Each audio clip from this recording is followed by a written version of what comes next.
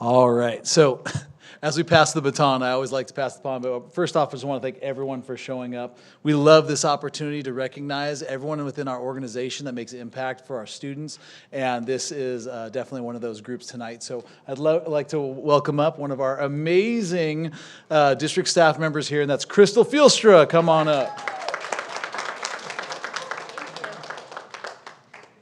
Good evening, Dr. Woods, Dr. Anderson, board members, cabinet, and community members. I wrote it down so I wouldn't forget anyone, even though it wasn't a long list. Tonight, I have the honor of helping recognize a truly exceptional group of individuals, our DAAC parent volunteers.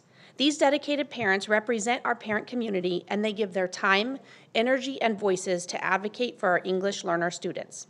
Through their commitment, they help bridge the gap between families and schools, they review important programs, provide valuable feedback, and most importantly, empower other families to engage in their children's education.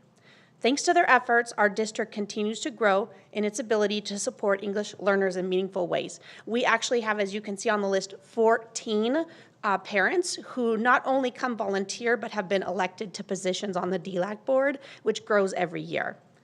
We appreciate the support that we're given from our ESS Assistant Superintendent, Dr. Velez, our ESS Director, Anna Tapley, and also from our board member volunteer, Mr. Schwartz, who comes to our meetings. I also wanted to say thank you to Mr. Frank Arce, who came to a meeting and gave a wonderful speech to our parents that really resonated with them. So on behalf of our students, families, and the educators at TVUSD, I want to thank our DAAC parents for their leadership, partnership, and dedication. Please join me in a round of applause.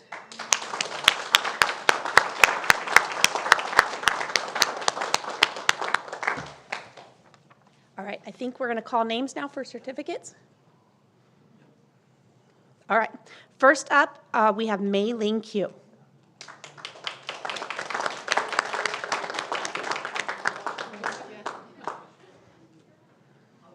Next, we have Rosa Ortiz.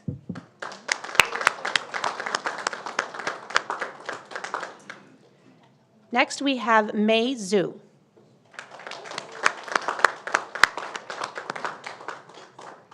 Rosie Sanchez. And Annie Chang. Oh. We also have Emma Liu. Sally. And we have Jinhong Sally Wang. Thank you.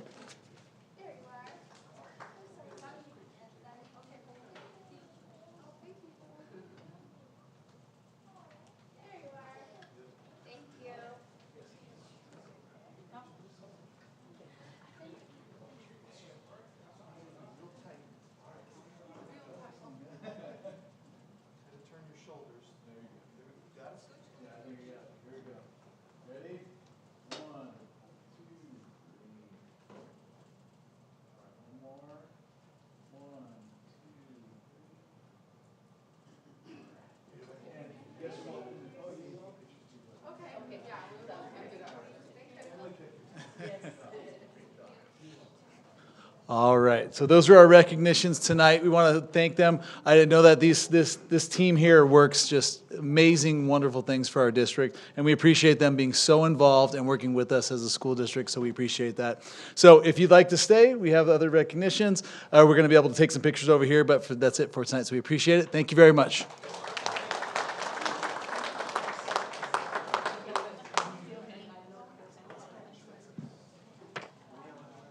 Thank you. No. That's it. You have 15 minutes.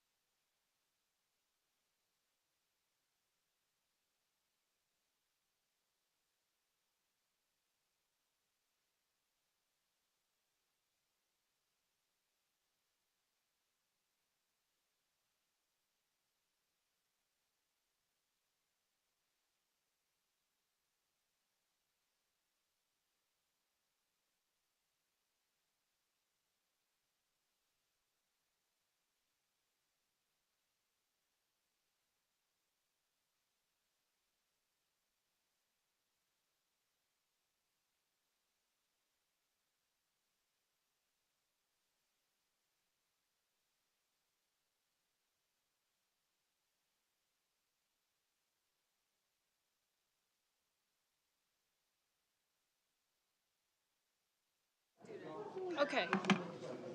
A little kiddo named Olivia Myers. All right. Good evening, and welcome to the regular open session meeting of the Temecula Valley Unified School District Board of Education on March 25th, 2025 at, what time is it? 6:02 p.m. In attendance this evening are myself, Dr. Anderson, Mr. Emil Barham, Dr. Joseph Komrosky, Mr. Stephen Schwartz, and Mrs. Jennifer Wiersma on the board. And then the secretary to the board, we have Francisco Arce, Nicole Deas, Nicole Lash, Dr. Kimberly Velez, Dr. Gary Woods, and Lene Anosibar. We will now have the Pledge of Allegiance by a Temecula Elementary School student, Olivia Myers.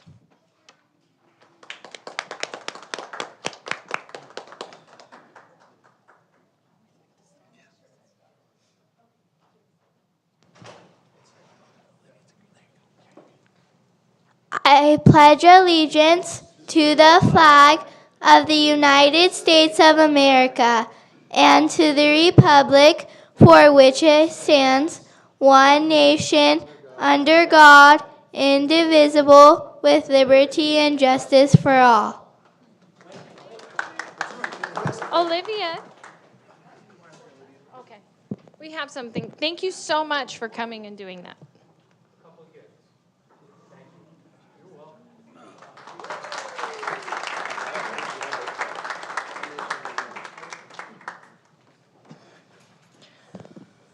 All right.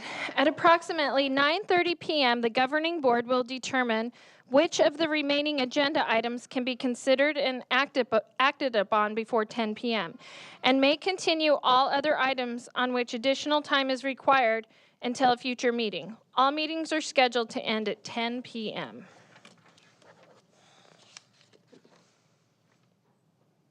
Okay. I now am, yeah. Before I start, I've asked, before we went into closed session, I asked for additional time for board president comments. Don't start yet because I have two.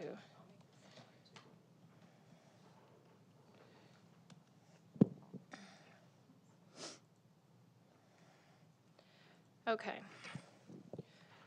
Don't start the 15 minutes additional, so start a 3-minute right now. The first comment I wanted to make was I wanted to take a moment and express my appreciation for each of the board members and the unique contributions that you bring to our meetings. First, I want to thank Mr. Schwartz for his subtle but effective reminders to keep us on track, especially when it comes to calling the question. I appreciate your efforts to keep us focused, and I'd like to ask that you help in guiding us when it's time to take a recess so that we can have a smooth flow in the meetings. Dr. Komrosky, thank you for your skill in keeping the meeting moving efficiently. Your ability to subtly encourage progress is invaluable. However, I'd like to ask that we remain mindful of interruptions, ensuring that we allow all others to speak and keep conversations orderly. Mr. Barham, I'd like to respectfully ask for your awareness in managing the time when making comments. It's important that we respect all the time limits to ensure fairness to all members, so I kindly ask that you adhere to the time allotted and be mindful when time is called. Mrs. Wiersma, I appreciate your enthusiasm and encouragement in our discussions. I'd like to ask that we refrain from interrupting other board members, and additionally, I'd appreciate it if we could avoid encouraging disruptions or noise from the public, as it can hinder the flow of the meeting and affect our ability to hear everyone's voice.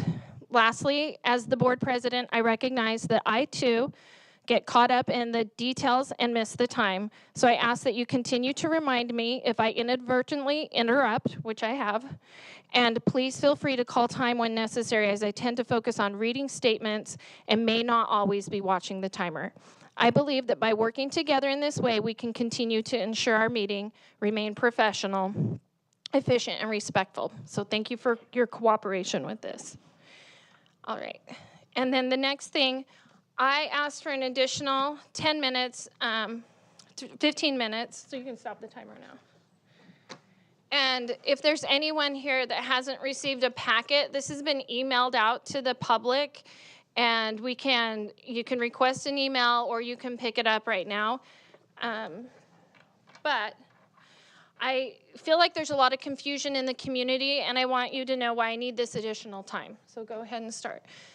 When I was elected board president, I didn't have experience, and we had attorneys listed to be hired. Part of hiring an attorney is an interview process. So I called the attorney that was listed for AALRR, and I asked questions like, what is your specialty? What do you work with most? And in that conversation, that attorney voluntarily mentioned that I should move general board comments to the end of the meeting. This is something I didn't have experience with, and I wouldn't call it attorney counsel. It was a suggestion from an attorney that we were looking at hiring. So I did. I moved them at his suggestion. And then last meeting, I gave all the reasons why Mr. DeMarco recommended moving comments to the end, general board comments to the end of the meeting.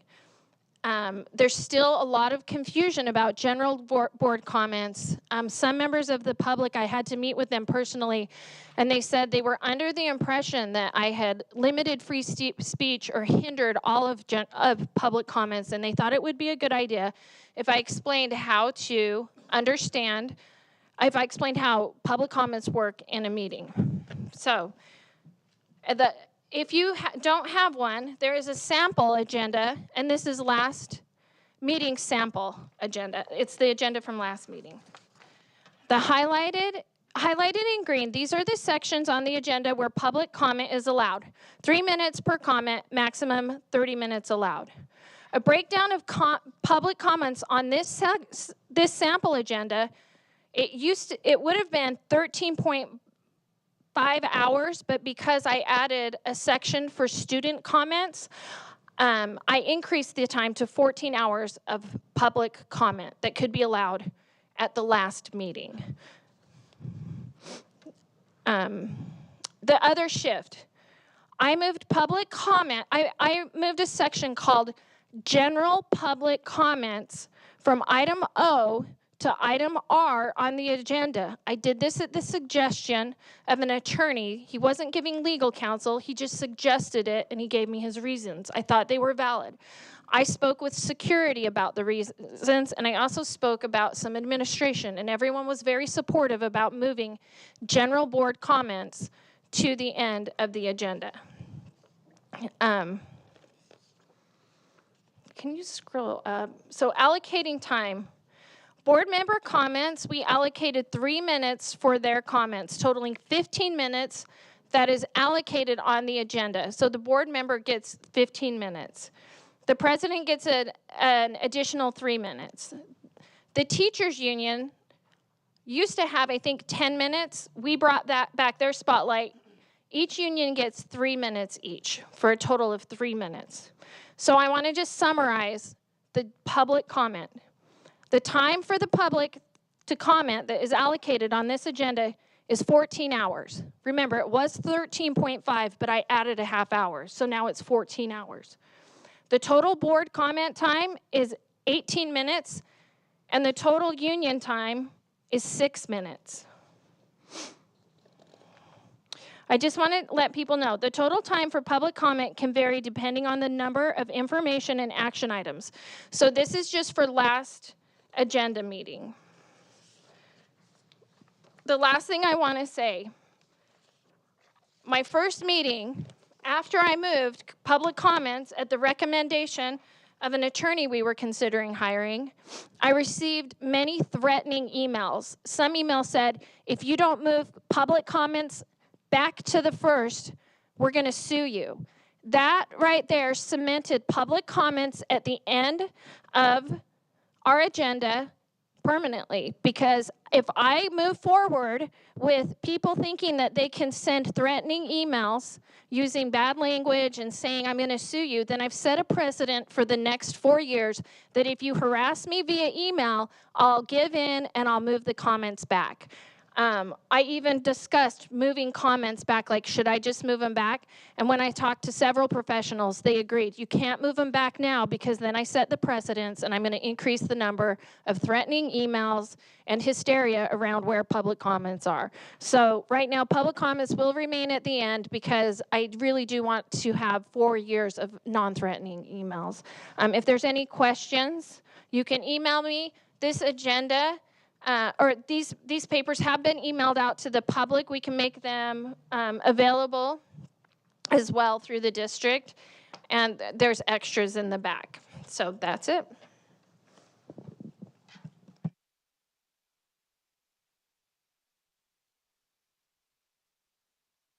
Mr. Barham, we now have items considered in closed session for action in open session. Got it. It was moved by Member Anderson and seconded by Member Schwartz to ratify the settlement agreement and release for classified employee number 135547, effective March 3rd, 2025. The motion to approve was adopted with a vote of 5-0. 2, it was moved by Member Anderson and seconded by Member Wiersma to deny the claim for damages for LSD dated February 27th, 2025. The motion to approve was adopted with a vote of 5-0. 3, it was moved by Member Anderson and seconded by Member Schwartz to approve the settlement agreement for case number OAH 2025-010-534. The motion to approve was adopted with a vote of 5-0. 4, and last, it was moved by Member Anderson and seconded by Member Schwartz to approve the final compromise and release agreement for case number KC. The motion to approve was adopted with a vote of 5-0. That's it. Okay, thank you, Mr. Barham. We now have recognitions and announcements. Do we have no student spotlight? And is there anyone here from TVEA or CSEA? All right. Okay, and we don't have any student comments, Lynne? No student comments. All right, we'll move on to the consent item, the consent calendar. We did have some items that we were going to pull. 311 and whatever. We have the warrant. Do we have any? 311, water. But she's also. No public comments. Okay. Can I ask Lene to open up the warrant list and?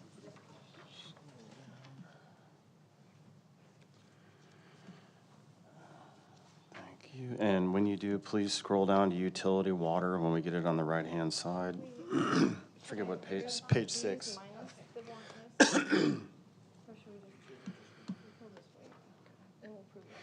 Yeah, thank you. And if you could zoom that, please, Lene. I talked to Dr. Woods before the meeting. I don't feel comfortable voting in this section. One of the reasons why is if we look at Crown Hill Elementary School, the utility water is $20,000. But if you look at Helen Hunt Elementary, $3,000. And if you scroll down that list, you're going to see $9,000, $6,000, $2,000.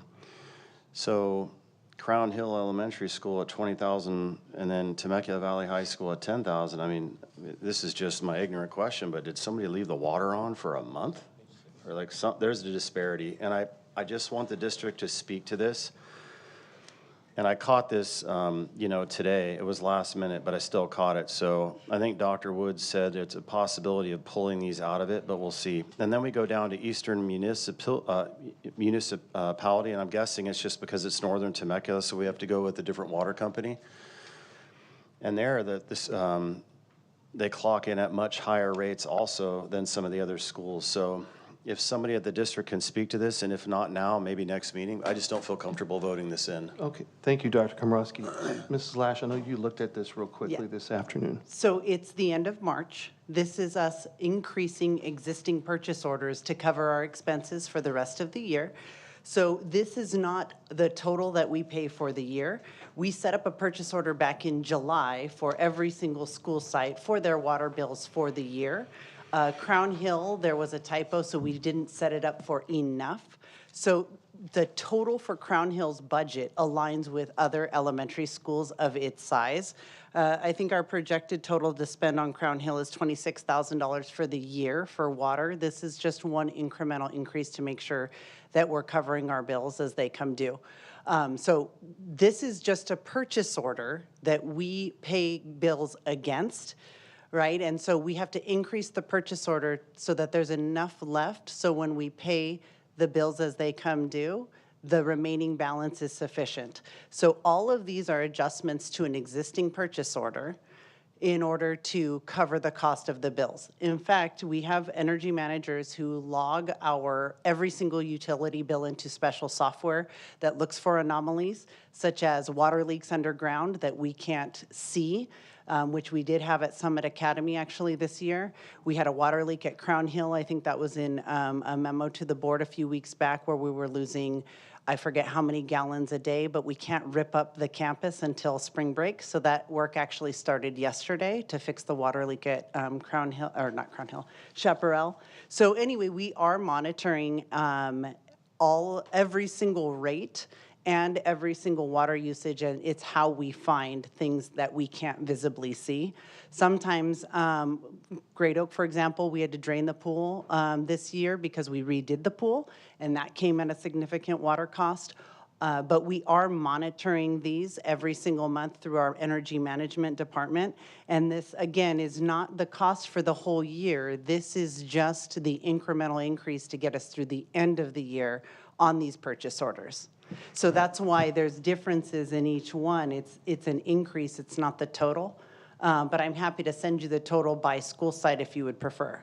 I do. A couple more questions, and thanks for the breakdown. One is that why the disparity then between Crown Hill Elementary and the other two elementaries that are at 2,000? Is this like a, forgive me for using this language if it's, for my brevity, but is it like a fast track pass where you're putting in money until you use it so that when you replenish, there's enough there? And if that's the case, why not have these match the exact bills? Why not have, why the projected costs instead of the exact costs? So if we did exact costs, this would be on the agenda every single month to cover the bills for the month, which we could do. But that's not really how we operate for any purchase order. At the beginning of the year, we open the purchase order for the entire year, so we encumber those funds. It sets those funds aside so we can't spend it on anything else. And then as we move along through the year, we adjust purchase orders up or down if we think that we need more or we need less. So this is us truing up our purchase orders for the rest of the year. So again, with Crown Hill, this is just a change to that one line item, but Crown Hill for the year is expected to spend about $26,000. That's what the purchase order will be for. Which is similar to like Abbey Ranke is $28,000 projected. Red Hawk is projected to be $28,000. French Valley Elementary is projected to be $29,000. So this is just the incremental increase. And Crown Hill, like I said, there was a typo in that individual line item, so we're just truing it up for the rest of the year. If there was a typo, what's the correct? Are you saying $26,000 total is our projected spend for Crown Hill. Okay, and then what's the projected for Vintage Hills and Temecula Middle School and Tony Tobin? Because they're all set at 2,000. So and Vintage it's Hills, $18,000 difference. So yeah, Vintage Hills is projected to be exactly 26,000 as well. Total. Remember, this is one increase of $2,000. We had already opened the initial, for Vintage Hills, the initial purchase order that was approved back in July. It looks like, oh, I'm sorry, Vintage Hills. It looks like it's about 16,000 for the year. But again, water is also dependent on the size of the fields and the irrigation that's set up on that individual school site. So, but yeah, I can get you that. This is just in alignment with a projection of what we think we're going to spend for the rest of the year on this purchase order for the utility cost. Thank you. Is each site, there's 29 school sites, and then is each site on a different time stamp of when there's projected and actual cost payout? They're not all uniform, like all 29 we're going to project Because then it would be more consistent here? Is that why it's different? It's different because some of these sites have reclaimed water systems. Some of them have had leaks or projects that necessitate more water. Yeah. So it just varies. And then there is a difference between where some of these are located on their rate per gallon. It actually, like Livonia, for some reason, we're charged more at Livonia Elementary for water on a per unit basis than we are some of our other schools. And so it is something that we monitor to make sure those rates are consistent, but each month, but in comparison to other sites, we're kind of at the mercy of what these utility companies charge us. Perfect, thank you. Yeah, I would like a follow-up on some of the breakdown, but yeah, thanks for the explanation. Sure. I have a question, piggybacking on piggybacking on Dr. Komrosky's concerns here with the POs. Does the system itself, the disbursement system, will it allow you to make a direct payment without increasing the amount of the purchase order? So there are direct payments, which we try to limit, and you'll notice we list them separately on the agenda. Right. There's an audit finding that will happen if we pay bills that are not encumbered on a purchase order. Got it. So the only direct payments we try to stick to is employee mileage, per diem, things that we normally wouldn't put on a purchase order. That are immaterial as well. Correct, but, so those direct pays are normally at the very top of that warrant list. Gotcha. But the law requires governmental organizations to use encumbrances, which is us basically as safeguarding us to not overspend our money, which is why we do everything on a purchase order and then pay against that purchase order instead of pay as you go. That's what I thought. Okay, I have a question. I have a question on the warrant list. So, and I sent you this, P0075376, election services for $291,252. So, that's to run the elections in all 4 trustee areas, correct? I'm sorry, correct, and yeah, it Okay. usually takes a while for that bill to come in. Okay. Yep. All right. And in Area 2, my area, it was more than the others. So I'm wondering why that is. Is it because maybe I caused more trouble in that area? Why is Area 2 more than the other trustee areas? I think it's actual costs based on how many voting Population. places that are open, as well Okay. as how many ballots they have to count. Okay. And then in years past, if it's within a certain percentage between 2 candidates, they automatically recount them. All of that time is billed back to the organization. Okay. Yeah. Well, I think it's good for the public to know how much money these elections really cost. The district itself, it's quite a bit, 291,000 and some change. So that's all for that. Yeah. Did someone pull item 11? Yes, I pulled number 11, the contract increase for Oak Grove Institute. I know that Mrs. Deus and I spoke briefly about it, but there were a couple of constituents who had questions. So I'm going to throw it to her so she can clarify what that contract is about. Yes, thank you. So Oak Grove Institute is one of our non-public schools. We're actually really fortunate that it is a non-public school that's located so closely to us. Sometimes with our NPS situations and placements, students have to travel, or sometimes they're out of state. But I know I've been able to say in previous board meetings that we do have times in Temecula Valley Unified School District with our IEP process where the least restrictive environment for a student truly is a location and setting away from TVUSD, in the event that through that IEP process and our collaboration with our families and our staff, all other resources have been exhausted in terms of making sure that the student is getting their needs met. This particular contract increase often will come the middle of a second semester in the anticipation that we have students whose free and appropriate public education offer of FAPE will be an NPS or a residential treatment center like Oak Grove. So actually, I was explaining to Ms. Wiersma, this is a very high increase. It could have been a lot less.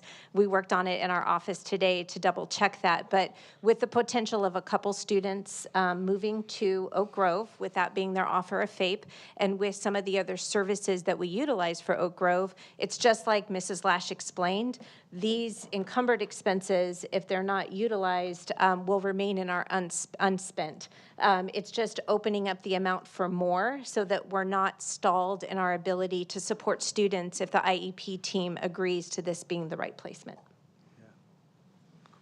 Did I pull number 20? No. Yeah, I want to pull number 20 as well. Does the board consent to have him pull that right now? We could talk about it if he wants. Why Okay. not? Yeah, I mean, That's it's fine. Okay. It's relating to the pool heater replacement at our 3 high schools, and we went out for bid. We chose the lowest bid, but I was looking at all of the bids, and some of the companies that bid, the difference was up to 200,000. I I mean, saw and that. I'm wondering, how is it that we're putting these items out for bid, these heaters out for bid, and some of these companies are coming in $200,000 higher than the one we chose? So the question is, you know, from the lowest bid from the company that submitted that bid, are we going to get are we getting quality replacements here? Can I hurry and tell? I actually did a search on all of the contractors, and I did like through the. you. I did, and the lowest 2 actually had the better reviews. Okay, all Just right. so you know. Go ahead, Mrs. Lash. Oh, I was deferring to Dr. Anderson. No, that is a great question, and actually, we asked that in business services as well. It makes us very nervous when bids come in far apart. That's not typical. But when we looked at the breakdown, actually, we verified that the product that themselves that we're receiving is the same. So the cost difference was in labor, not the products, which is good news. As you are, I'm sure, well aware, the law requires us to go with the lowest responsible bidder, which is what we're doing. But the unique thing about the pool heater replacement, and I have to give a huge shout out to my Director of Maintenance and Operations, Mr. Jason Osborne, is that he found this on-bill financing option with Southern California Gas Company, where we buy the water heaters and pay for all of them, and then we submit, and there's like a rebate system where they will reimburse us up to $775,000 for these projects. Oh, wow. And so essentially, we front the money, but we will be getting all of these reimbursed. Oh, nice. Which is amazing news, and I will take no credit. That was his idea, his application, and we were approved for $775,000. That's awesome. Amazing. Very good. You brought it up. Yeah. Thanks for doing your research. I'm like checking with the Better Business Bureau and Google reviews. I did it. Okay. Is there anything else? Dr. Komorowski, did you want to leave the items off for now, or do you want, because you pulled items from the warrant list, how do you want to proceed with those? I don't feel comfortable voting on the water until I see more of a breakdown. I would like to pull it. I just want to get clarification. Are you asking me to not pay the water bills, or can I pay them without a purchase order to pay them against? I just don't feel comfortable voting on this, but we can discuss it right now as a board. I understand. I'm asking for the direction of the board. Are you asking me to not pay the water bills, or are you asking me to pay them without a purchase order if we move in this direction? I'm not comfortable moving in that direction. It's normal practice that we encumber the money. I think we just need a board consensus on how we want to move forward. Do we want to pay the water bills, and then can you It's not normal practice. meet with Dr. Komorowski and go over and provide him all the detailed information? And if you see any discrepancies, can you bring it to the board? I'm fine with that. Okay, me too. Okay, so we'll keep everything on the agenda. So let's see, I move to approve consent items 1 through 20 that were not pulled for separate action or tabled, which is everything right now. Second. Okay, Lene? Schwartz, Yes. Wiersma, Yes. Komorowski, Yes. Barham, Yes. Anderson. Yes.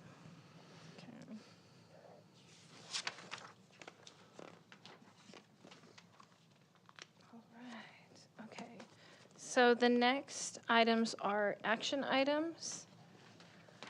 Do we have Starting with let's do action items one at a time.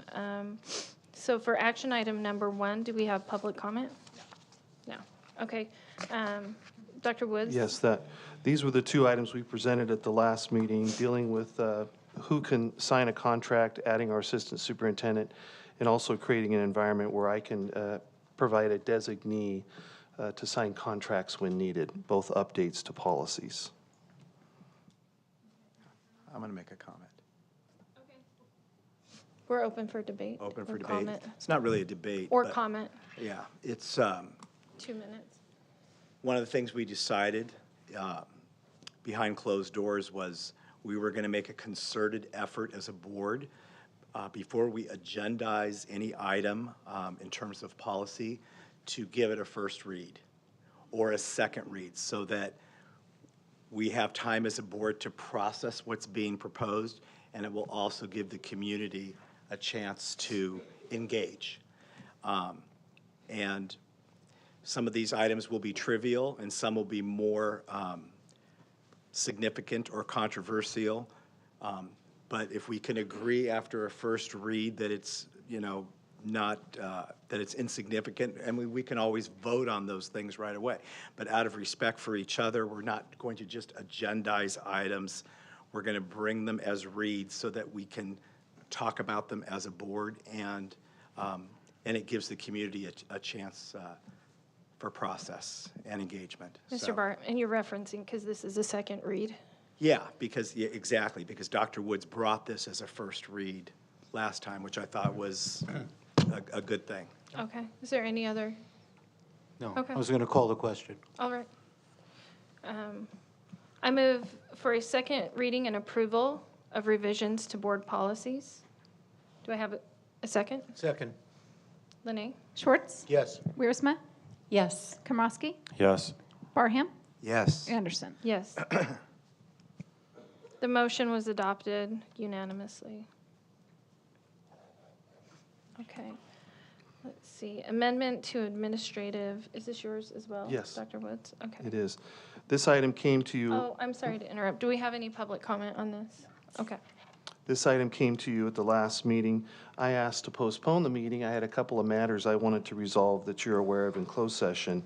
I resolved all of those matters. I'm now excited to present the amendment to the administrative confidential, non-administrative, unrepresented, and executive salary schedules. Okay. I'd like to start with comment on this. This includes principals? Okay. I just want Are to. you opening debate on this? Yeah, we're going to open debate. Can I Okay. start? Yes, you may. Okay, 2 minutes. I want to point out to all the board members that we are now looking for 4 principals in our district, and that at least 4 principals. We lost a really good one this weekend to retirement. And I just believe that we need to be competitive with salaries. So I'm concerned about the filling of these 4 vacancies. I want, what's the word I'm looking for? Qualified. And competitive salary. And but I want qualified administrators. So I'm just going to urge people to support this so that we can have qualified principals hired, and that we can compete with other school districts when hiring these principals. And that's all I was going to say. Is there any other debate or comment? No debate. Having worked closely with our assistant superintendents, excuse me, and many of our principals, I feel it's well-deserved that we pay them adequately to attract the best people we can and to reward our cabinet for the great work that they've done for us in the past. I appreciate every one of them for how hard they work for our schools and our kids. I would thank you all individually, Francisco, Nicole, and Kim.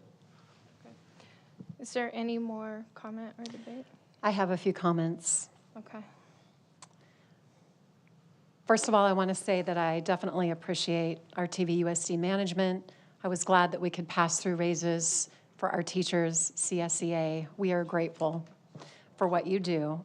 I do want to say, and this is a caveat for thought here at the dais and in the community, I do have a problem when it comes to matching TVEA and CSEA identically when it comes to bonus money. And here's what I'd like to present. I do believe, if you've looked at the numbers, the 1% came across the board for teachers, CSEA. And what I would have liked to have seen for us as a group is to not have taken the $1 million in bonus money and kind of poured it like gravy over the entirety of the organization, not because I'm not for absolutely thanking and paying those who do great work, but because I do believe in meritocracy. I do believe in looking at things frugally and understanding that there is some disparity.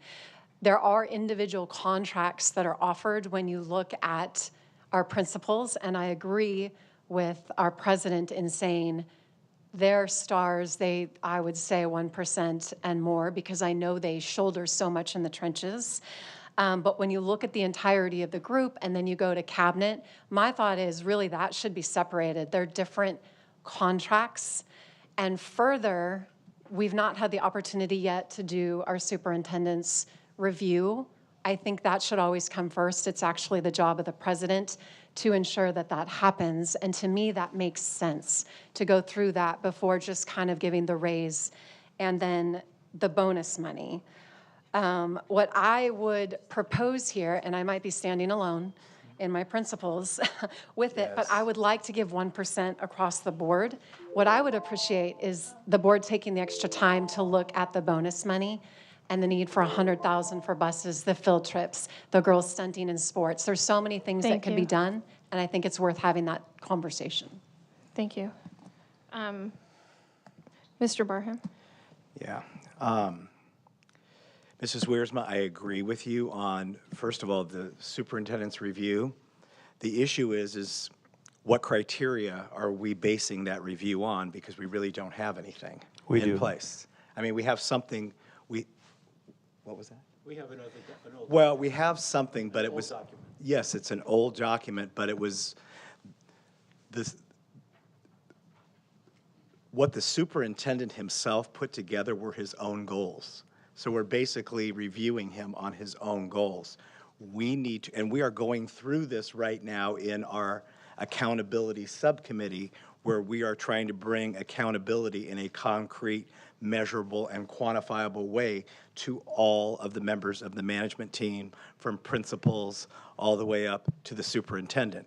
So his goals that he made for himself are very qualitative, so it would be very hard to review him right now. But we are in the midst of putting together that plan, and it will be ready, and it will be ready to vote on in July. And at the end of the next year, then we can review the superintendent on measurable, concrete, and quantifiable goals, as well as the rest of the management team. Time.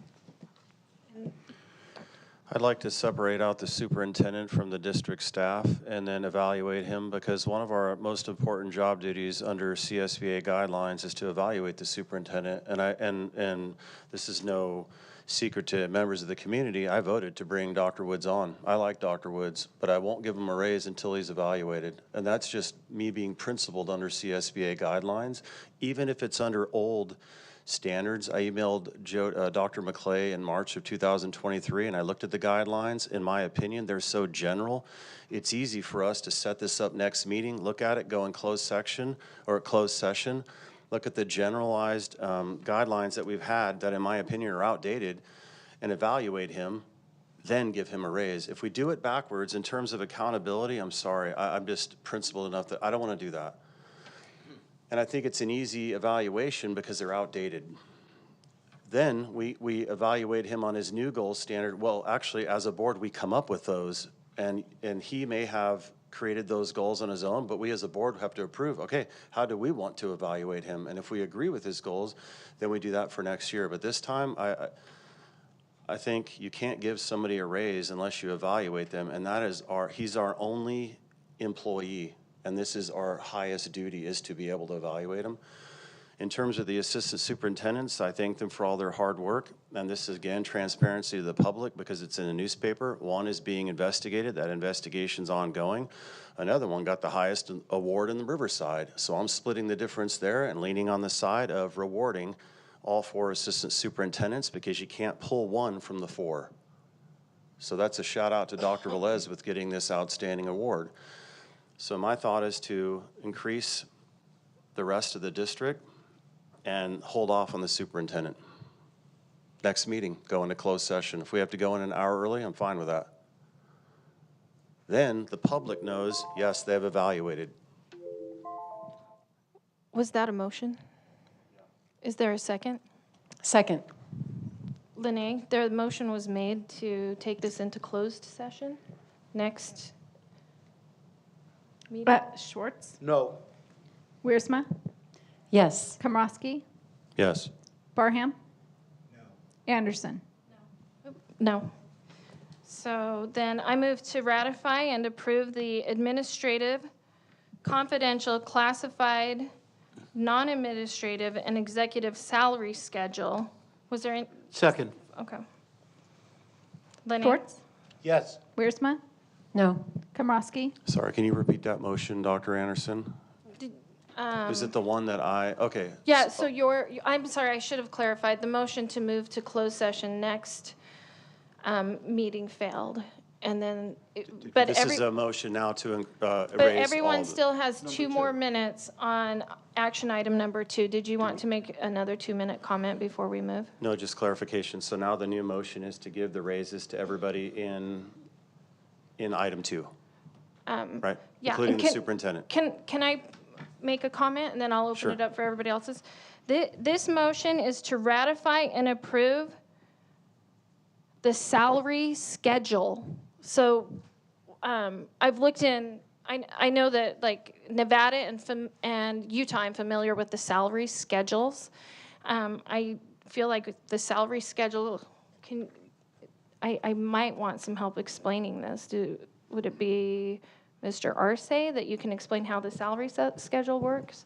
Sure. The salary schedules for classified and certificated staff, for example, on the classified side, have a salary range. And so it's something we call the range and roster, and it's got steps 1 through 7 and then a longevity step. On the certificated side, typically it's got a step and column, and those are aligned with degrees, levels of licensure, along with longevity. With administrative staff, it's typically just steps that represent years in that particular position. And so all of the salary schedules we typically take forward at the same time in that they are not based on evaluation or performance. They're simply raises that happen as a product of the cost of doing business, the cost of making sure that the salary schedules don't encroach amongst each other. And so some of the conversation that's being had right now related to the evaluation of the superintendent, for example, that's a matter that could be separated out as it pertains to the superintendent's contract. And that is something that's yearly reviewed by the Board of Education. So I hope that helps explain some So of that. I have a point of clarification, Mr. Arce. You want to open my time up? A point of clarification. I think Mrs. Lash was going to finish answering. Do you want to go first? I just wanted to add that most of the contracted employees, which includes everybody up here at the dais, it says that we move to the next step July 1st every year pending a positive evaluation. So that may be what you are thinking of when you're saying evaluation. That's moving from one step to the next. A salary schedule is for the position being held and the compensation for level of education, responsibility, and attracting and retaining employees typically at that level. Okay, real quick. So this is salary schedule. Correct. This is salary schedule, which is different. Correct. Okay. So point of clarification, Mrs. Lash and Mr. Arce. Legally, for example, Mrs. Lash, we couldn't pull you out of that salary schedule based upon performance, based on performance within your contractual duties. We couldn't pull you out separately. So right now, the item before you is the, part of that administrative confidential is the executive cabinet salary schedule. Right. Right? If you wanted to attach anything as it relates to performance, that's something that you can have a conversation about during the evaluation process. Right. I think the difference is when we're looking at the salary schedule and giving the 1% and then the bonus money on top of it, that's where I had some qualms, because I understand we want to be competitive, absolutely. I'm not for the idea with the bureaucracy and raising the position, and it's the position and it's not the person and the merit. I would love as a district to get into that realm. I think it's where we need to go in education, where we're compensating people, but we're also looking at that aspect. It's important that we're talking about bonus money. And the other thing that needs to change is we have people in the cabinet who actually negotiate salaries and so forth, and really benefit, because I know we don't like to call this a Me Too, but in a sense it is. So what you have TVEA and CSEA benefiting from then comes back to the cabinet when we just blindly, again, pour the gravy over the entirety of the organization. And that's where I think we need to do it differently. And I think we have given multiple good reasons to wait on Dr. Woods. It's not that we don't want to give him a deserved look and pay, but I wish my colleagues would look at that and go, it's worth another meeting to wait and discuss that, because that's mediating this. Let me go. I understand, Doctor? No, I'm good. I'll wait for the vote, yeah. I am with you on merit and tying performance to a contract, to contractual obligations, but that's not where we're at right now. And we talked about this in closed. I don't want to go back to the previous board stuff because we agreed that we wouldn't, but this wasn't set up for that by the previous board.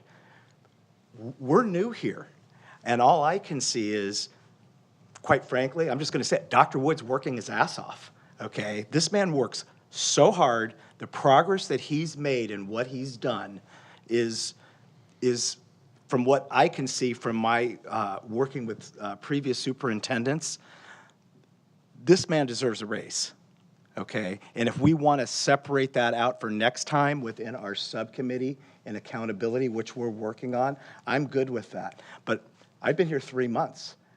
You know, all I can do is go by what I've seen in the last 3 months. You guys have been here for more than that.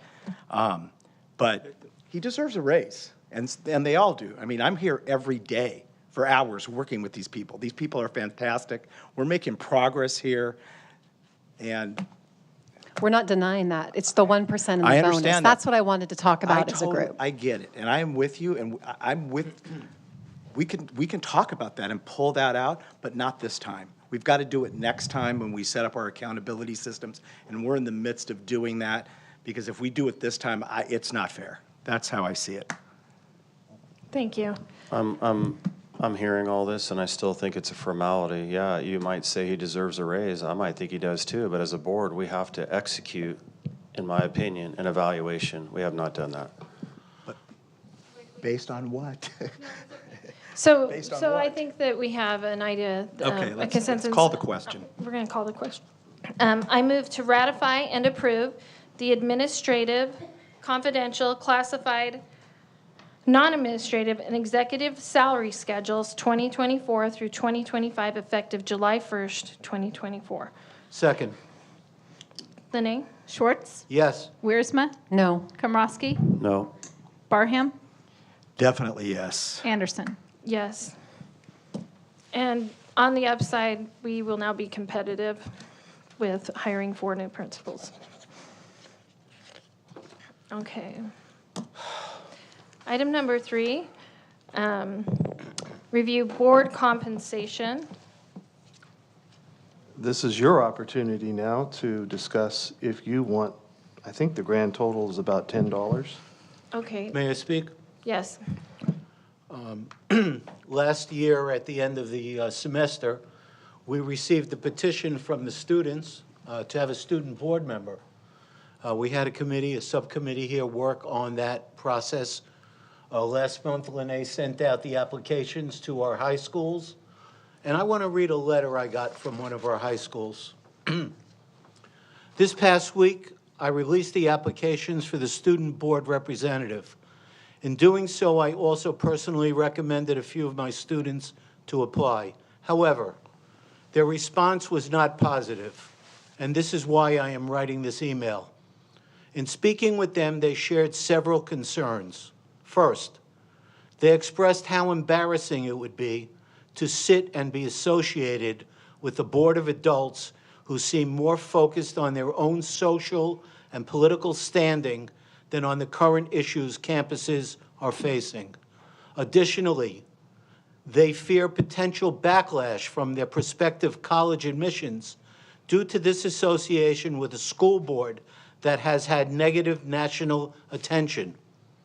The students who have shared these concerns with me have paid close attention to the board meetings and are astonished by how unprofessional the board appears when discussing relevant issues.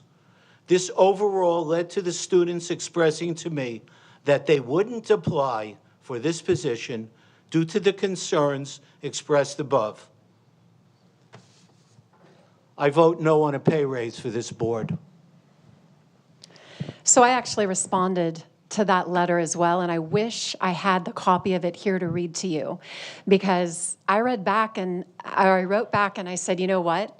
I understand, but here's the thing our students need to know. Life is messy, and you get into an arena where you have conflicting worldviews and thought, you're gonna have debate. You're gonna have conflict. Have we always done it right? No, we haven't. But what I encouraged him to do is let these students know to take it on, because life's gonna be full of challenges. And yes, there's been some negative around the country, but you know what? There's been some positive as well. And people who have looked at decisions that this board has made and said, how did you do it with the flag policy? Where are you at now? It's been an encouragement as well. And I know when Dr. Woods and I talked about bringing a student on, I mentioned I want them to be protected. I don't want them to be pulled from the right, from the left. That's important to me as a student, but I will not advocate for shielding them from real life situations and discussions that need to go on. In fact, I think this is a great place to bring them in for a number of reasons. And so I also told them, hey, if these students have questions, I would love to come in and talk to them, answer some of their concerns, talk to them, inspire them, challenge them, because life is tough. And if you want to stand up for what you believe in, it's not always going to be easy. And if a student comes to this board, I know we'll treat them correctly, but we're not going to hide from them the fact that debate is messy. I'm just going to say that my son was on the debate team for a long time, and I agree with Mr. Schwartz and the person that wrote the letter, and I think we need to do better and be more professional.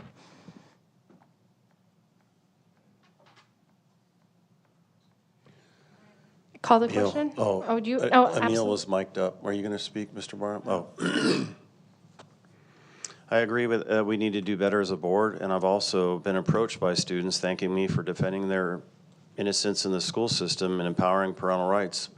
I've also been approached by 20 to 30 students for defending girls hockey at the last meeting.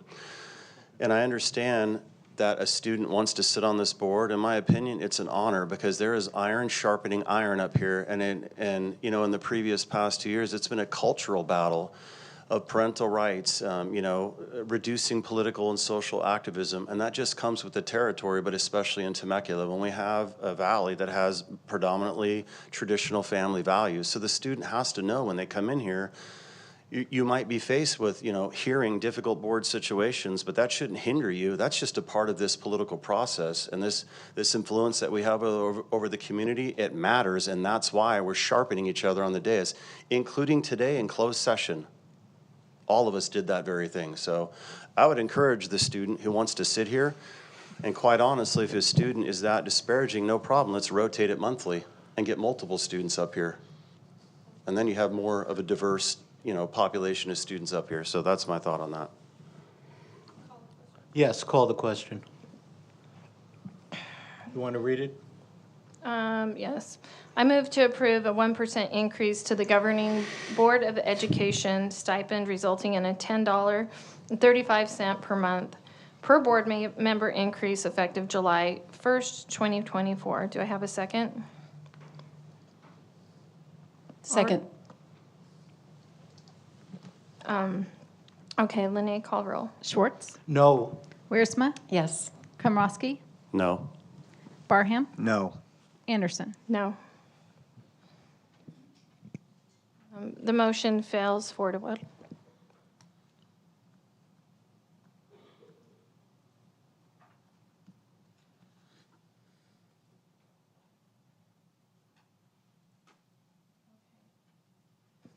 The next item, how much public comment do we have? 6. Only 6?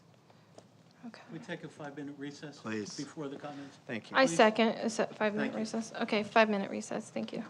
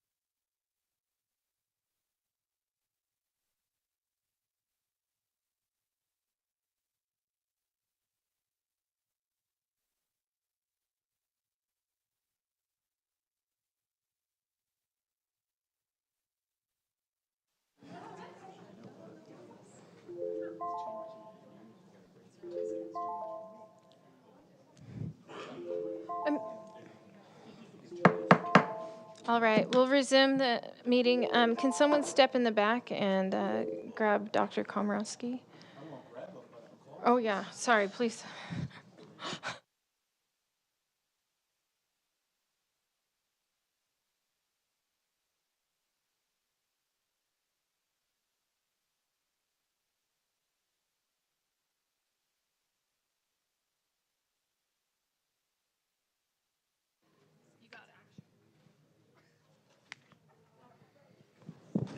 All right, we're going to move on to the last action item. This is the resolution supporting AB 89. Mrs. Wiersma, I'll turn this over to you. Oh, before I believe public comment Yeah. is Before first. I start, we have 6. Yeah, go ahead. First up is Josh Sherling, followed by Nan Wood.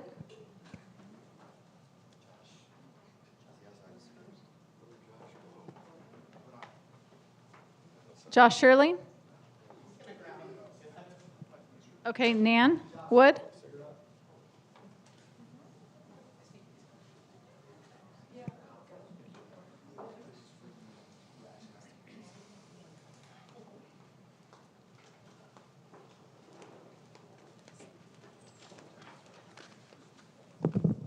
My sincerest apologies. The restrooms were closed. Looking for a key. Yay, getting older. So the policy for the, I'm assuming this is the transgender? Okay. On the surface of the resolution and the AB 89 that is based upon, on the surface, I actually agree with it. But when you look more closely, it becomes clear this is not the right solution. Every trans person I've spoken with, and I reached out to many in our community, spoken with about this issue, they genuinely care about protecting girls. They want to ensure that the fight for LGBTQ rights does not silence or overshadow the voices of the girls we're trying to protect. However, this resolution oversimplifies a complex issue.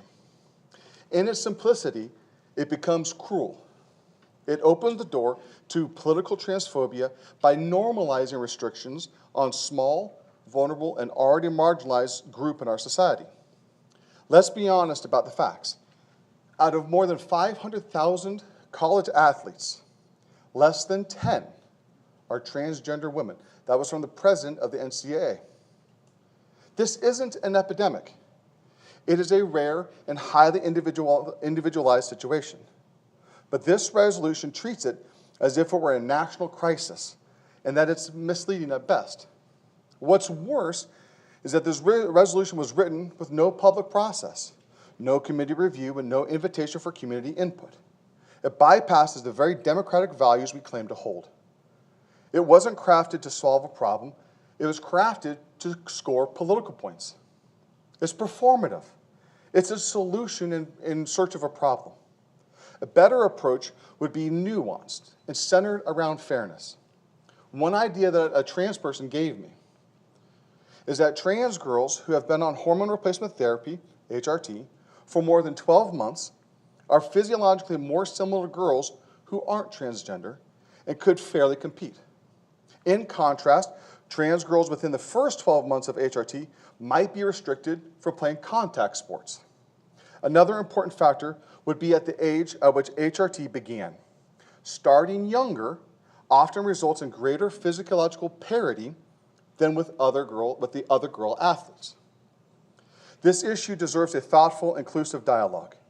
A committee with broad community involvement should guide this process, not a one-sentence bill that reduces complex lives to a political slogan.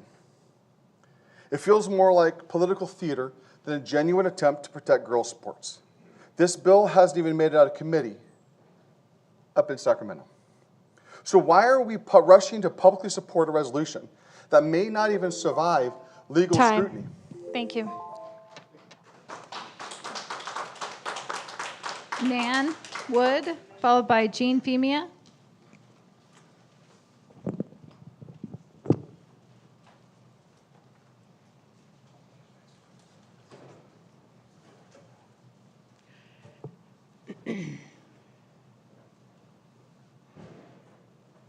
I am here tonight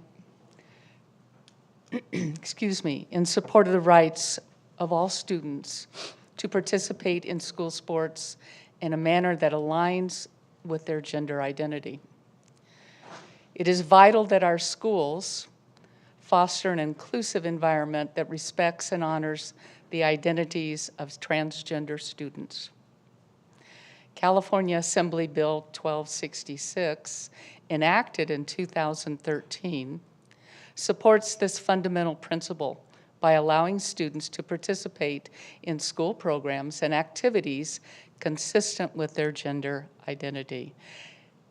AB 1266 explicitly states that a student shall be allowed to participate in sex-segregated programs, including sports, based on their gender identity, irrespective of the gender listed on their records. This law was expected or established to ensure that all students have equal opportunities to engage in athletic activities, which are critical for their physical health, their social development, and overall well-being. It is important to recognize that participation in sports can significantly contribute to a student's self-esteem and sense of belonging. For transgender students, being able to compete in line with their gender identity is just not a matter of fairness.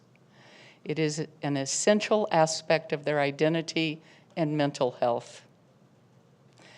I ask the Temecula Valley School Board to uphold the principles enshrined in AB 1266 and to continue supporting the rights of transgender students to participate in sports that correspond with their gender identity.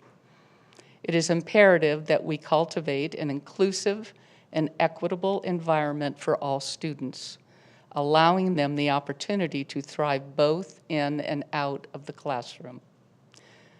Thank you for considering this vital issue. I trust that the board will make a decision that reflects the values of fairness, inclusivity for all students in our district. Jean Femia, followed by David. Someone's glasses?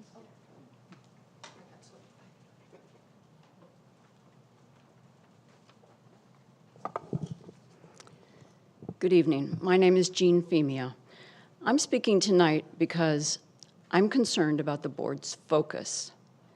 As a longtime Temecula resident, a taxpayer, and a parent of 3 TVUSD graduates, I expect you to be focused on improving student learning.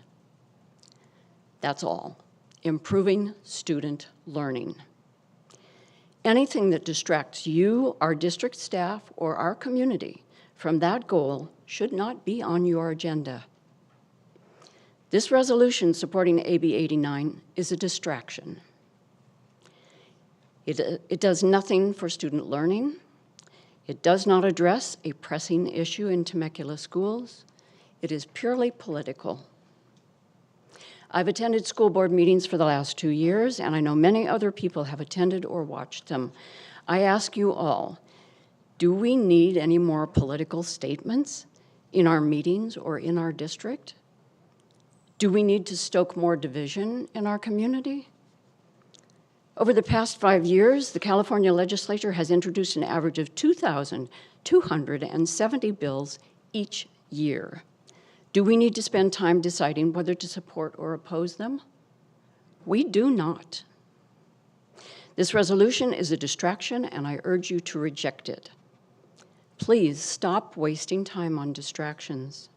Instead, spend your time on other things like figuring out how to support our teachers so that our math scores are improved, or making special education classes more safe, offering academic clubs to middle schoolers, or using the facilities master plan to help you with future planning. And there's so much more. There's a lot to do here. We have real issues to work on. Please, stop the distractions and focus on student learning. Thank you.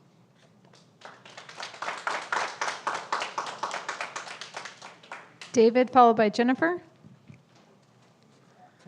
Good evening. I just wanted to comment really quickly on this. I don't want to get into talking about the trying to protect our girls. I've got 3 girls here, and obviously I'm not going to go back and forth on this type of debate. I would love to see them protected as well. But I want to ask you what your jobs are. Because is there a legislative committee? I know you've been forming a lot of committees lately, Mr. Barham, but do you all have a legislative committee? I didn't think so. Does CSBA have a legislative committee? And that's their job, right, to talk about this sort of stuff. And you have voted for your delegates to go up to CSBA and do that for you, correct? What are we doing? You just said we want to stop political activism, and in the same breath, try to push another political topic. And what is it going to do? Are our kids more safer because of it? Because you said, Temecula Valley said it. We better listen to them. We have a process. You're not following that process. That's not your job. Thank you. Thank you. Jennifer, followed by Dr. Neer.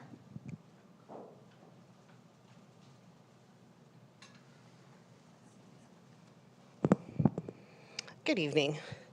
Members of this board have put forth a policy to endorse a piece of legislation that will likely crash and burn. AB 89 is Bill Asaley's way of trying to feel important while creating a fervor that the bill hasn't even made out of committee.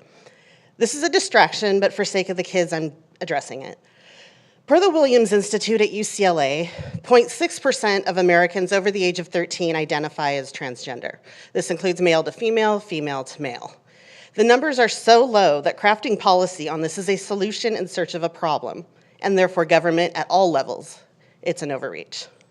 Girls' sports don't need saving. Girls' sports need support. Not all trans people are obvious, and there are many cisgendered women who have been accused of being trans wrongfully. Does this mean the district will be performing genital checks? Will there be a subcommittee formed to determine who has a vagina? Again, girls need support, not Jen's genital checks. Navigating adolescence is hard enough without the school board crafting policy, a small subset of the population, targeting a small subset of the population and othering them. This is bullying, pure and simple, and a bad look for this district and city as a whole. This is common sense. Thank you. Thank you. Before anyone in the public continues to speak, I'm just going to ask that we all avoid personal attacks on the board members who submitted this item. I've seen it on social media, and I just don't feel like personal attacks are appropriate. So I'm going to ask, please, you can save those to general public comments at the end.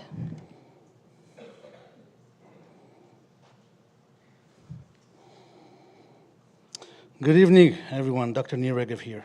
I rise today in full support of this resolution and Assembly Bill 89 because fairness in girls' sports is not a political issue.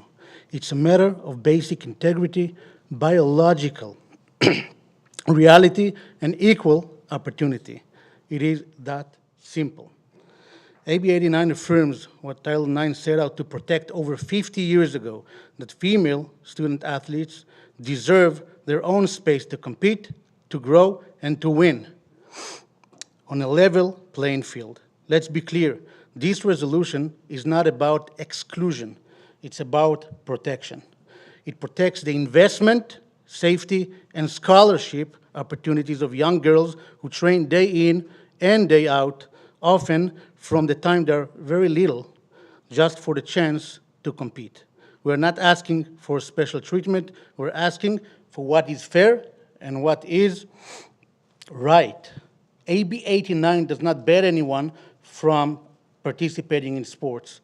It simply preserves the integrity of girls' divisions, ensuring that no athlete is forced to compete against biological advantages, and let's not make any mistake here, they do exist, that undermine years of hard work. As a father of daughters and as someone who committed to equity through truth, not ideology, I urge this board to adopt this resolution, send a clear message to Sacramento, and stand up for the rights of our female athletes. Let's show our girls that Temecula values fairness and stands up for the future. Thank you. Thank you.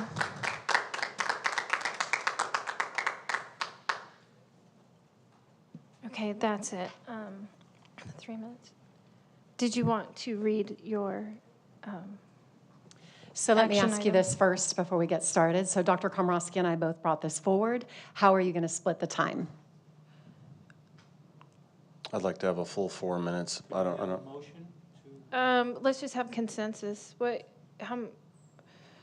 I'd like to read through what I have, which is probably 2.5 minutes. Okay, like would you 3. like 3 minutes? Okay. Can I get a board consensus on that? All right. 3 minutes. Okay, and you're starting, Mrs. Wiersma? Okay. Yes.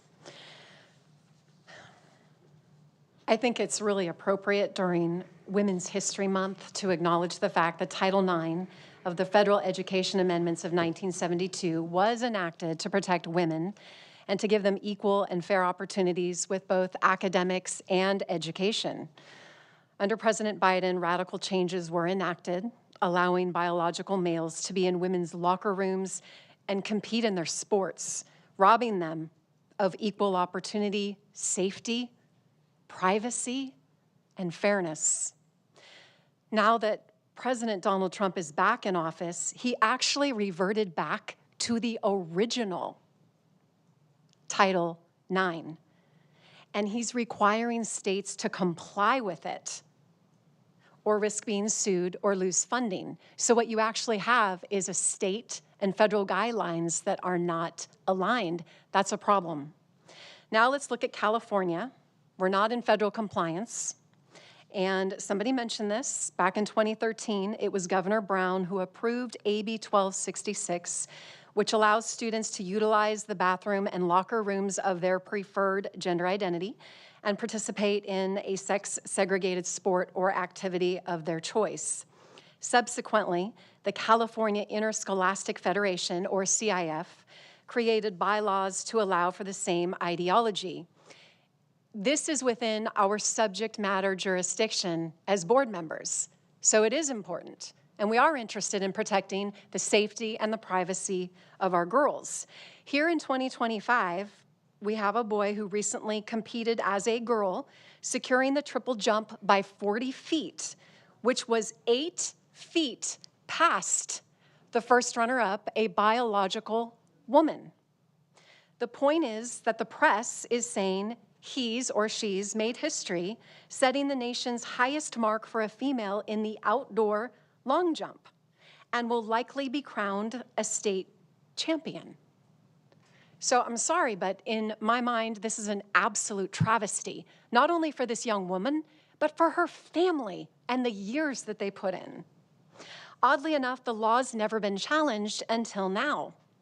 AB 89 is an important opportunity for us to say as a district, absolutely, we support this bill and we have every reason to do so. It's not a legal liability. We're not making change on our campus right now. We're standing up for what's right.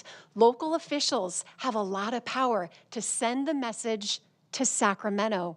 Sacramento needs to hear from us. I was just recently there. They told us in a school board conference, you make a difference. Every city council and every school board across this state should pass this resolution and support AB 89.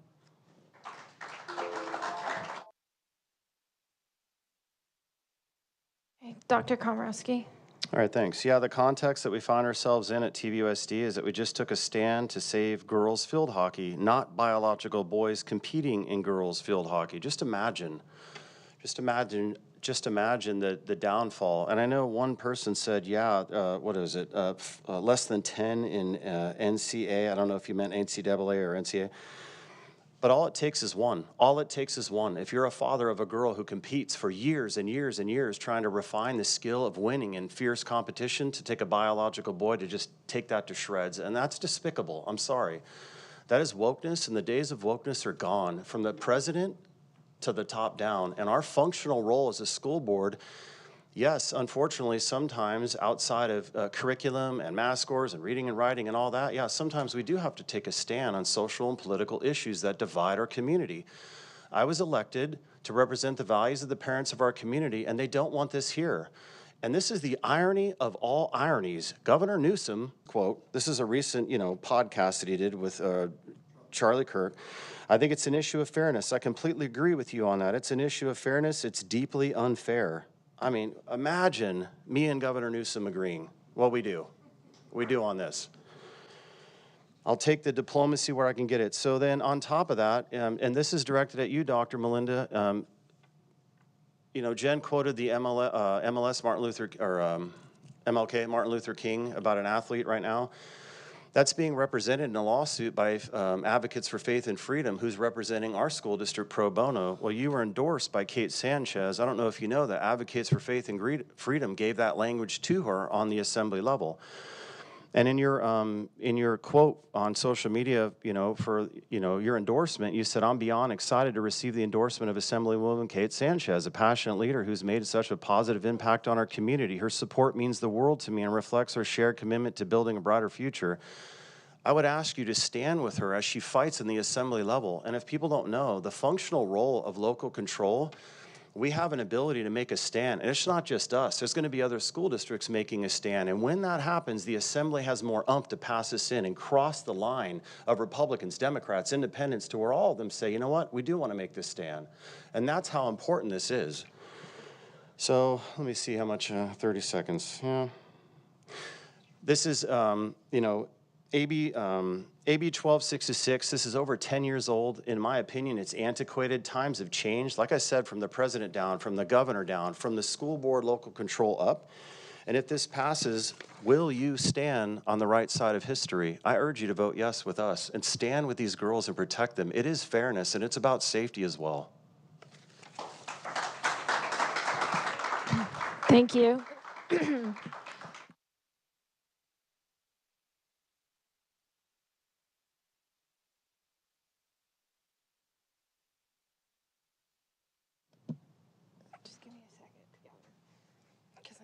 I get nervous if I don't write things down. Just give me a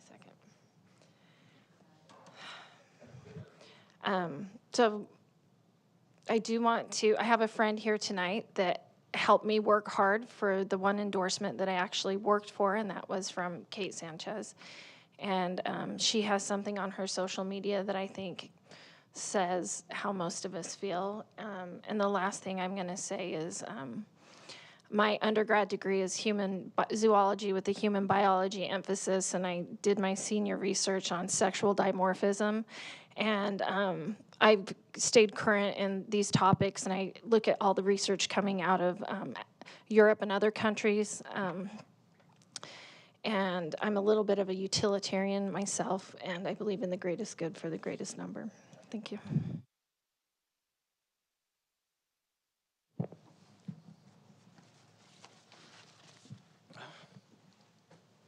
I have 3 quick points I want to make on this, and I'll try to keep it brief. Number 1, I support this idea in theory, as I do not believe biological boys can compete equally with biological girls. On that basis, I personally will always support our female athletes.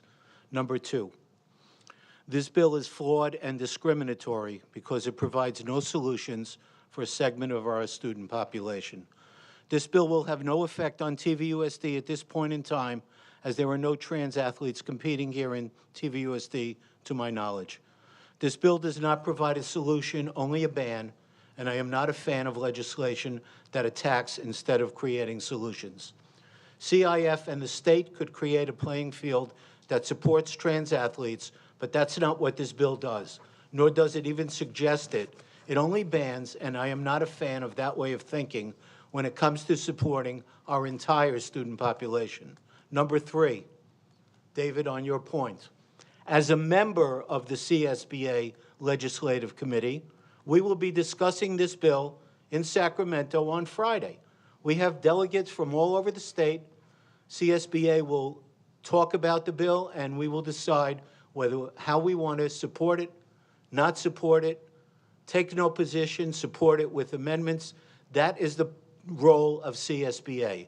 It is not the role of individual school boards to support, as Jean said, there are thousands of pieces of legislation.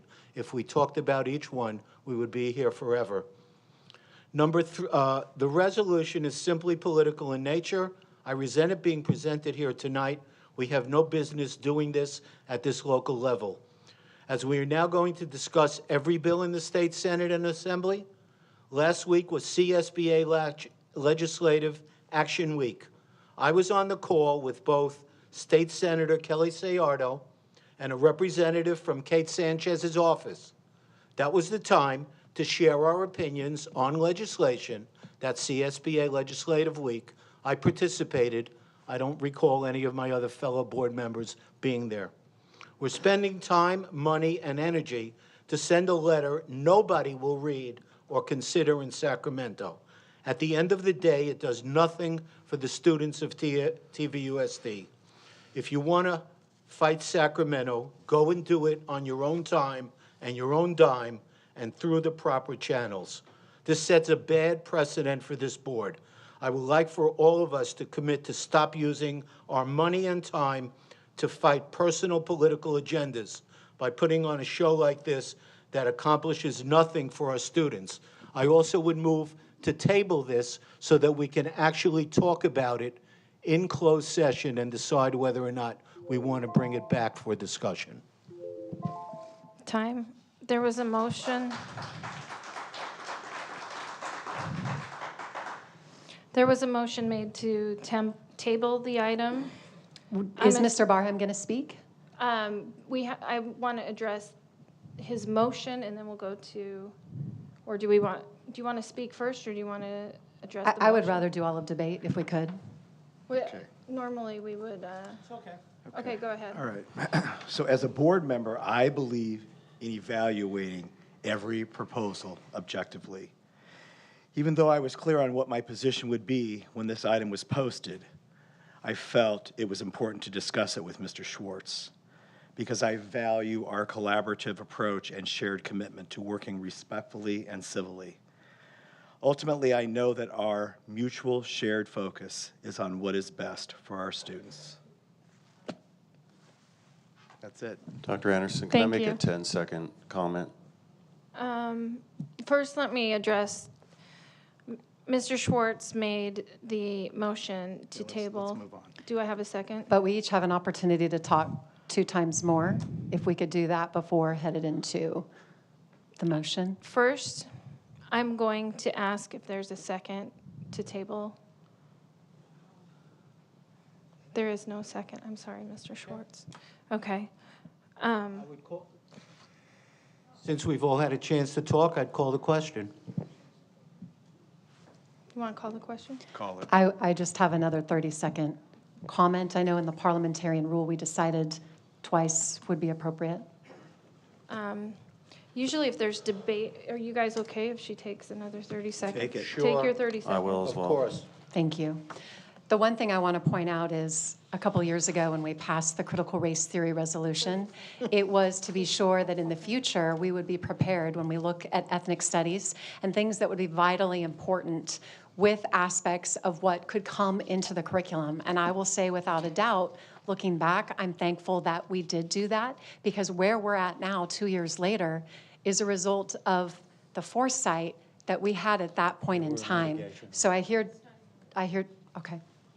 Thank you. I'm just going to call time because that's not related to this. Could I just comment on that? Yeah, that's why we're in litigation on critical race theory. We're going to call the Thank you. question That's out. enough. Call the question. Wait, I move- asked for 30 seconds. Oh, 30 seconds, Yeah. sorry. Well, and if it's related, please. Yeah, I know it is. And to be fair, we do have equal opportunity for each and every student in this school to play sports, competitive sports, at the most awesome level. But that means biological boys with biological boys, biological girls with biological girls. And unfortunately, that's not supported right now by CF, and that's why they're being sued. And we want that to be supported. So the solution, Steve, is that if we support at the local level and the Assembly bill passes, California Ed Code 221.5 changes, that is the solution. Then we protect these girls' sports. Okay, time. Mr. Schwartz, did you have anything else? No, I don't either. All right, call the question. Okay, I move to approve Resolution 2024-25-25 supporting AB 89, ensuring fairness in girls' interscholastic sports. Do I have a Second. Lene Schwartz? Based on my own personal beliefs and being a father of a girl and a grandfather of a daughter, I'm going to vote yes, but I have grave reservations about supporting this bill. Wiersma, Yes. Komrosky, Yes. Barham, Yes. Anderson. Yes.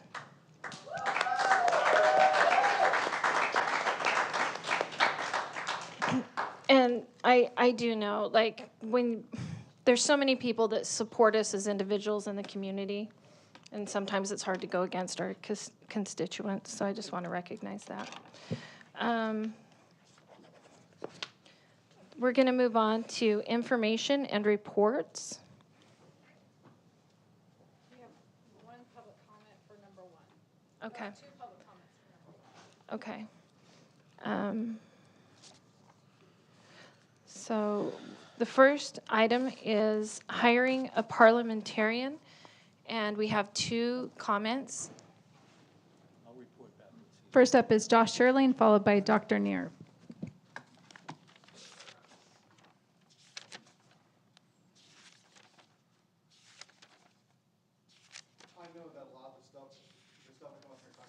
Financial and being frugal with our money. When it comes to a parliamentarian, I know, Jen, this was something you put on here.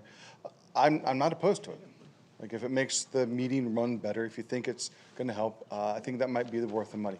I would just caution the way it's written is you're asking Dr. Woods to be the parliamentarian, and I would really caution against that.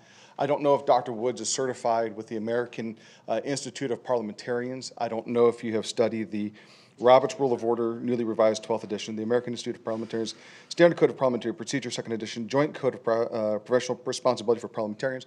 I'm not sure if you're certified to be a parliamentarian, and on top of that, I don't know that you would want to be the referee for this board. So if you want to bring somebody in for a meeting or two, I just wouldn't task. His job is hard enough and complicated enough. He works for you. He shouldn't be trying to run the meetings and playing babysitter and referee at the same time. So, thank you. Thank you. Sorry about the confused look, but I get what you're saying. Thanks. Dr. Neer.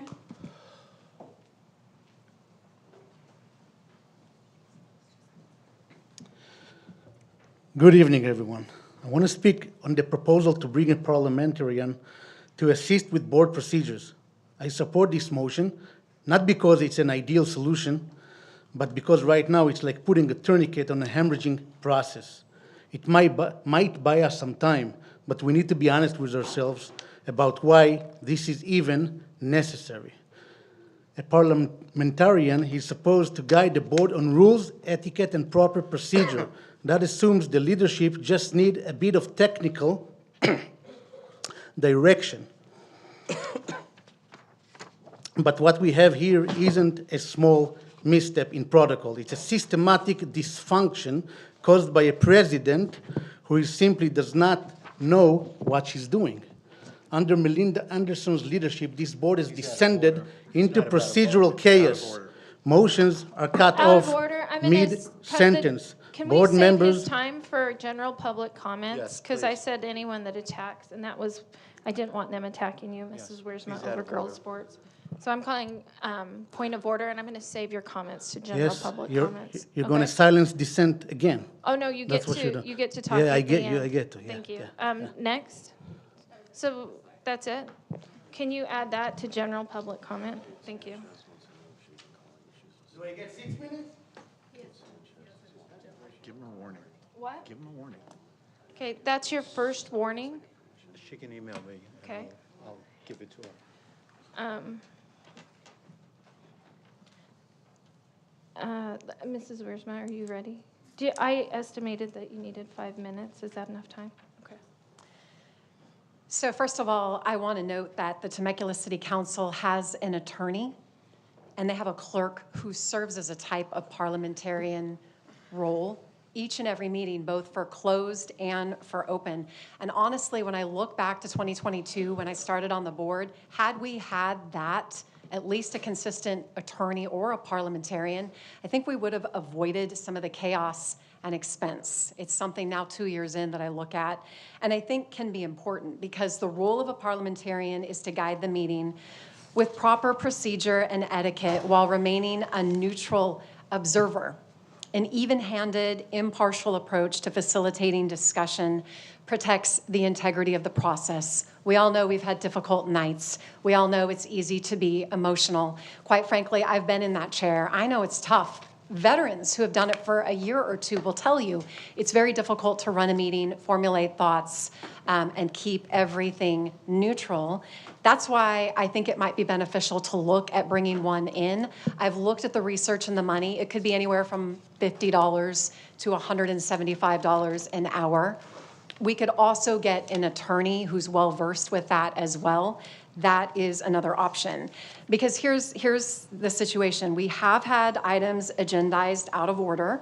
There have been specific individuals who have given extra time when others were not, and I know to our president's credit, you did mention that at the top of the meeting. Mr. Barham, I've done this before, but you actually addressed someone in the meeting with an apology, and that could be looked at as a Brown Act, so that is something that also happened.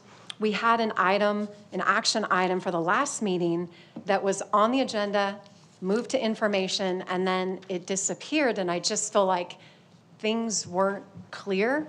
And it's really important to have motions clarified so that we know that there's understanding of what's on the table and what we're voting on.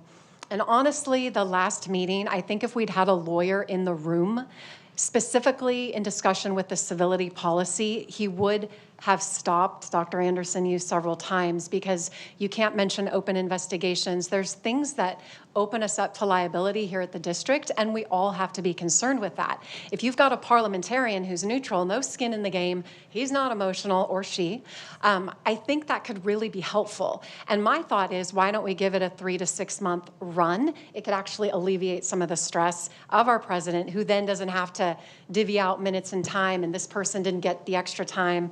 It just becomes difficult. Mr. Schwartz actually recommended bringing a parliamentarian forward last summer, and I, looking back, think it was a missed opportunity once again. I think if we had had that in place, there was a meeting in August that went down with chaos and a call to question where there was no consensus, but I was lost. There was chaos in the crowd. The mic was cut. The meeting was ended. And we would have had a parliamentarian or attorney say, whoa, that crap wouldn't have gone down that way, and I'm sorry for using that word, but it is what it was. And we would have had somebody help guide me and the entire board.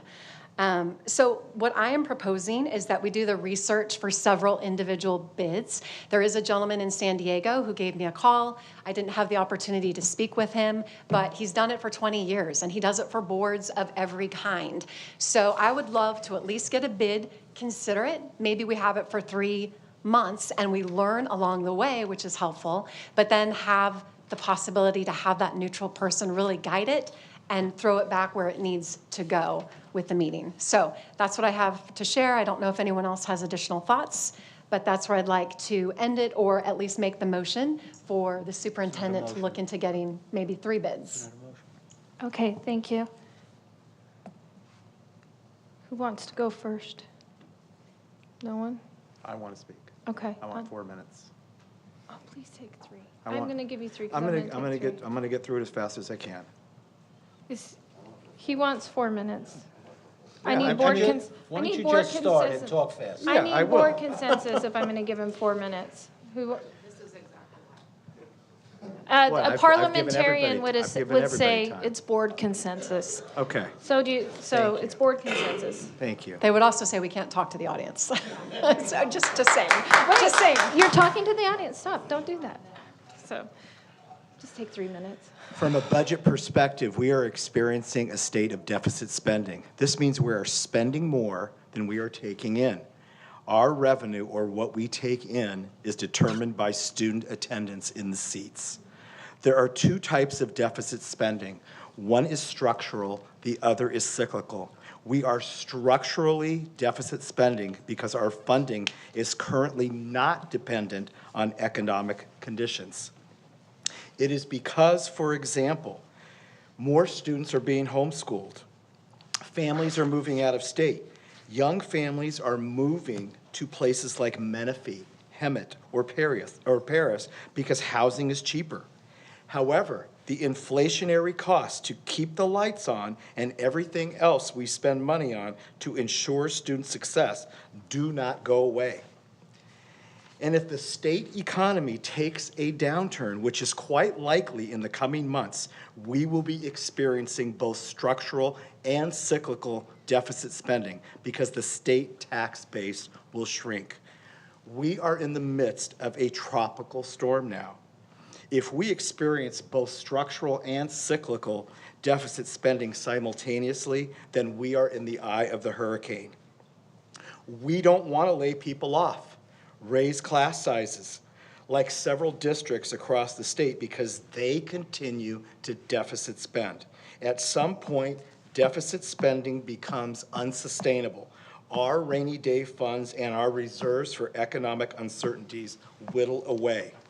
Now, let's talk about the Parliamentarian. In my opinion, this is a want and not a need. But as I said last week, I'm okay with wants. However, we have a philosophy of zero-based budgeting in this district. If this is something you want, go through the request for qualifications process like you just outlined, Mrs. Wiersma, obtain a dollar amount, and come back to this board with something you propose we take away, so that our commitment to a 3-year balanced budget to our Temecula taxpayers remains intact. If you go through this process and it makes sense in terms of what you want to take away, I can vote for this to accommodate you. Yeah, you're on the time. Challenge accepted. Thank you for that. I felt like that applied to kind of the bonus Okay, money. and then where we I'm went. going to comment. Could I next. make my comment? Yeah, Yes, we'll I- have Mr. Schwartz and I then did I'll comment. propose getting a parliamentarian, and it was at no cost. I surveyed all the high schools. I asked every principal to talk to their staff to see if we had someone on staff who was qualified, who knew enough about parliamentary procedure to volunteer for the job. We did not get any volunteers or anyone who felt they were capable. When I requested it, it was because the board was in a state of chaos, and I felt we needed it. And I have to say, Dr. Anderson, I think you've done an admirable job as a first-year board president in keeping things rolling. So I don't really think we need a parliamentarian anymore. Okay, thank you. I'll go quick. I have been looking for a parliamentarian the whole time, and we've talked to different attorneys, and I do have like a few quotes. There's one that's $65 an hour for his prep time, and then it's $125 an hour to be present with the board or to advise us individually. So those are the fees that we're looking at. And I do want to consider one example of parliamentary procedure is we were sued by the ACLU, and I think that cost us around $75,000. And I believe a parliamentarian would have prevented a $75,000 lawsuit because we could have just used parliamentary procedure instead of incurring, like, I don't know, it was something to do with like posters. There was another one that I think that the teachers union sued us, and that one we lost. I don't know how much that was. Someone said around $37,000. So if we feel like we're at risk, and I'm trying to be very careful, and we do, I do refer to, there are times that I'll say, I'll ask Dr. Woods to ask counsel if we can do something. A perfect example was me trying to move an item from open session to closed session and then not being able to get back, where I'm asking the questions so that we can do it right and avoid lawsuits. And I do believe until another board member can show me their Robert's Rules of Order, I'm trying my best. But I would support a parliamentarian because this is super fascinating and I could talk all day about it with people.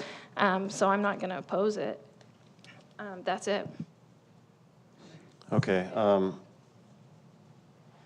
I'm for quotes. Real quick, because I can keep this in our time, but you said 65 an hour, and what else? You mentioned another charge. 45 minutes. This is just one example, and you have another example. So I think we should get the bids, and then Getting the bids would be good. I'm guessing about $10,000 for us to really function well with a parliamentarian. All right, but just 65 an hour and 140. 65 is for them to review our documents, and 125 is for consultation. So is anywhere that per hour here? per hour. Okay, so for me, I'd be open for this, but, because I hear the tension points you're raising, Mr. Barham, yeah, fiscally responsible, I understand what you're saying. But I mean, I would just like to see some quotes and I might be open. This is a first read, so I will support this. The other thing is, just a point of clarity, when you talked about being sued, yeah, 2 people sued, First Amendment, they claimed First Amendment violation, they were represented by ACLU. That was never a First Amendment violation, it had nothing to do with parliamentary procedure. It had to do with legal putting a word up there for the objective expectations, just so the community knows. And instead of possibly disrupting the room, it was actually disrupting the room, so that wasn't parliamentarian in nature. Okay, I just believe parliamentarian is a way to control the disruptions. Should we call the question? Oh, there's no question. So is there a consensus to do, what's the term? RFQ. An RFQ? Oh, I thought it's RFP. RFP, sorry. Yes. There's consensus Yes. for an Yes. RFP, and then we'll discuss it when we see how much it actually costs. Sure. Okay. Thank you. The next item is electronic voting for board meetings. Can I speak? I'm the one to agendize it. Wait, So I'd like to well, speak first to we this. have a public comment. Oh, okay. And then we'll do, Dr. Komorowski will present, and then you comment. Sure. Okay. Sorry, Josh. Public comment. Josh, you want to sit up here with us? I'll be happy to. Okay. I'll go get my recliner from You home. got to run next time around. So, Dr. Komorowski, I know this is something that I think you put on there, and I just want to let you know, Dr. Komorowski, I've actually I researched this. I contacted the company Shure, the company that makes your microphones. You guys have the MXCW Microflex Complete Wireless System. I contacted the technical team to ask them about the voting that you guys can do right there at your little microphones. Their technical team said that you actually you can run third-party software that uses an AMX, a Cestron, or an Extron interface. I say this for anybody in the community that actually knows what these mean. Cool. But you're going to have to pay for a third party to develop the software to be able to put it up here. And it becomes kind of a balancing act between what are you going to get for your money versus the analog Lene, who's, I think, amazing. I don't think she's missed a vote. I think she's very efficient. And the other part about it is it's auditable if you press on your little keypad. Who's to say that the mistake you made was legit? If it happens here, we can rewind the video, listen to the audio, almost like the Spaceballs rewind to now, if anybody gets the joke. So I would suggest this isn't a great way to spend our money. I did, Dr. Komorowski, I really did due diligence to try to find out if I could do it, just to try and help. So because I understand trying to modernize, I do. And I don't disagree, I just don't think it's worth the money. Lene does too good of a job. So, thank you guys. Thank you. Dr. Komorowski, I assumed 5 minutes would be okay. Yeah, and I won't even need that. Okay. Okay, this is no stranger to the community. I've been pushing for this last year. And I've asked Lene a couple times, and we just couldn't get quotes. Finally, I'm like, hey, Lene, is there any way we can get quotes? The two salient feature this provides to the community is one, that is that it expedites the meeting. Yes, Lene is awesome. But it takes 2 seconds to be able to click a screen. And the second salient feature out of expediting the meeting is that it actually would create a snapshot up above so that the audience at home watching it online could just see who voted what. It's very, very simple. Social media posts, whatever, snapshots, accountability. I'd be open to Joshua's request. Joshua, please email the whole board if you get a quote, software, hardware, whatever. Because what I'm going to suggest is, and I don't have a quote, is that we, just like the last item, send out an RFP, bids, 3, 4, 5, get some quotes up here. I'm down for the most rinky-dinky, cheap possible way to vote electronically. It doesn't need to be rocket science, but that's what I want. Like I said, expedites the meeting, shows transparency to the public real fast in digital media. That's it. Thank you, Mr. Schwartz. Yeah, generally, I did some research also, Josh.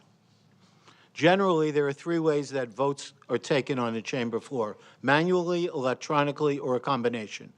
A manual roll call is a traditional formal method for taking a recorded vote. The clerk orally calls each legislator's name, records the member's vote, and then tallies the number of ayes and nays. The following chambers use a manual voting system: Arkansas Senate, Missouri Senate, Colorado Senate, New Hampshire Senate, Hawaii Senate and House, New Mexico Senate, Idaho Senate, New York Senate, Kansas Senate, Ohio Senate, Kentucky Senate, Vermont Senate and House, California Senate, and the U.S. Senate. If it's good enough for the United States Senate and the California Senate, calling orally is good enough for me. Thank you. I mean, it's... Could I add 10 seconds? I forgot to say one thing. Oh, absolutely. Many school board, I hear what you're saying, Mr. Schwartz. Many school boards and city council do electronic voting. I feel like we're behind the times. It's just something that we can use to expedite, like I said. Would the board be opposed to, would you be interested in gathering some financial information to present next time? Okay. Well, we could direct the superintendent to. That's what, if we get consensus. Emil has a comment. I'm sorry. Sorry. Okay. From a budget perspective, we are experiencing a state of deficit spending. This means we are spending more than we are taking in. Our revenue, or what we take in, is determined, I need 3 minutes, by the way, Lene, is determined by student attendance in the seats. There are two types of deficit spending. One is structural, the other is cyclical. We are structurally deficit spending because our funding is currently not dependent on economic conditions. It is because, for example, more students are being homeschooled, families are moving out of state, young families are moving to places like Menifee, Hemet, or Paris because housing is cheaper. However, the inflationary costs to keep the lights on and everything else we spend money on to ensure student success does not go away. And if the state economy takes a downturn, which is quite likely in the coming months, we will be experiencing both structural and cyclical deficit spending because the state tax base will shrink. We are in the midst of a tropical storm now. If we experience both structural and cyclical deficit spending simultaneously, then we are in the eye of the hurricane. We don't want to lay people off, raise class sizes, etc., like several districts across the state, because they continue to deficit spend. I'll give you an example in where I used to, I'm going to break it up. In Santa Ana, there are teachers into their 6th year of tenure that are being laid off because that district has deficit spent itself to where it can't sustain itself anymore because they don't know how to say no as a board. And that is the truth. We don't want to do those kinds of things to our people. At some point, deficit spending becomes unsustainable. Our rainy day funds and our reserves for economic uncertainties whittle away. Thank you. I would like to comment. Okay, 2 minutes. So I want to say again, with the Temecula City Council, they do use it. I think it's great for expediting the meeting. Mr. Barham, because you read through that again, I would like to just say that in looking at the past bonus money and the way we spend, for the future, I think looking at little things like this will make the difference because, as mentioned, if you've got a parliamentarian to prevent you from being in a lawsuit, it's important. If you have something like this, which maybe is more than a need, but it expedites the meeting, provides transparency and ease for people at home, again, I think it's appropriate to at least do the research on it. It just becomes a little disingenuous to give $1 million in bonuses and say, you know, this extra 10,000 is going to put us up a creek. I think if we can be effective and look at all of these things together, come back with numbers, and then consider it, I think that's the fair and right thing to do. So thank you, Dr. Komrosky, for bringing this forward. I need my extra minute. I didn't get it. Okay. Then everyone will get an extra 2 minutes. I don't have anything to say. No, you don't need time. Okay, 2 more minutes. I need one. 1 minute? Okay, so Then you let's guys talk get a about minute. the electronic voting system. In my opinion, this is a want. It's not a need, but as I said last week, I'm okay with wants. However, we have a philosophy of zero-based budgeting in this district. If this is something that you want, Dr. Karmowski, you just said you would go through the process, obtain a dollar amount, come back to the board with something you propose, we take away, so that our commitment to a 3-year balanced budget to our Temecula taxpayers remains intact. If you want to go through this process and it makes sense in terms of what you want to take away, I can vote for this to accommodate you. Okay, and so real quick, I have 20 seconds left, and I just want to point out to the superintendent. I think he's going on a trip because of Temecula Middle School, if I'm not mistaken, Mr. Superintendent, because of their California Distinguished School Award. What did you do? You gave up another trip that was budgeted because you believe that we have to all be compliant with zero-based budgeting. Is that not right? Thank you. There you go. Thank you, and thank you for giving up your other trip. Are you going to speak? Because I'll speak after you then. No, you get to speak again for me. Yeah, my thought is to get consensus to direct the superintendent to direct district staff to get quotes. That's much easier. Some of these people are well more experienced than I am in getting the quotes. I would say 2 to 3 or maybe even 4 by next meeting. Do I have consensus? Because that's what I'm. I would agree. I would rather have, I liked what Emil said, where if you could just bring us something, like Jen has a rough estimate, I have a rough estimate, so we at least know where we're headed. Could you bring us, at the next meeting, could you bring us some rough estimates before we? Is that going through the process?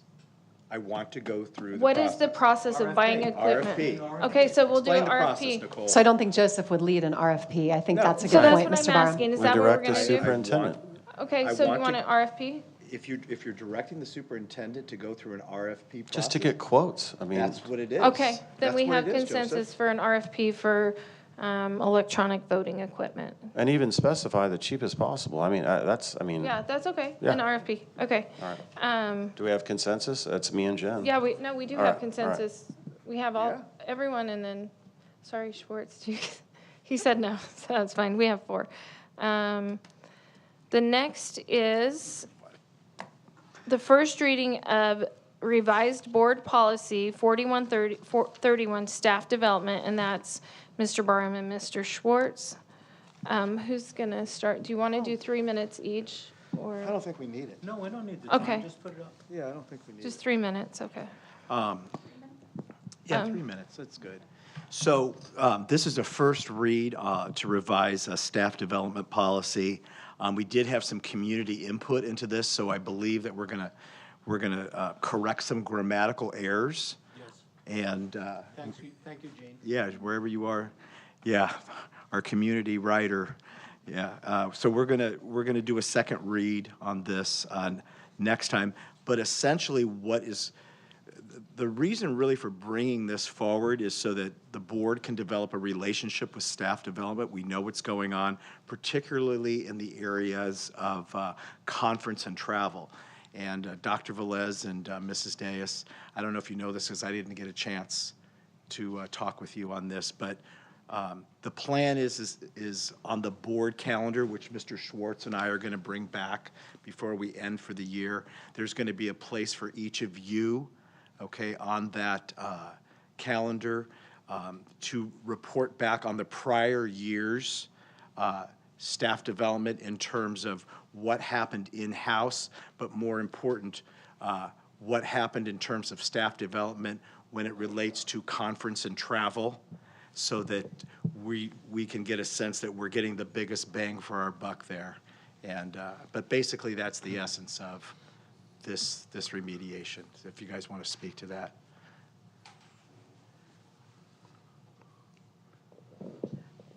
So, Mr. Barham, I thank you actually for bringing this forward. I did have a conversation with our amazing Ms. Anna Seabar over there, who did kind of give me all the information. I've read the board policy, and so tomorrow, actually, Ms. Deas and I are meeting to kind of go over how we will do this internally, like what that will look like in gathering information from our school sites and our departments to be able to prepare a presentation that we actually thought we could do jointly, because I know a big piece of this is how it impacts student learning, how it impacts the classroom and the good work that's happening. So we will work collaboratively on that, and I know it's coming back for a final approval in April. So we'll be ready to basically present how we will be able to support this. So, yeah. Okay. I was going to give you each, you in September and Mrs. Deas in October, for 15 or 20 minutes to do that, but if you want to do it together, that's great. I do think, Mr. Barn, we can probably do it together because there is some crossover, and I think we've worked collaboratively the last year a lot on the strategic plan work. Mr. Schwartz, is that everything? Yeah, just briefly, I was on the Bridges Committee, which included people from the district, parents and teachers, and another board member. And I know the teachers went through heavy staff development, and in the beginning, they were overwhelmed by the amount of work that was required for this program. But we've visited schools together, Emil and I and Melinda and I have visited schools together, and they love it. And so the feedback of the staff development is not only do the teachers that love it, the kids are enjoying it, the parents are enjoying it, and we're seeing real progress. And that's the kind of stuff that we're talking about.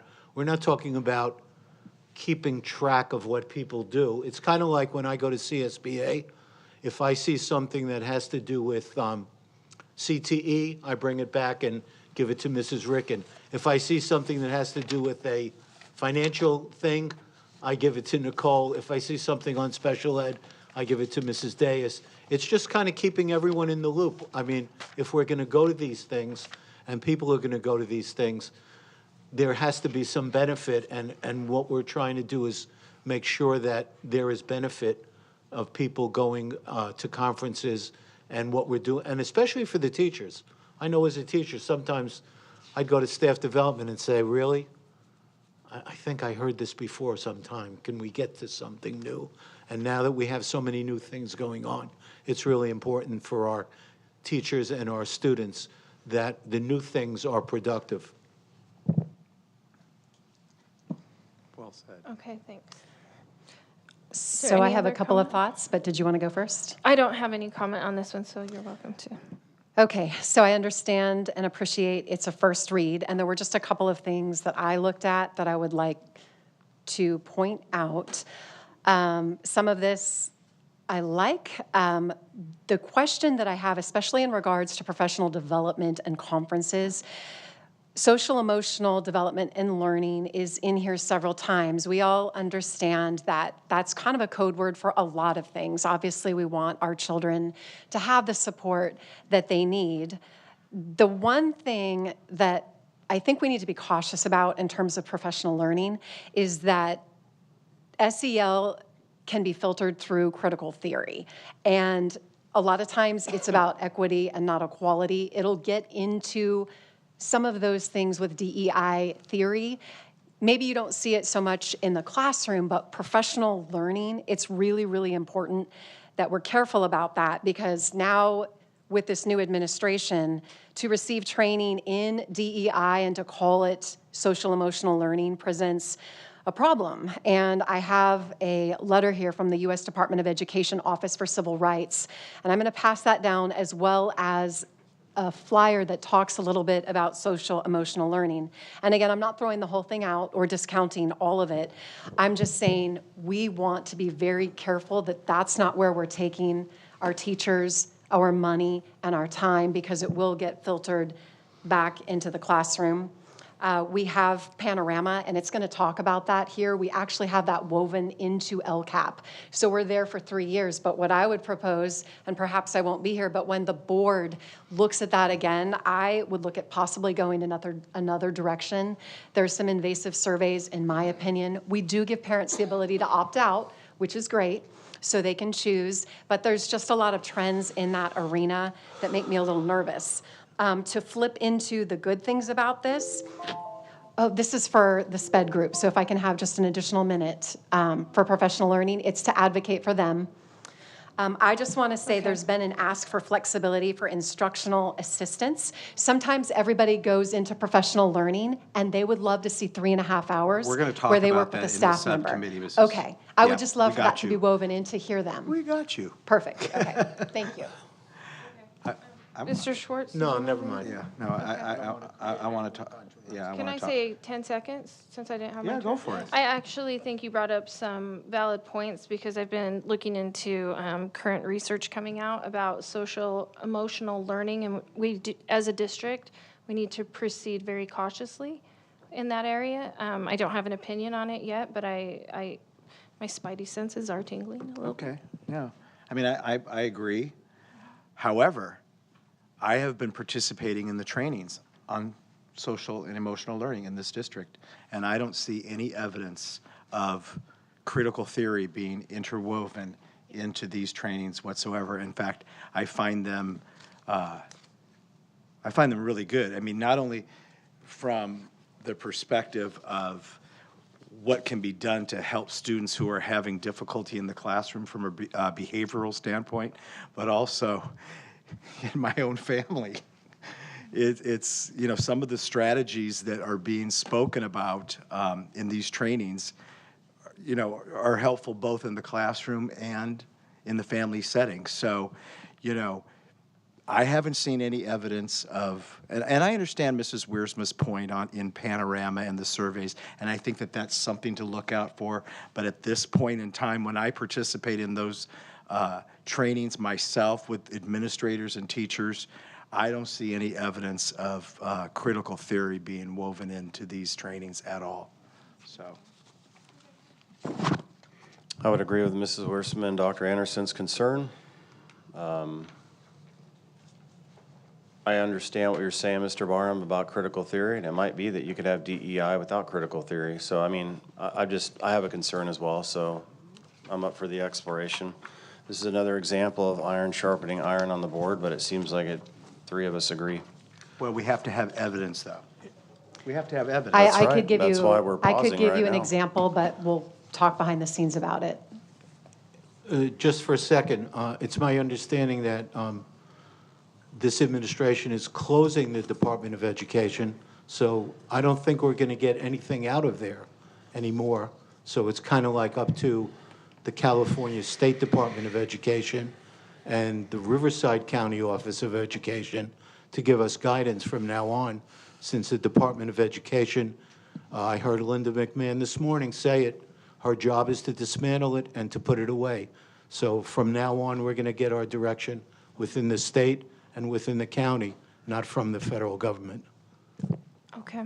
So I'll just ask, as board members, we all keep open minds on this subject, including the Department of Education. I think that's something that we're just going to have to roll with and work as it happens. Okay, are we good to move on to the next item? Okay. I just want to say one thing. Okay, We one have more to be thing. evidence-based here. Yes, That to me is very important. I agree. We have to be evidence-based. We can't just make assumptions because of what we think is going on out there. So, Can I make one more comment go then? ahead.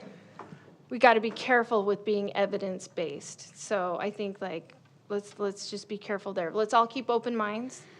And because I see evidence-based being thrown at me from two different perspectives in medicine all the time. I could even say, like, dental filling material, two competing companies have evidence-based that theirs is better. So let's just be careful. I'd like to comment too. I mean, I understand the Department of Education federally being shut down, but I definitely don't trust the state of California, and that's why I ran for this Okay. office. And Okay, I definitely don't trust Tony Thurman, Superintendent Okay, of we're Public gonna. Instruction. I'm so I'm sorry. sorry. No, No, we're I'm gonna stop. sorry. We're No, gonna no, stop this, right now. this is I within the will- subject matter jurisdiction of the board, because we're talking about I- SEL in the state. Can we save this for general No, public I'm comments? no, I'm Because sorry. it's Why I'm related being to. silenced? Okay, I need a Let- recess let right Jill now. Let me finish. just take a recess. Do I have Yep, 5 minutes. 5-minute recess? Wow. Thank you.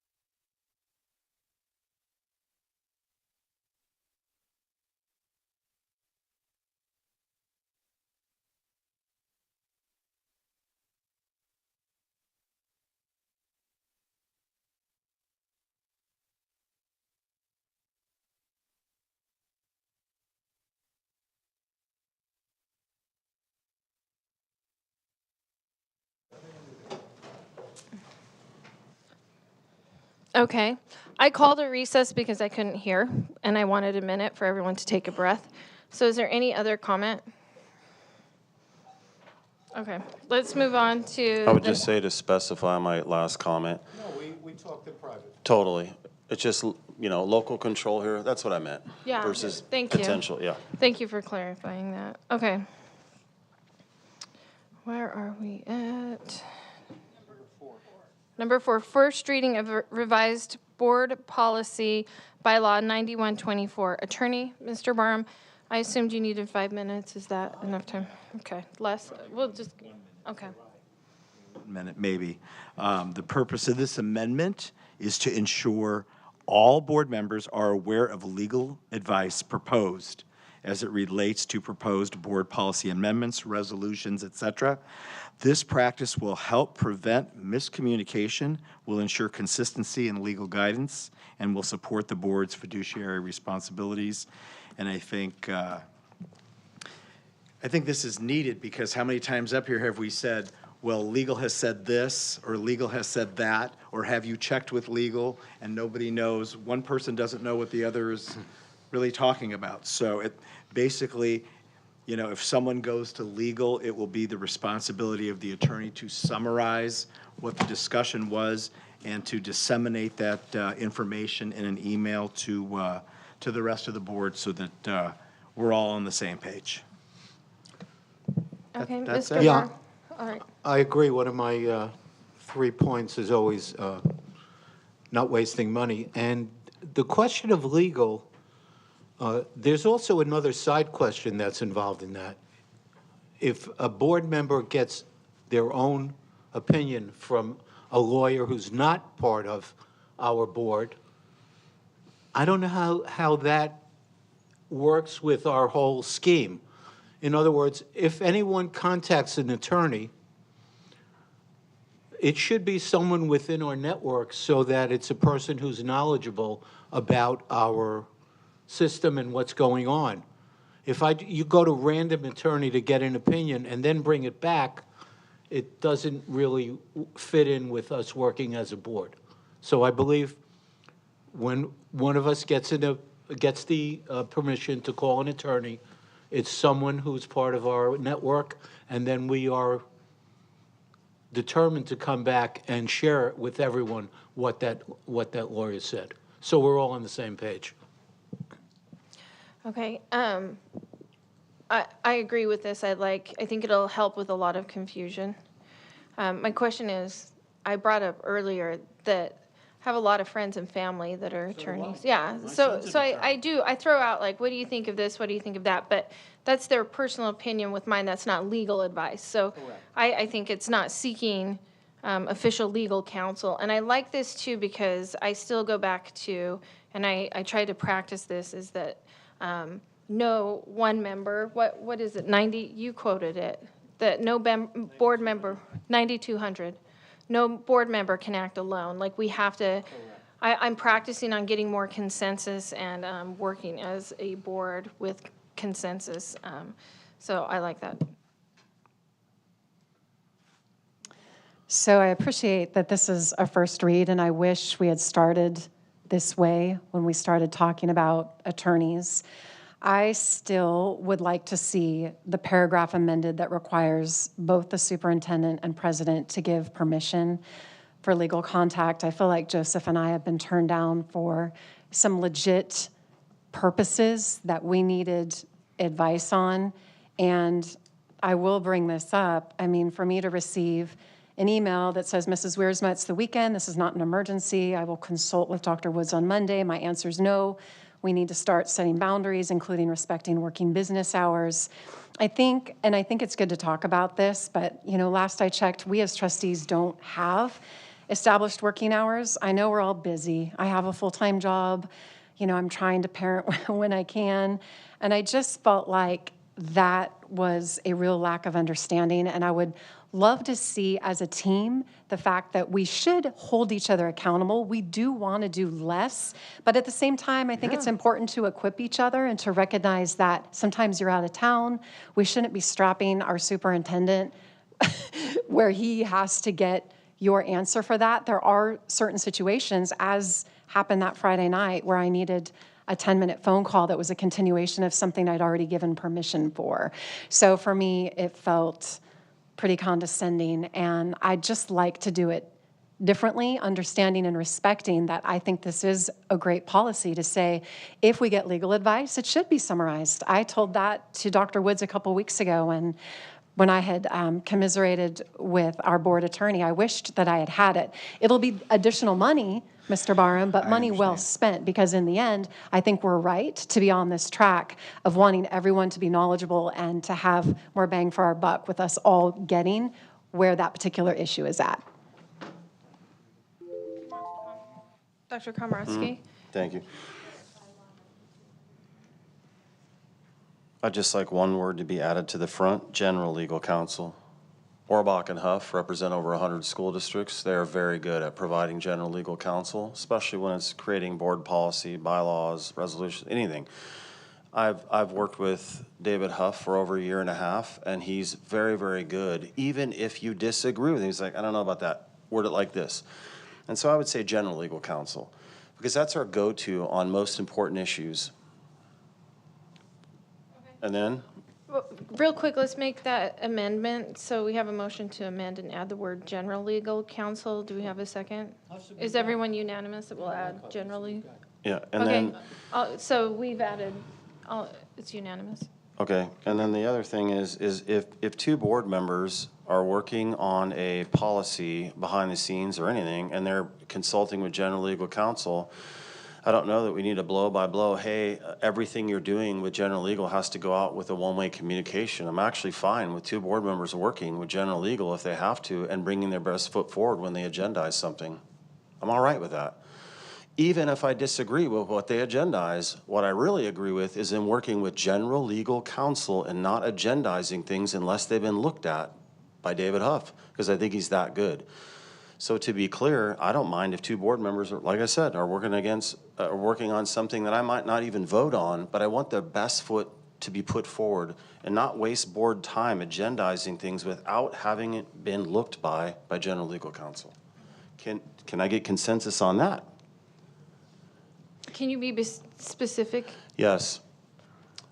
All policies that are brought forward should be looked at by David Huff if they have writing, like an attachment. Right here, it's open-ended. We don't have much, or on a couple information reports. It might be that we're just starting the general conversation, but if something is agendized with a lot of language, it should have been looked at by David Huff. That's how I'm being specific. No. Yeah, no, I mean, oh, go ahead. Unless Okay. Huff advises that another attorney look at it, because Okay. sometimes he does.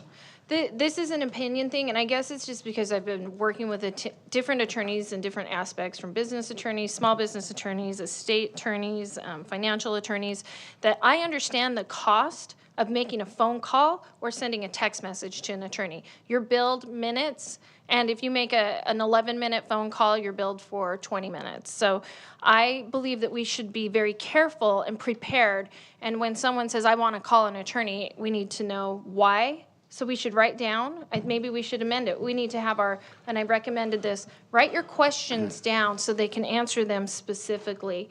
I also, because I've worked in an area with emergencies, I've been in an office where we had an emergency and someone actually passed away. I don't believe that 9:30 on a Friday night is a time to be calling attorneys or time to be calling the superintendent. To me, an emergency is something that needs to be addressed for life and death. Otherwise, I believe we should respect the normal business hours. We shouldn't be calling. I'm not going to call unless I feel like it's urgent. I'm not going to reach out to board members. I will send emails, and I always start.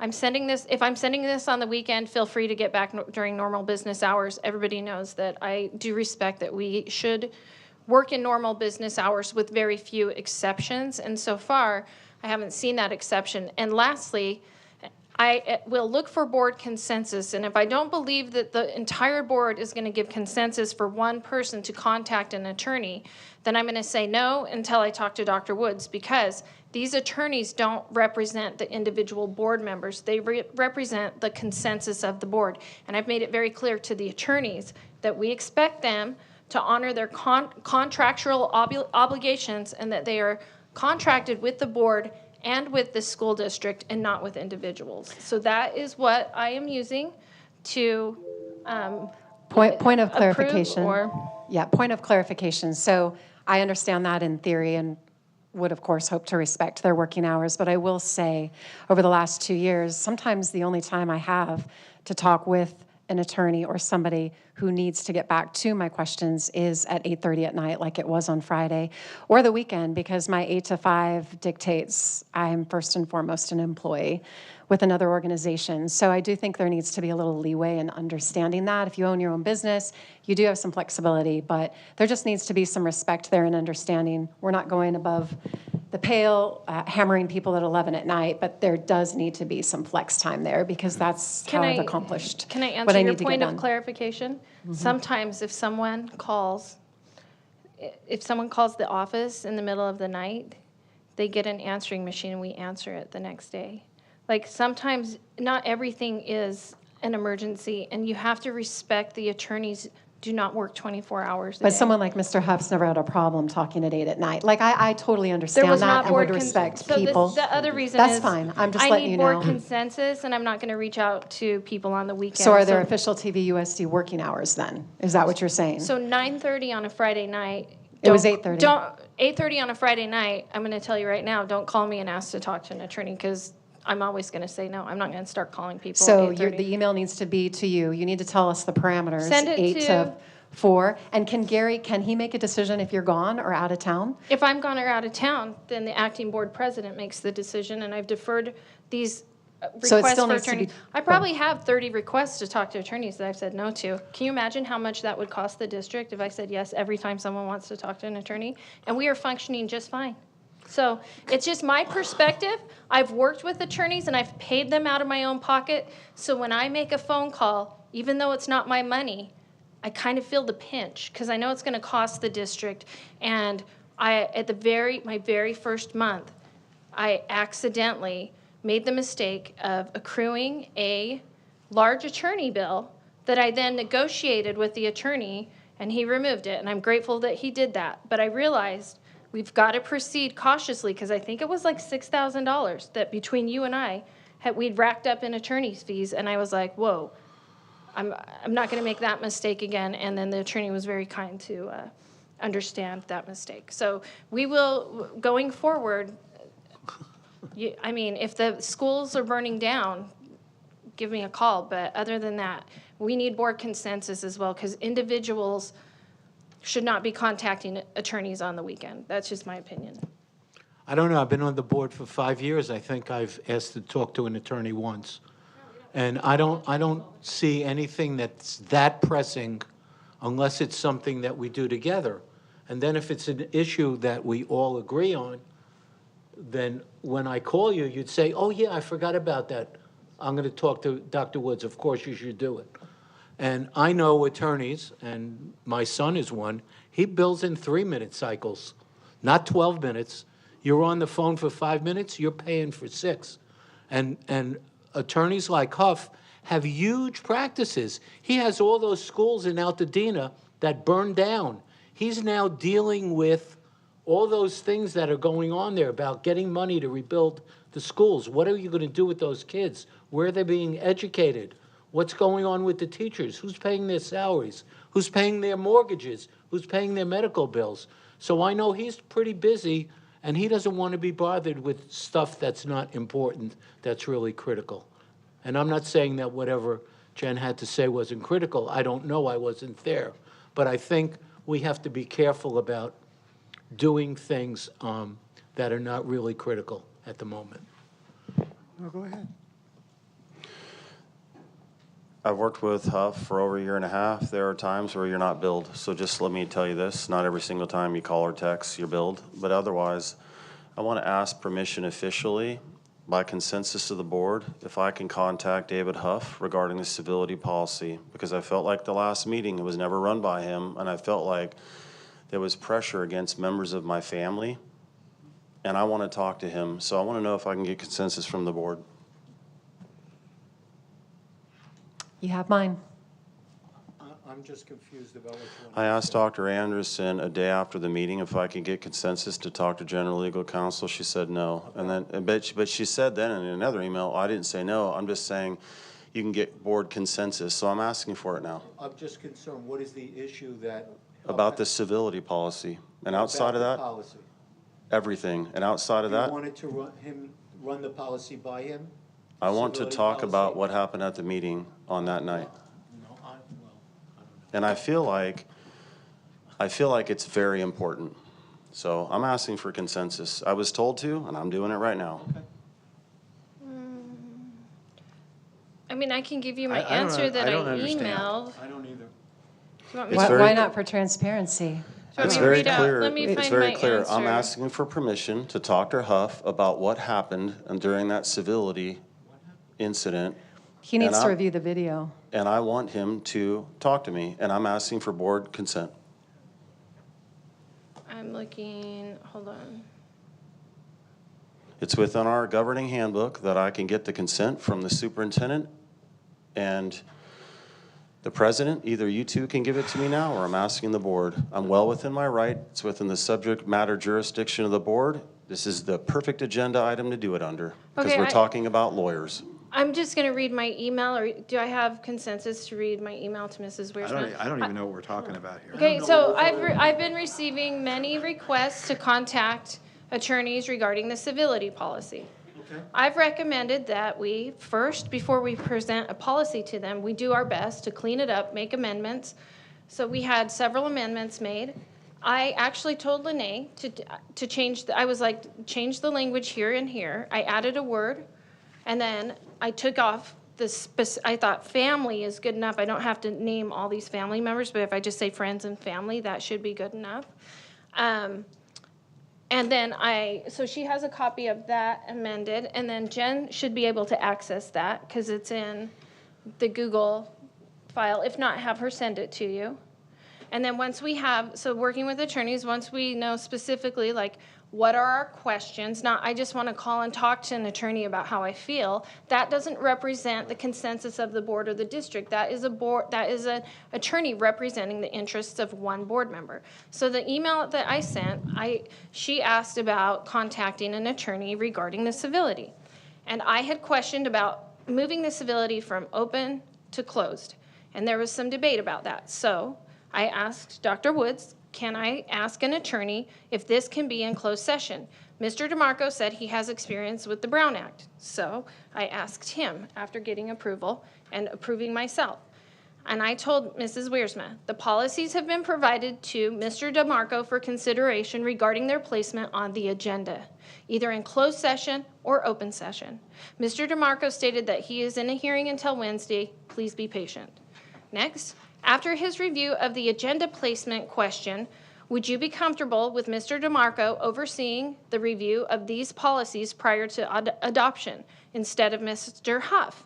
The initial request was from Dr. Komrosky for Mr. Huff to handle the review, but it seems logical for Mr. DeMarco to take this task since he is already reviewing them in relation to the agenda. Please let me know your preference on who you would like to speak with regarding this matter. Dr. Woods and I will then consider the request. Additionally, I have a personal policy when consulting with attorneys to ensure that all communication is clear, precise, and thoughtful. To facilitate a more effective consultation, I kindly ask that you document any specific questions you may have. This approach, which I have found to be beneficial in both personal and professional interactions with law firms, ensures that our discussions remain productive and ultimately more cost efficient. For future reference, I will be requesting that any recommendations or counsel from attorneys be followed up with an email to Dr. Woods. He will then distribute the information to all board members for their review and consideration. So that was my reply to Mrs. Wiersma, and that is my reply to you tonight. And I didn't send this, but I can forward this email to you. Right, can I finish? Thank you for reading that out. All right. You're biased, but I don't trust your judgment related to that incident.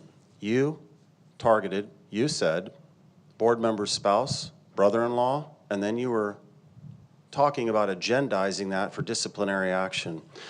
I want to talk to general legal counsel regarding this situation. I can't get more specific, and I don't trust your judgment about what happened that night. I'm asking you to make it public. Jen said yes, I said yes. Do I have board consensus? If you're going to say no, say it publicly. My question is, are you asking for general counsel for you or for the board to find out if those policies are constitutional or unconstitutional?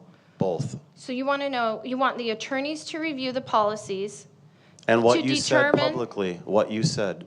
Well, on what record. I said publicly, that is a you took that personal. No, you mentioned 4 amendments, I and didn't what you say sent me in Dr. writing was Komrosky. different from I what you said. Board members, here's the thing. I don't have a problem with that because my family doesn't care. They don't even watch the movies or the things. My family's not gonna, my friends, they're not gonna harass you. My family's not gonna harass you. I did not target anyone specifically. You asked if I was targeting someone. I said, no, all board members should hold themselves to a standard. Now, was I specific? Yeah, I was specific because we have been working with law enforcement to trace the IP addresses and confirm some of the fake accounts. So I did get specific, not because I want to target people, because I want people to stop being ridiculous. So that was it. You actually did Just target yes me, or and no. you I just framed wanna me know. for Board making. consensus. Hold on. I didn't name you. Wait a minute. Did I wait a say minute. Mrs. Wiersma? You actually did target me because what you did is you framed me with false allegations. In that statement, what I'm asking is for the attorney to review it, because when I say we need a parliamentarian or a lawyer, it's because what's spoken on the dais makes a difference. You mentioned several different investigations and projected out to this audience an aspect of guilt Does the and a public not possible know when discipline. there's So I'm just saying that the lawyer investigations needs going to on? review it, and if he needs to address us all, I'm fine with that. But Dr. Komrosky is right. You can't take away people's First Amendment rights. You can't take a CSBA policy that's been tried and true and weave it into kind of a personal vendetta or something that's emotionally divisive like that. That's why the lawyer needs to look at it, and we deserve to have a part in that open conversation, because there were other lawyers in the district that said, or in the community that went, oh my gosh, I can't even believe some of that was said. We need to deal with it so we can back up and do it right. Okay, so I just am going to say, please let me know your preference on who you would like to speak with regarding this matter. Dr. Woods and I will then consider the request. I'm But asking since you you're to asking consider for it now, board or you're consensus- stalling me. You've already stalled me through email. This is it. Just say yes or no. That's what I'm looking for. I'm This looking is a for public board meeting. consensus. Yes. I was going to have me and Mrs. Wiersma on the phone, but now that we've been forced into board consensus, I'm going to say no. I'll talk to the attorneys. I am very, I'm very confused. I don't know. I'm confused. Here's what I would like. Can you write down the questions? No. I do not want to share it with the board because I don't trust the judgment of one board member. That is just plain and The obvious. attorney doesn't represent you. Get your own The- attorney. Go the hire attorney an attorney. represents the board, and you did not run it by general legal counsel. Does the board give Dr. Komrosky permission just to have a conversation? You Mr. did Markham not just run asked that you. by general legal counsel, and I think it was reckless. And I want to make sure that David Huff hears what you said during the meeting and what you put in writing. I just told you What I is wrong send with it that? to AALRR. And I asked if you guys would switch because they already have it. But right now, He's we're not not. our general legal counsel, so that's great with AALRR, but I want David Huff. He's He our is general legal HR. counsel. And he is Brown Act. All right, Okay. you're just spinning circles around this issue. Hey, Just yes or I'm no. going to read the email one more time. Please let No. me know your No, preference. please don't. Who you would like to speak to. I didn't say no, but now that you guys, no, I'm not gonna have the district pay for private legal counsel. If you think that you can I did not sue say me, it was private. Then I sue said me. I wanted him to review what you said. pay for your own attorney. The district said can't it pay 3 for our times fight. now. The Three four times. amendments affect all of us, though, on the board. That They was something do. you brought They forward absolutely publicly. do. Let's polish this up and send it to council for review. Along with the video. He needs to review it Excuse me, He because can it's just problematic. log on and watch the video. Are you going to ask him to watch it? Can you Yeah, make that he can watch request? it. The whole world can watch it. I'd be fine with that, Dr. Anderson. If you actually said he could watch it 20 minutes in civility, I'd be fine with that. Yeah. What is your purpose? Mr. Barham asked you to write down the questions. Are you planning on suing me for attacking you? Because that is a private attorney. Get a private attorney, come after me, but we're not But we're going to not gonna spend sue district anyone. Dr. money on Anderson, this. Dr. Anderson, Get no. consensus. All right, let's do consensus here. No, This is a problem, just so the public. no. No, I'm not going to sue you. This is ridiculous. What I want him to do is listen to what you said and then compare it to what you put in writing. That's it. Okay?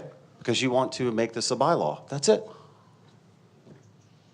Would you agree to that? Have him review what you said live versus what you put in writing? I think that's I amend transparent it. to the public. Yeah, absolutely. I didn't say anything illegal by being specific on who I want to stop harassing me. And I think you have to realize the public can harass me as much as they want, and I really can't do anything about it. And they but have. I have a right to say, as board members, we should hold each other to a higher standard in how we treat each other on social media and in public. So what I'm asking for is for the board members to elevate themselves a little bit and not engage in nonsense. That's what I asked for in those amendments. I want it to stop. I want us to stop being an embarrassment to the schools and the students. And that's why I made those amendments, because I want to say, you guys, we need to stop. We can remove all the amendments. I stand by saying that in public because I've asked privately and I've been told I can't control what other adults do. I've had that conversation with Mr. Woods and other board members, and I did what I had to do in order to stop the nonsense. So, no, I don't give consensus. No consensus. No. Can we move on, please? Okay, next item. Can we make a motion to amend this policy? Yes. Would you like to make the motion to amend it now? I would. Would you? What are we on? We're still on the lawyers. I move to amend bylaw 9124 so that legal general counsel shall summarize to all board members any legal advice offered to the entire board or any single board member. Second. Schwartz? Yes. Wiersma? Yes. Komrosky? Yes. Barham? Yes. Anderson? Yes.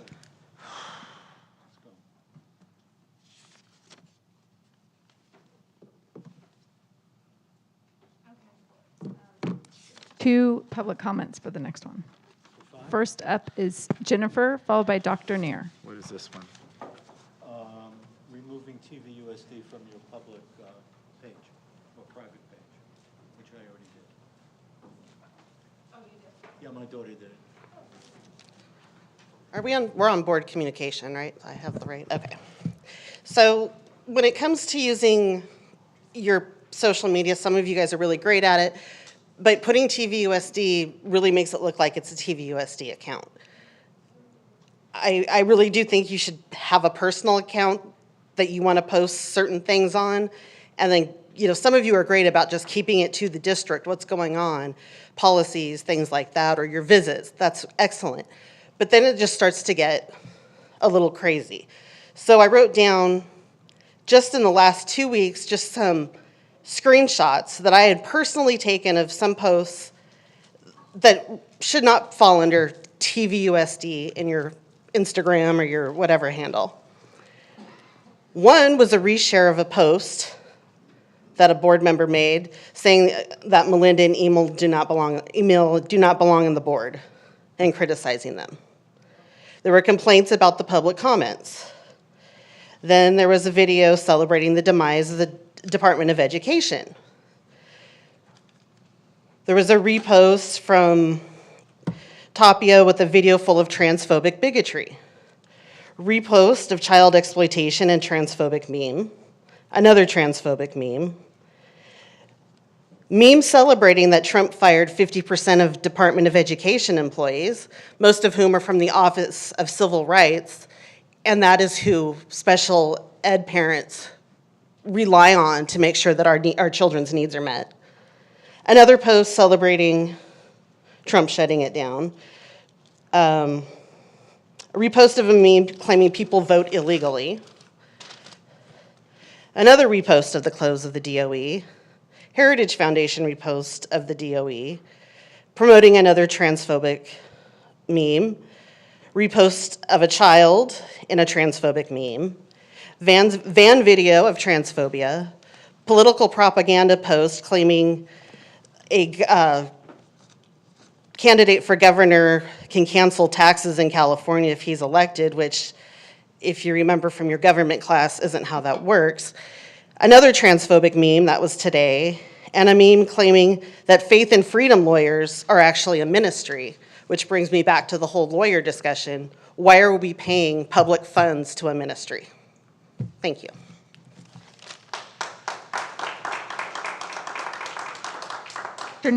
Dr. Neer?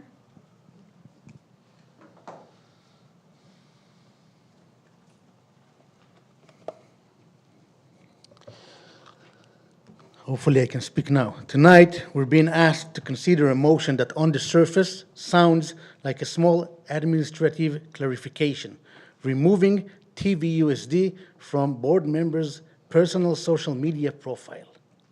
But let's call this what it is, a targeted, petty, authoritarian attempt to silence and delegitimize dissenting board members. This is not about protecting the district's image. It's about trying to control the message. Let's be clear, board members are representatives of the Temecula Valley Unified School District, TVUSD. That's not a branding choice, that's a reality. When citizens elect someone to the board, they're electing them to speak on behalf of the public within this district. That includes the right to communicate with the public on issues impacting the district, whether it's on a dais or on Instagram. Let's talk about what's really happening here. The real issue, what is the real issue? The real issue is that the leadership doesn't like political opposition, speaking with the authority of their elected positions. That's not consistency, that's censorship. It's about constitutionally questionable. It's very questionable. Elected officials have, indeed, First Amendment rights. The district cannot regulate lawful political speech simply because it makes them uncomfortable. And the public certainly isn't confused when an elected board member says TVUSD on their profile. That is, in fact, what they are. So here's my suggestion. Instead of spending time restricting the free speech of board members, why not spend time addressing the chaos, dysfunction, and silencing tactics that have become the norm in this board? The policy is not about ethics, it's not about clarity, it's not about anything else but control. It's about punishing those who dare to communicate directly with the public. I oppose this motion in its entirety. Let board members speak. Let the public hear from all their elected officials, not just the ones who parrot the board's leadership agenda. This is America, not Russia, not China, not North Korea, and definitely not your private PR firm. Thank you. Thank you. Was there any more public comment? What? Turn the comments on. Turn your comments on. Talk about free speech. Okay, I'm going to call point of order, please. Point of order. Point of order.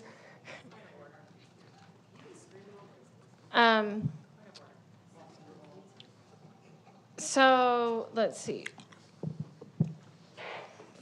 Again, give me a second. No worries. Can I have a minute? Yeah, I just want to present first. Oh, go Just ahead. need 1 minute. What are you presenting? I didn't. Go. Discussion. Yeah, I know, but we didn't even get to speak on this. Are we I gonna know, speak first I present it, and then you guys get to debate it. on Okay. TV? Yeah, okay. Okay, Sorry I about just that. needed a minute because I tired. I just want to flip through the page.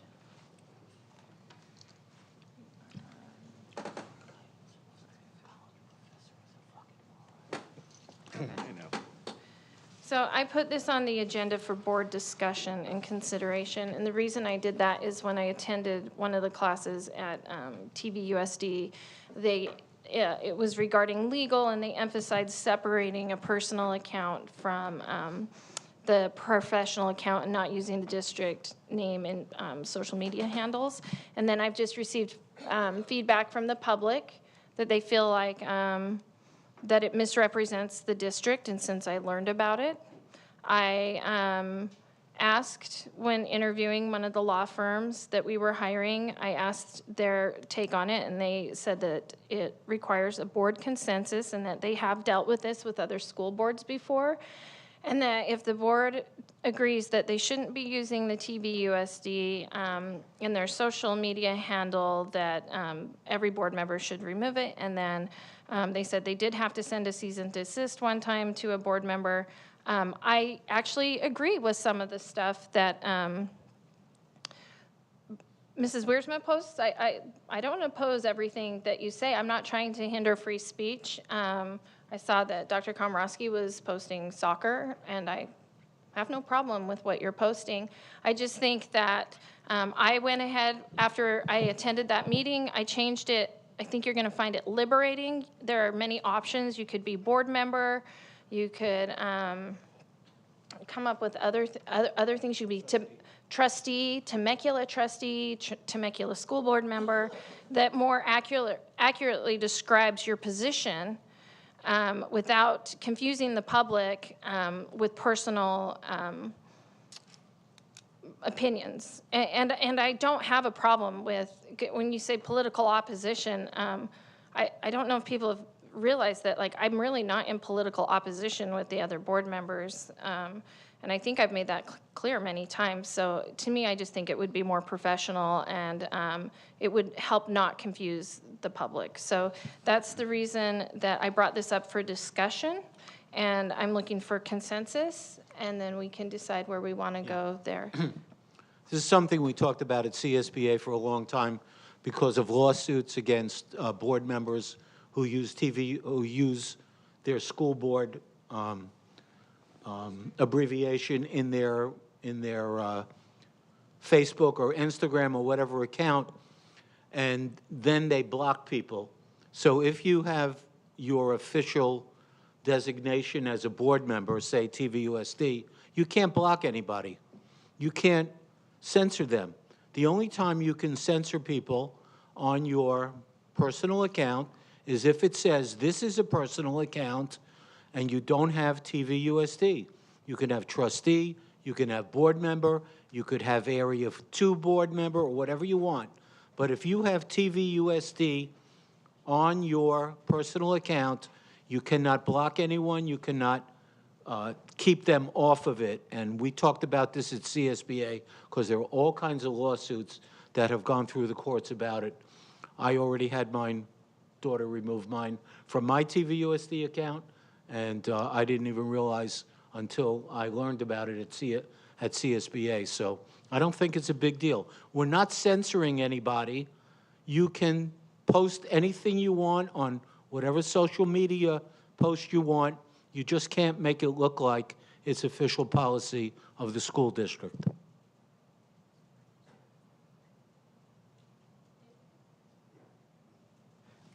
I have TVUSD on my Instagram.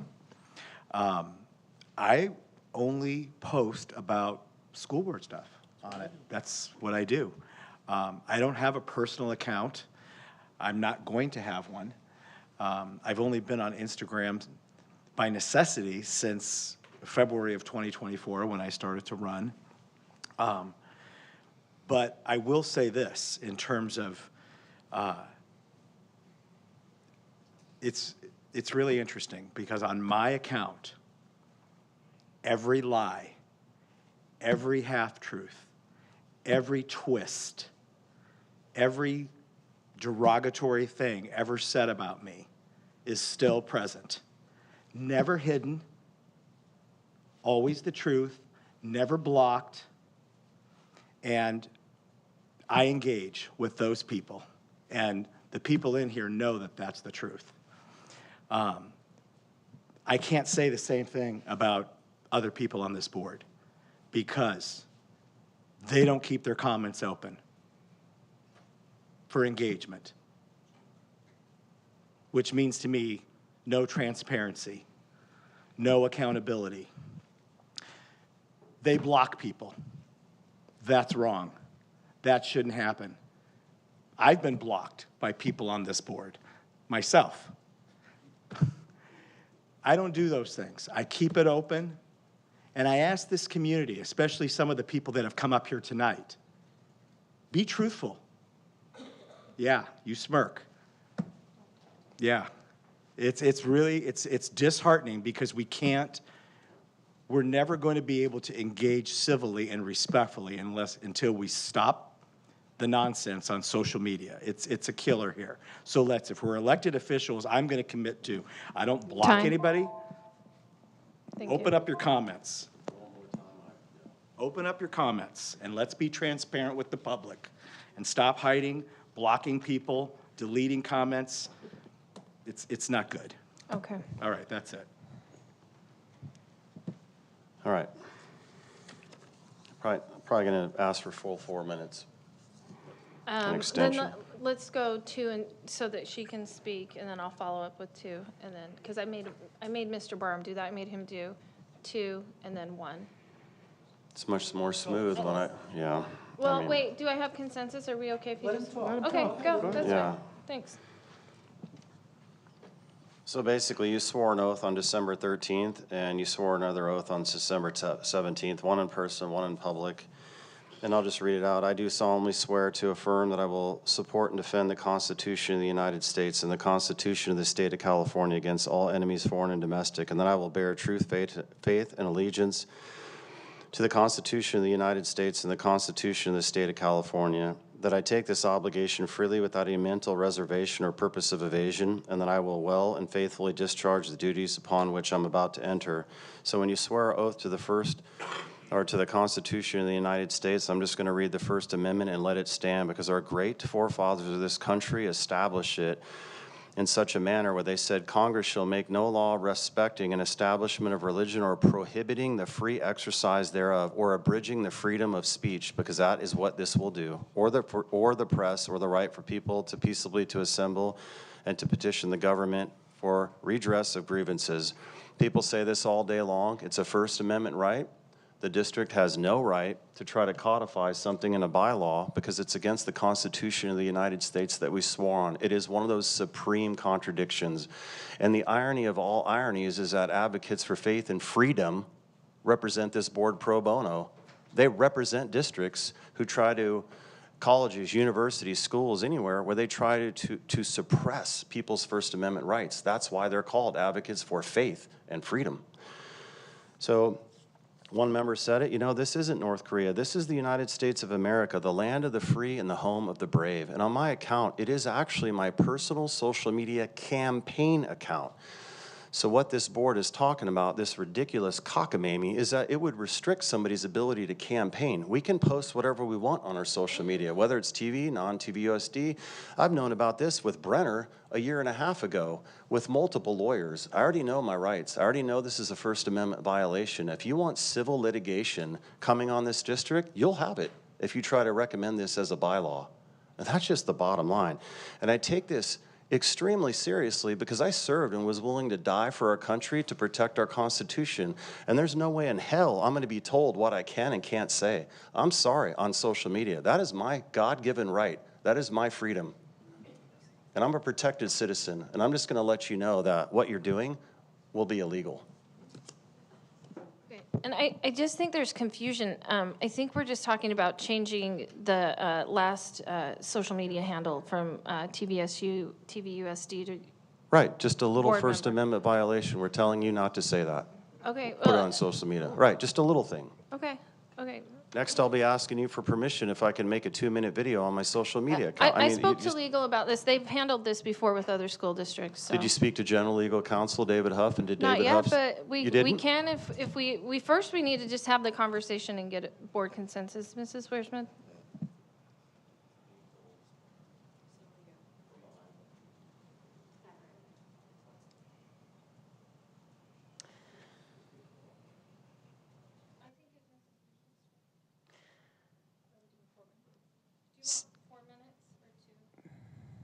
About 3.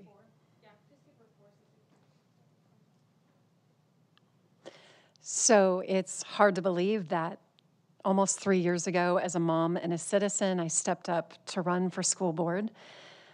I chose my Instagram handle as my personal account to share my life, perspective, and the campaign itself.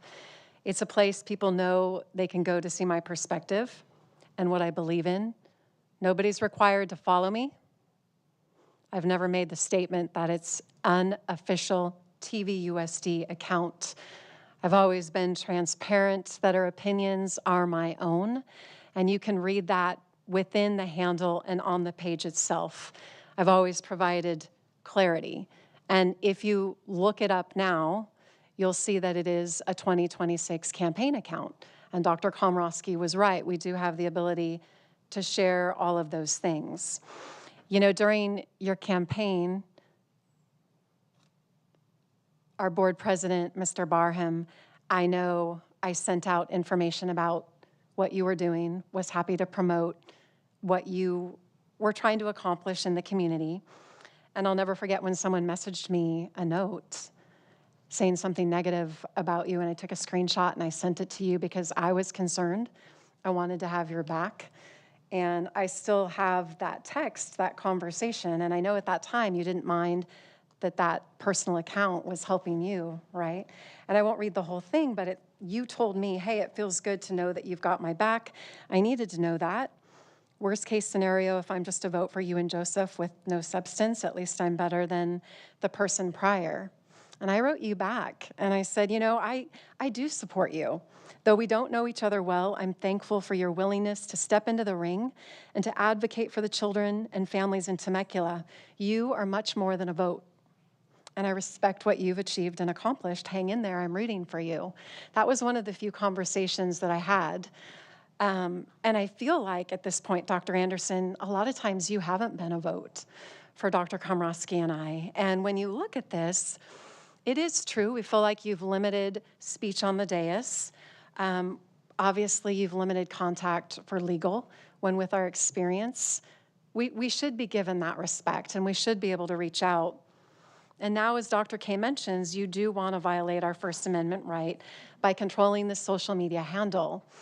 In 2.5 years, we are known across the state. We have a great network of people. And I personally keep my comments closed because I've watched our people get clobbered and waste time. And what I was told, you either keep it open all the time or you just shut it and it's a bulletin board. And we have perfect legal reasons to be able to do that. And I have found for our people who kind of suffer or feel like they've constantly got to be on that, it releases them from it. So there are a couple theories of thought with that, but that's why I've gone that direction. You have every right to make that request because of your First Amendment right, and we have the right to say, no, this is the hill we're gonna die on. And it is important that this community knows that we're there for a reason. It is personal. They don't have to follow us. Elections have consequences. We chose this years ago, and we'll continue on in this way. So that's where I'm at right now, and I appreciate having the time to discuss it. I don't care whether you have TVUSD on your account or not, okay? I don't care. What I care about is, as a board member, that you're going to engage with the community. Now, that's your choice. My choice is I engage, I don't delete, I don't block. I don't know what the laws are with regard to those things, but in terms of that text that you wrote, I don't give a damn whether you have TVUSD on your handle or not, okay? And I'm not going to make an issue of it. If I'm asked for consensus as far as taking it off, I just don't care, okay? But what I do care about is, if you're an elected official, I believe you should be engaging with the community. I don't believe that comment should be shut off. I don't believe that you should be deleting comments. Those are my feelings, and that's how I want to represent myself. How you two decide to represent yourselves is another story. Mr. Schwartz isn't on Instagram. But if you can't take the heat, then get out of the kitchen. That's kind of how I see it. And again, in terms of the community, every rotten lie, every disparaging thing that's ever been written about me on my Instagram page is there for everybody to see. So that's all I have to say. I just want to point out, oh, sorry, Mr. Schwartz, didn't mean to interrupt. Go ahead. I just wanted to make you aware of what we learned at CSBA, that if you do use the handle of the school district and you block people from or remove comments, there have been many lawsuits about it, and you might, I'm not a lawyer, you might be putting yourself in legal jeopardy. I don't care what you write, and I don't care what people write on my page. They can say what they say, and it doesn't really matter to me. But I don't want people to be confused that this is a personal page or it's an official page of the district. And that was the intent of what we learned at CSBA, and I believe that's the intent of this policy that we're trying to get. If you want it to be a personal page, just say it's your personal page. So, I mean, these are ideas. What if we explore this further? We don't take any action. What if we get the, I think we need to look into getting the actual CSBA bylaws. Can you look into that and bring? And then we'll just have continue the conversation. And then my request would be that we are all just in compliance with what the law is. Is that fair? That we're just all in compliance with what the rules are? And we Does that mean that you would be asking general legal counsel to be in compliance? Because you could actually say, hey, we have disagreement on this. Will you actually look? Is it their First Amendment right? Can they actually do this? Can they not? Can you contact general legal counsel? Yeah, before we spend money on general legal counsel, maybe Emil's not going to support the consensus. What if we bring this conversation can be had over a few months. It's not an emergency. Nothing. No house is going to burn down. Can we discuss this with the actual? Yeah. So can we? I'll do some investigating and I'll let you know what. And we'll see what the actual rules are, the laws are. Discuss if we want to make sure that we're all in compliance with it, and then take it from there. And maybe some people, it's board consensus. So right now I'm saying let's finish the conversation later. Yeah, Emil says he doesn't have a problem with you, or Mr. Barham says he doesn't have a problem if you have TVUSD. So I just want to make sure we're in compliance. Are we okay just so if he doesn't have a exploring it further? Yeah, well, when you mention laws, can you talk to general legal counsel? He specializes in the law. Okay, can we talk to general, if there's no consensus? Can we get it? You didn't ask. Yes, how about can we talk to general legal counsel? Again, I'm very cheap when it comes to attorneys. After we have consensus, if we're going to be in compliance. But right now, I didn't bring the laws. So Mr. Schwartz has said he'll bring what they have from CSBA. I'll do my own digging. And then we'll talk about being in compliance. And if we want to move forward and ask each other to remove TVUSD, then we'll ask an attorney before we proceed with that. If not, we'll just leave it alone. This is just a conversation that I wanted to initiate. I vote to leave it alone tonight and let it die right here on the floor. I think that would be helpful. For Or tonight, getting the attorney's advice. A constitutional attorney could shut down any of the extra work and banter. Really, they could give you a pretty short synopsis without wasting any more time. Consensus to explore further at a future meeting. Well, I already made a motion to shut it down tonight. Okay. I second. I agree. Let's shut it down tonight. No, I meant so that it does not go forward. No. Okay. Okay, just to be clear. So motion to shut it down forever, which would be postpone, definitely. Table it indefinitely. It's table Me and it. Jen agree. There's two. Steve said no. Nobody else. Okay, look, do I have consensus to explore this conversation further? Let's vote on the agenda. Okay, do you want to vote? The motion is To let this die right now. And never talk about it. That's right. That's not something that exists. So We Dr. do not have to Komorowski bring this would like, back as a board. Okay, Dr. Komorowski would like to postpone this definitely. That means it's off the agenda. That doesn't mean, if we say indefinitely. indefinitely, yeah. Yes, that's correct. I do not want this to come back at all, especially when we're not talking to general legal counsel. Yes, that's the consensus. But I have to tell you, when you postpone something indefinitely, like I did with the attorney, it gives people the right to bring it back at a future Whatever agenda word you item. want to use, I never want to see this again. There's not That's such what a I'm asking. motion. There's no such motion. So parliamentary procedure, I mean, you guys want a parliamentarian. There's not a motion that says we're going to do this forever and ever and it's never coming back. Like that, do you want to postpone it? I don't want this bylaw, I don't want this ever being a bylaw at all. Yeah. Okay. Whatever you want to, whatever you want to call it. So you don't even want to talk to general legal counsel about this? No, because I've already talked to other lawyers that are Even if we're not- constitutional and specialize in litigation. This isn't, yeah. Okay.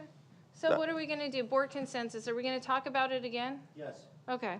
We're going to bring it back at another meeting. We don't need to vote on it. We're just looking for consensus. This is an information item. Miss. Well, you know, but I don't know enough about the law, Joe. That's really the issue. So we're just talking about it more. We're going to bring back the law next time and see what we think. And you've To be clear, are you going to discuss it with general legal counsel then before we bring it back? No. Because that was mentioned I'm too. going to do it the third time. We're going to talk about it twice, and then the third time, if we have consensus, we'll talk to general legal counsel. The legal counsel that I got when interviewing the attorneys that were talking about this at CSBA were of the opposite legal opinion that you're presenting, which is why the email thing will be very helpful. Okay, report out of board subcommittees. Mr. Barham.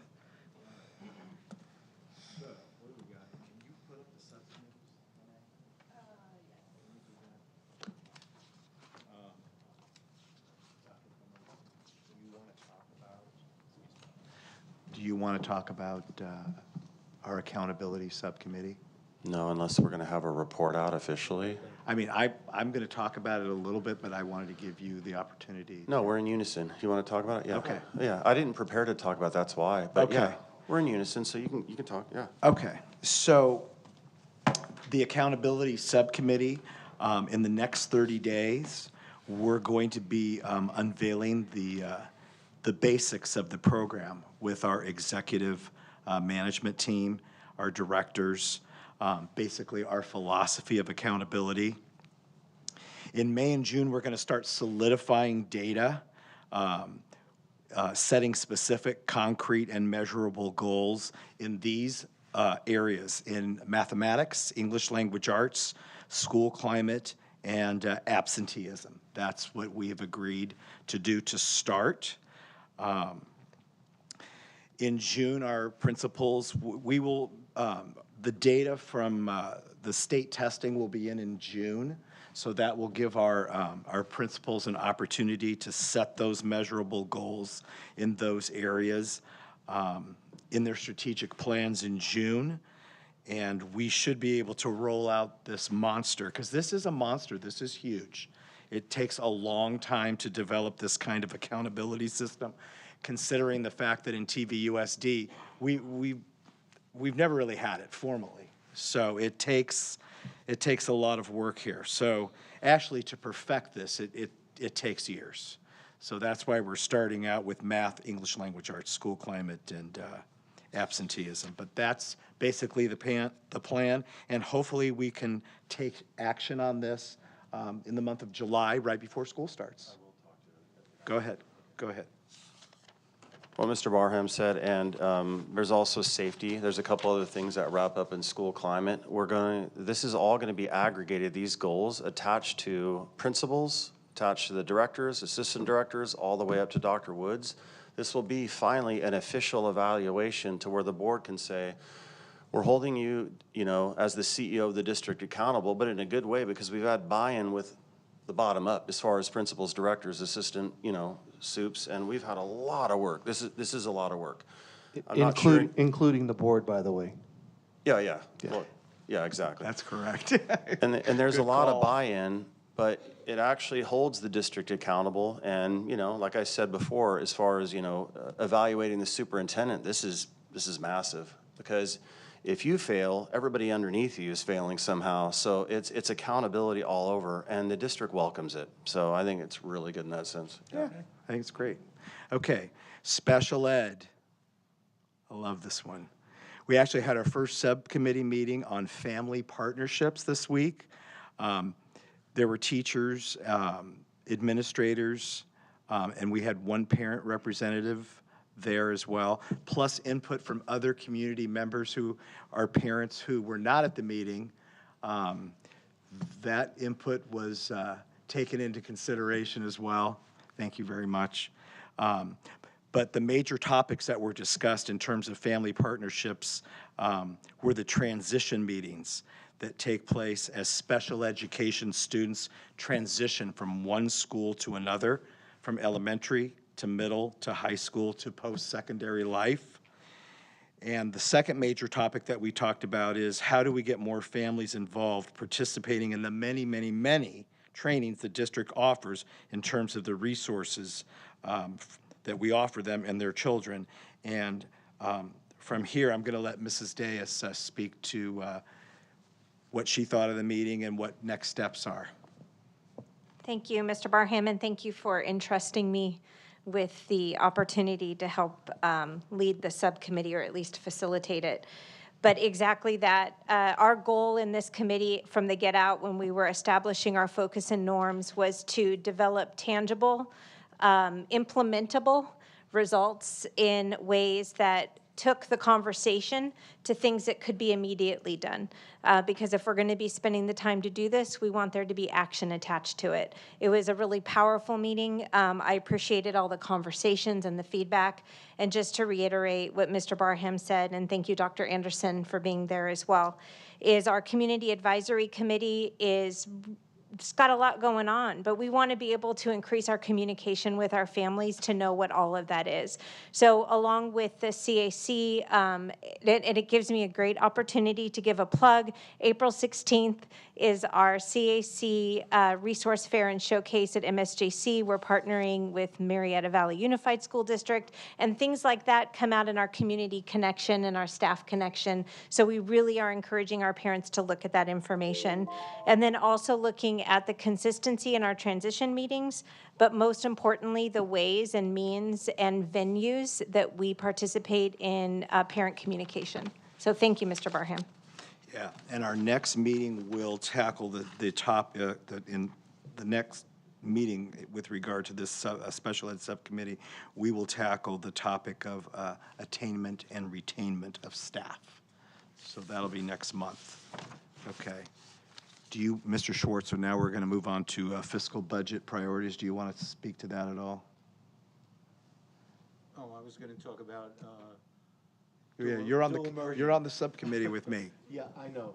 We're on a lot of subcommittees. Oh, I'm sorry. We're on a lot of subcommittees. I wanted to talk about dual immersion. It's something that we've talked about before. I've talked with several of the Spanish teachers in the high schools about it. I've also spoken to some elementary school people about it. We're just in the beginning stages of thinking about how we would implement the program. We need personnel. We need people who want to volunteer their children to be in that kind of program. And I am more involved right now with DAAC, but I think we will get together on dual immersion and talk about establishing a program. I don't know when, but it's in the future, because I've had a lot of requests from high school teachers whose kids are Hispanic but have lost their native language, and they find that the regular Spanish classes are not for them. They're too advanced, and they need to basically go back to what we do with kids who are come in speaking only one language. So it's something that's in the process, but we haven't done too much yet. And thank you for being patient, because as a new board member and jumping in as board president, I've had a lot, but this is on my mind. I think about it a lot. So thank you for being patient, and I hope the community knows that we both are invested in it. Is there another? Okay, yeah, we got a couple more, sorry. Fiscal budget priorities, board priorities. So Mr. Schwartz and I have participated in school site budget meetings. This entails budgeting for staff based on enrollment, special education, athletics, how much discretionary money a site receives. that was a great process. It was a great process. I want to thank Nicole for including us because I was unaware of how complicated it was.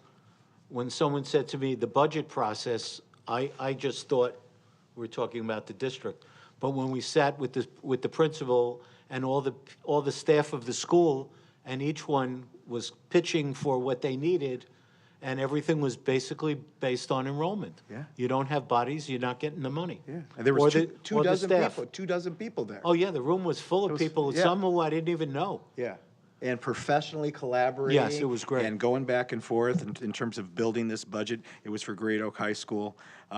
But this gives us an idea so that when the budget comes before us in June, we know how this budget is being built. So basically, the next step is to start participating in department budget meetings like educational support services, student success and welfare. All of these budgets are based on necessity. But what's interesting, here's the caveat here, is that each budget meeting by school or department, they have want lists. Oh, yeah? They have want lists. So there's the needs, and that's how we're developing the budget, but then they say, I want, okay? And what's going to take place at the very end of this process is every board member here has given some input privately, because we don't want to violate the Brown Act, as to what our board priorities are, so that when we get to the want list, Mrs. Lash and department members and department leaders will have those board priorities so we can siphon through.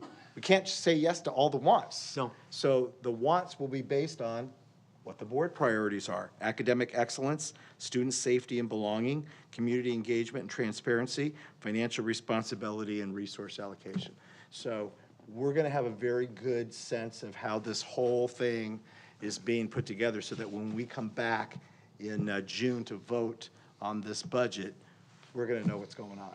Yeah, and there are also some critical things that pop up, that emergencies, like shade structures or water leaks, or things that fall apart, or air conditioners that don't work. Those things are not wants, they're needs, and that affects everything else.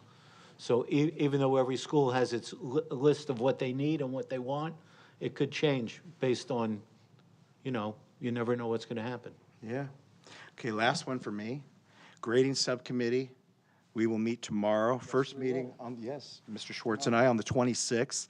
Topics to include, I mean, this is myself. I don't know if you've thought about this, Mr. Schwartz, but, we're going to pretty much just look at high school only. What is our path towards grade calibration? How is an A, B, or C grade determined by subject area? Don't go. How is an A, B, or C grade determined by subject area? Is it by examination? Is it by projects? Is it by homework? How are each of these components weighted? Is there grading practice consistency by subject area across the district? Where do teachers, administrators stand on the no D policy by subject area? That is very important. It's not just overall, it's by subject area that I feel is very critical. Does grade inflation exist, and to what extent? Which has been suggested by a few. If so, what mechanisms can be put in place to curb it? Those are the kinds of questions I'm looking to answer. What do you think? Well, as someone who taught for many years, I'd sit with my colleagues in the same department, and we talk about, well, how do you count homework? How do you count attendance? How do you count class participation? And there are so many things involved, and some of it is kind of ethereal, and some of it is very statistic, and you can see what it is. And so, but some of that is kind of like not measurable in terms of numbers, but only in terms of observation. So that's important for us to talk to teachers about how they're doing it, to make sure that nothing is getting left out of the picture, that everything is included. And that's why the conversations are important. Yes. Yeah, I mean, to just check yes and no boxes, to me, I mean, this could be a really great thing for our district if we do this right. And I'm looking forward to it. Yeah, me too. Yeah, it's going to be great. And that's it. We're doing the real work here. Is there any other subcommittee reports back?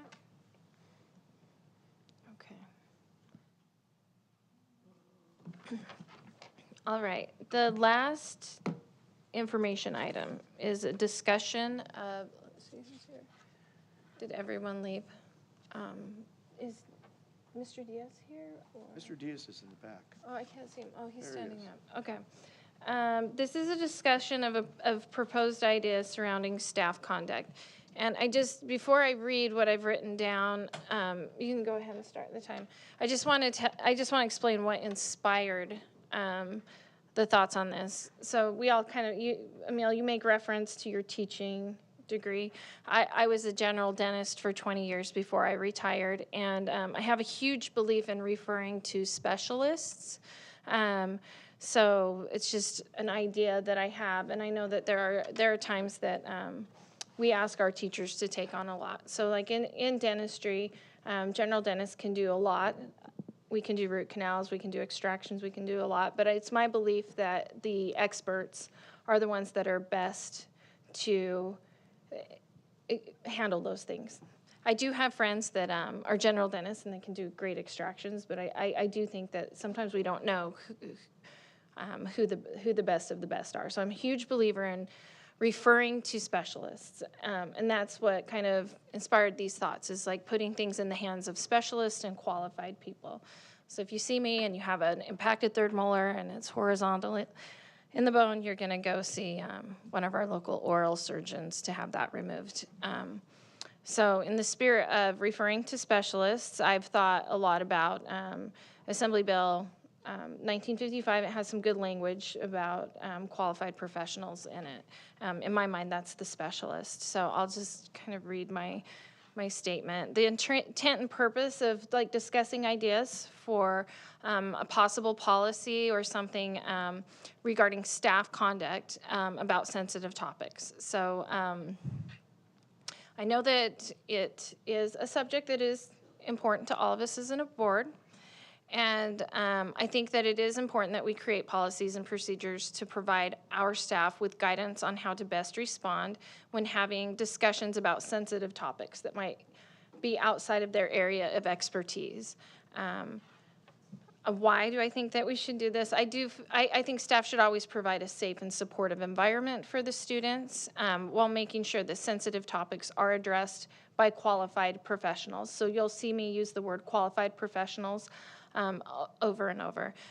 We want to ensure that the district abides by California Bill 1955 while providing our staff with guidance on procedures to follow when students initiate discussions that are sensitive in nature. And we haven't quite yet defined sensitive topics. We have ideas about mental health and different things like that.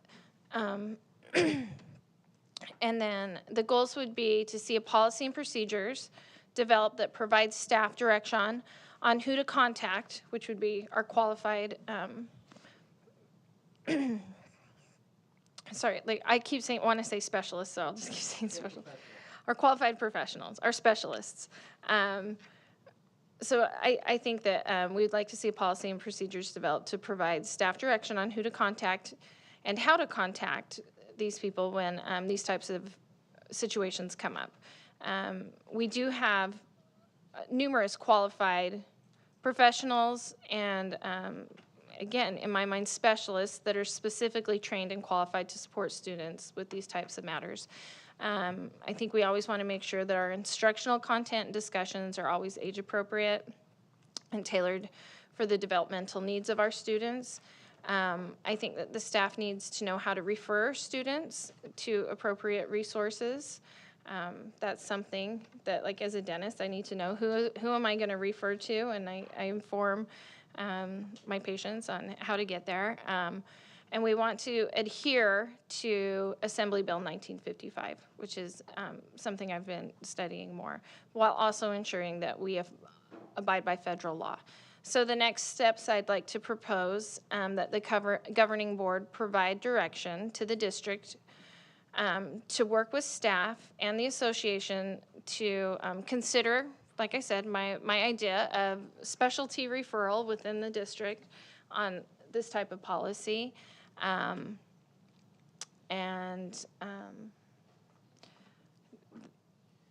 That's it. So what was I had one more point. Okay, we could do one. I don't think we need to do one more subcommittee. Okay. Okay. All right. So, Mr. Arce, I kind of talked to you about this idea and how to. Also, last meeting I asked you, like, how do we sunshine this? Can we sunshine this?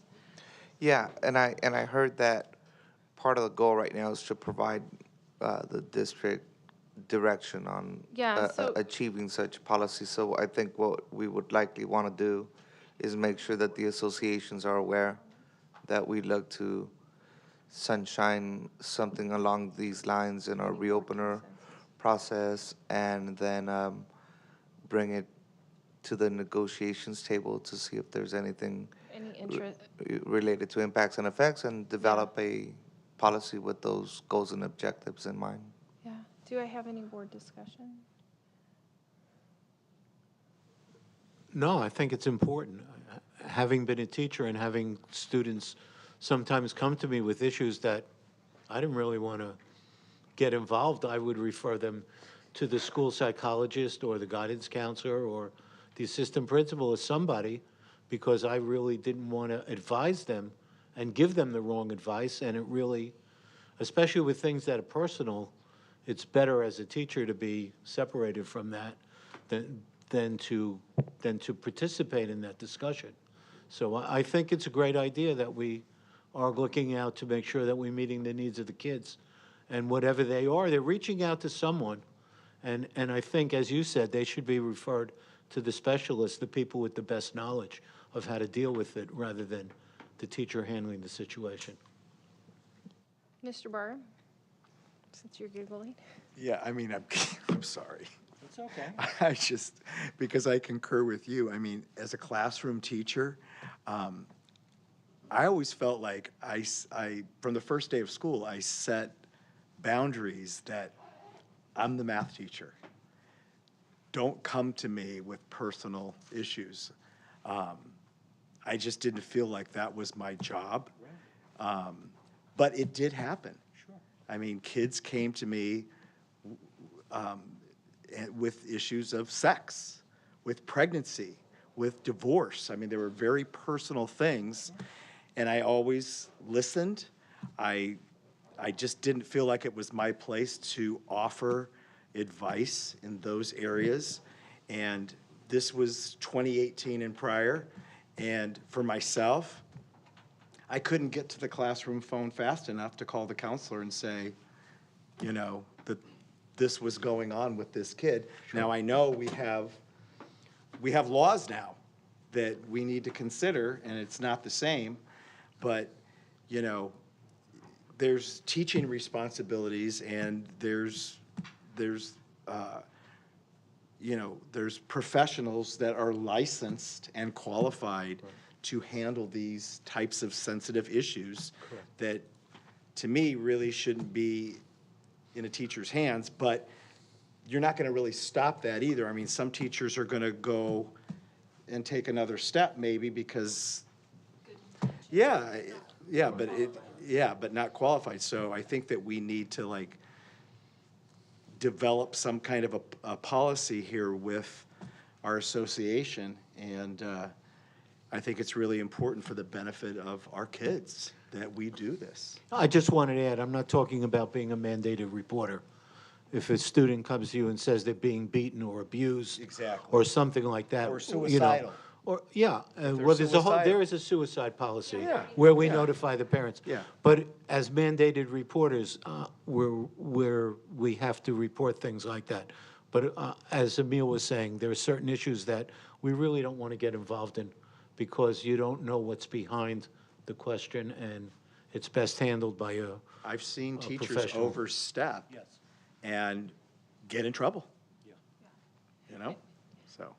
And again, the idea is, my brother is a PE teacher, and he's a coach, and he's at a school district where he had a student that approached him with something he didn't know how to handle, and he was kind of at a loss. And he has, it's not that, I don't believe that people have bad intentions. It's just that, again, sometimes I made the reference to root canal. I'll stick with third molars. There's times that my intent, I've had it happen in practice where my intention was to extract a tooth that I thought I could handle, and I couldn't. And then I broke it off, and I had to refer it to the specialist anyway. So it's good if we have a policy in place. If my office, yeah. So if my office were to say, like, Dr. Anderson's not going to be allowed to do any extractions, that might have been a better policy. Okay. Okay. So do we have consensus then to sunshine? Oh yeah. Yeah. Can you give us 2 to 3 sensitive issues that may be discussed in class? I think Emil just gave some good ones. He had I know, can you? So I like divorce, maybe death, mental health issues, pregnancy, drug abuse. What about gender ideology? Sexuality. Sexual expression and all that? Yeah, is that all covered? Sexuality, absolutely. I don't think that sexuality should be discussed by math teachers.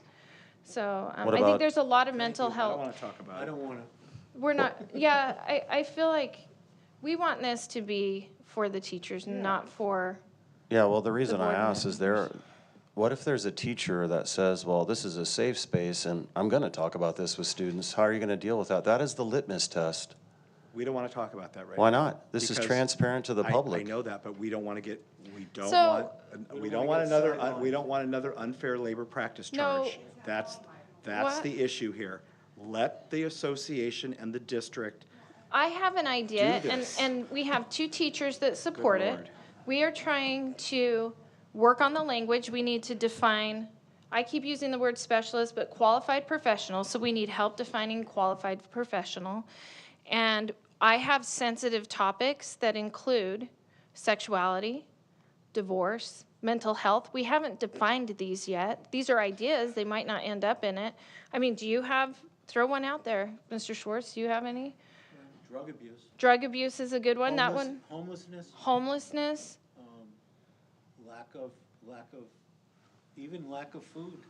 Who as a teacher is going to help the kid who's starving? And I bring up, I bring up my brother because it was a female wrestler that came to his house, and him and his wife, she wanted to talk about personal items, and I feel like we should have, they live in a small town, so the kids run around and go to teachers' houses, but like the whole intent is we want to develop this, and yeah, it's going to include sexuality, because I don't know why we would leave, there's no reason we would leave sexuality out. Don't leave anything out. No, so if those are things you want included, then we are absolutely planning on including them, but we're not. We're going to leave this to the association and the district to go into subcommittee to develop the policy.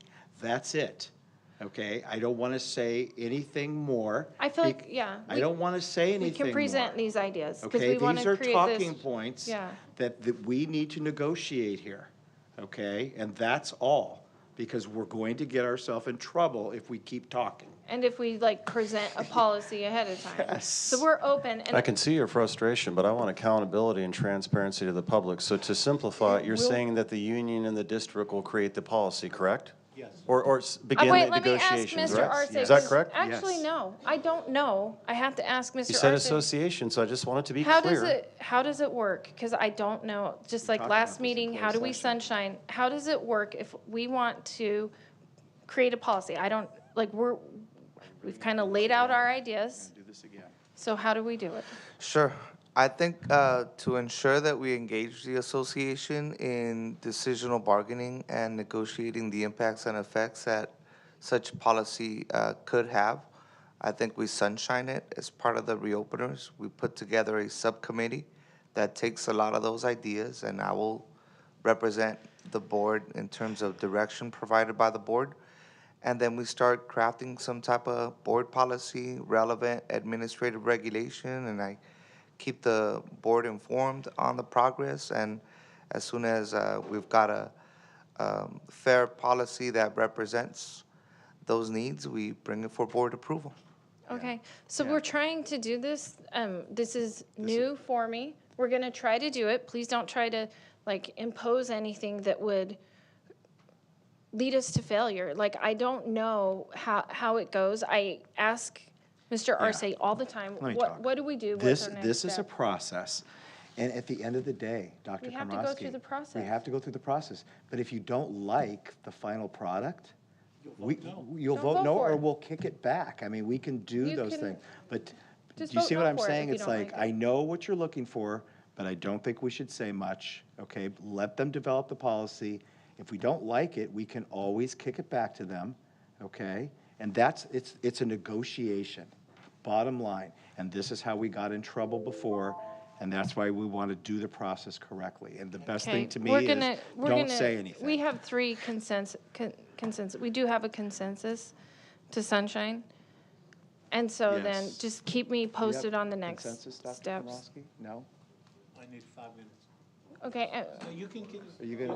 we have three, and he's gonna go. No, we're done. We're gonna go on, we're moving on to general public comments at this time. Just be patient. It will happen, I promise. For general public, yeah, the will governing, happen. how many comments? We have 10 comments. Okay, the governing board welcomes public comments. This is the time for open session public comments. Public comments are allowed up to a maximum. Sorry. Excuse me. Yes. One step at a time. Public comments are allowed up to a maximum of 3 minutes per comment in the order received, to a maximum of 30 minutes per item for comments on agenda items or non-agenda items. For consent agenda item topics, a limit of 3. So do you have the first? Yeah, don't forget Dr. Neer. Yeah, did you add? that? First, He yes, had- he already had one. First up is Dr. Eduardo Humeres, followed by Slim. Public comments? Yeah, general public comments. 10. Yeah, we're all right. We're okay. Huh? Everybody. My name is Dr. Humeres. I would like to begin. Make sure it's on. Sorry? Is the microphone? Yeah, I think so. First, I think that the move to have the public comments at this time is more like and I'm a science teacher too, a scientist. It's more like a selection process from the evolution point of view, because you have to be until almost 10 o'clock. I know it might not have the approval to go back to the beginning, because we all have families and go work. I know this is your job, but as somebody who's speaking now at this time, I would love that this public comments be earlier. That's my take. And before I begin I wrote something here but before I begin, I am not surprised why the students don't want to come. It's too much drama. This is sometimes like a telenovela. If you're familiar with telenovela from Mexico, it's a telenovela sometimes that you just can't follow it. I made a speech, but my speech is kind of, I have other things I could talk right now, but it's really hard to follow you guys. It's really, there's some, it's terrible. But I will say, I come from a family with a strong academic background and who values education. My father is a chemistry professor who was returning from an international scientific meeting the last time I visited him last year. He's 92 years old, and he's an inspiration for all his master and PhD students. My life has been academic, so I know what academic environment looks like and what educators should focus on. The students, all the students. I'm hopeful that with the new school board members, Mr. Barham and Dr. Anderson, this focus will prevail, and I have seen this. I have seen a positive attitude from you both to bring civility and accountability into our meetings. Reaching out to other board members and listening are crucial to the success of the school board's objectives, and therefore have a positive impact on our students. Having said that, I'm here today because something caught my attention during the last workshop meeting. A board member stated that the recall of Dr. Komrosky was a waste of time, and that's far from the truth. I participated in a lot of people from different parties and different religions, and there was an amazing group that participated in that, and that was not a waste of time. What made the recall a waste of time was Dr. Komrosky's lack of ethics in not accepting what the people in his area voted for, and I live in your area. He turned a democratic process, which is the right of the people from any political views to use, into something obsolete. Because I would think, who's going to be recalled again? If you know you can be candidate. Take it like this. Imagine if a teacher is fired and he applies for the same position again during the same school year. Would this teacher be allowed to apply? No. You show your character when the opportunity presents itself in front of you, and forever, Dr. Komrosky, you will be remembered as the first school board member to be recalled. My second matter. Time. Okay.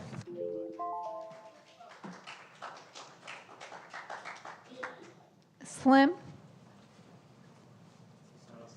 Okay. Josh Sherling, followed by Jennifer.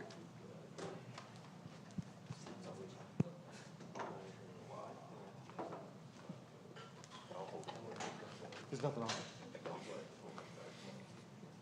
on. Dr. Komrosky, while we were discussing the AB 89, did I hear you correctly say that Advocates for Faith and Freedom gave Kate Sanchez the language for AB 89? Did I hear that? I just want to genuine fact check before I say what I'm about to say. Is that reasonable? Okay, sorry. That's what I heard. My problem with that is that if Advocates for Faith and Freedom gave the language to Kate Sanchez, our Temecula representative, to put in AB Bill 89, we don't even know if it's constitutional yet. But the inference, not an accusation, the inference would be that they gave us, our district, the language to write the resolution that you wrote. It will probably be challenged in court. So then we've hired Advocates for Faith and Freedom to represent us in court, to fight the fight that they got us to go fight. That sounds like a firefighter arsonist who starts a fire, gets on the fire truck to come put it out. What it also sounds like is taking a lot of taxpayer money and funneling it to lawyers. Now, I've heard rumors from the community that the contract is written that they're pro bono as long as the case goes to the Supreme Court. But for it to get there, this board has to vote to continue the fight up to the Supreme Court. And if we don't vote to fight it to the Supreme Court, we're on the hook for all of the legal expenses, hundreds of thousands of dollars. I've got a California Public Records Act request to get my hands on the actual contract. That just reeks of corruption, that they give us the resolution to vote on, we get sued, we hire them. I think is that what happened with the CRT thing?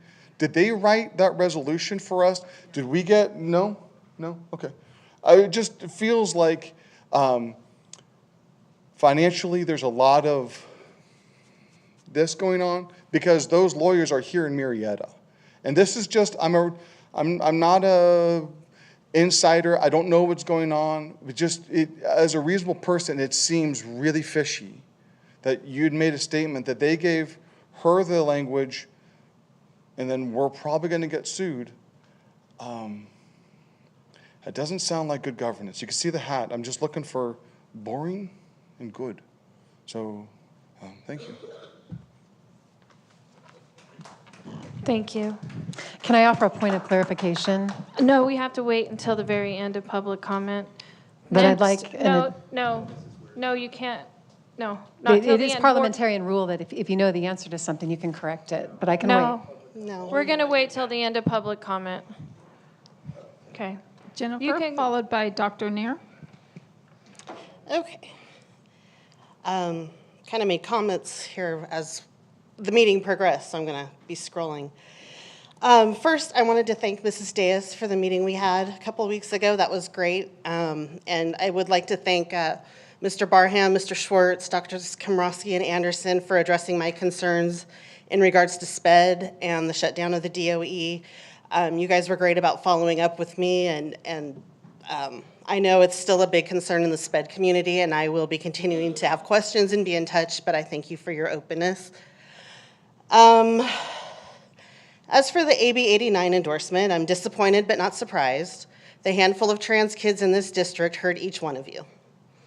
I know, Dr. Anderson, you applauded Steve for voting against his supporters, and while I'm disappointed, and I'm sure his supporters are too, I'm confident he won't be getting death threats from us. Tonight, you guys brought up SEL and DEI, and Mrs. Wiersma, you said you don't believe in equity. I'm sorry, just to clarify, you said won't be getting death threats, correct? Won't, yes. Oh, okay. Yes. Keep going. Oh, yeah. I know better than to say it on him. You said you don't believe in equity, you believe in equality. The SPED classes you say you love run on equity. Equity is making sure the voiceless have an iPad to speak for them. Equity means speech and occupational therapy for the kids who need to get past a lisp or need to expand their speech or can't write or tie their shoes. If things were equal, those kids would be tossed in general ed and would be lost in the system. Equity is making sure Title I schools have resources that the wealthy schools have. Saying you don't want equity is just not just showing your privilege, it's screaming it from the rooftops. And as for the parliamentarian debate, I can tell you right now, anyone who has served on a PTA board could be your parliamentarian, as we have received hours of training on this, hours, and those of us who have served on many boards have had hours over the course of many years. I don't think you need a paid, I know you don't need a paid parliamentarian, because when you say something like that, oh, it could only be $10,000, I again think back to my time as PTA president at a Title I school, mind you, and field trips cost $5,000 per grade level just to take those kids on a bus. That doesn't count the tickets to the zoo or whatever that is. And that's why a lot of times the lower income schools just go to the farm, because by the time we pay that $5,000, we can't pay another $5,000 for zoo tickets. That could also be transportation for the girls' field hockey team, because their parents are driving them right now. All the money spent should be benefiting the students, not yourselves, not your lawyers. And personal slights are not a reason to call an attorney. Personal issues require a personal attorney paid by you personally. Don't take the money from the kids because you're holding a grudge. Thank you. Thank you. Dr. Neer, followed by Edgar.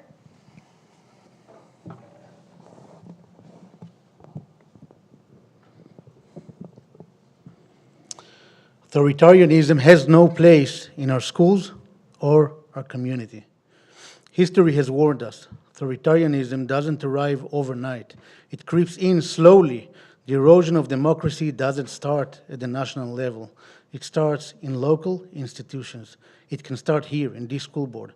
And if we, the people, allow it to fester here, it will spread to City Hall, county government, and beyond. What Emil and Melinda Anderson are doing has no place in America, let alone a school board. Let's talk about the reality we're facing. They silence dissent. Heck, Melinda just silenced me today because she can't stand us mere mortals speaking our piece. They pushed public comments to the very end, ensuring parents have to wait all night to be heard. Meanwhile, they prioritize the teachers' union, giving them the first word, while we, the taxpayers, the very people funding this district, are ignored. And recently, Melinda moved to amend a civility policy with amendments designed to punish board members for expressing opposing views, or if they cannot control certain people, like their family. Where is that item now, Melinda? Suddenly gone from the agenda when it became inconvenient? They manipulate power. Let's start by the words you used today. You will find it liberating, said Melinda Anderson. I encourage everyone to Google and to see which dictator used these words. They removed Dr. Komrosky's agenda item after he worked tirelessly with district staff. Instead of collaboration, they stole it and formed the subcommittee without him.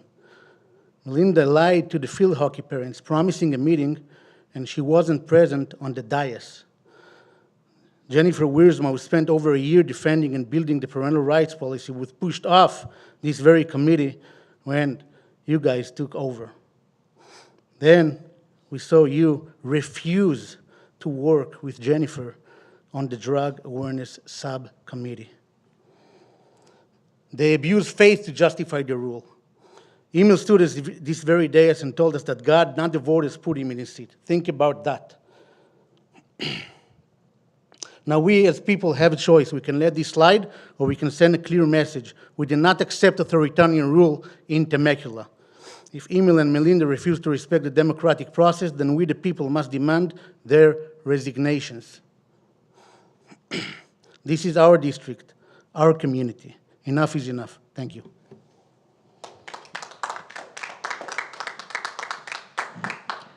Next. Edgar, followed by David.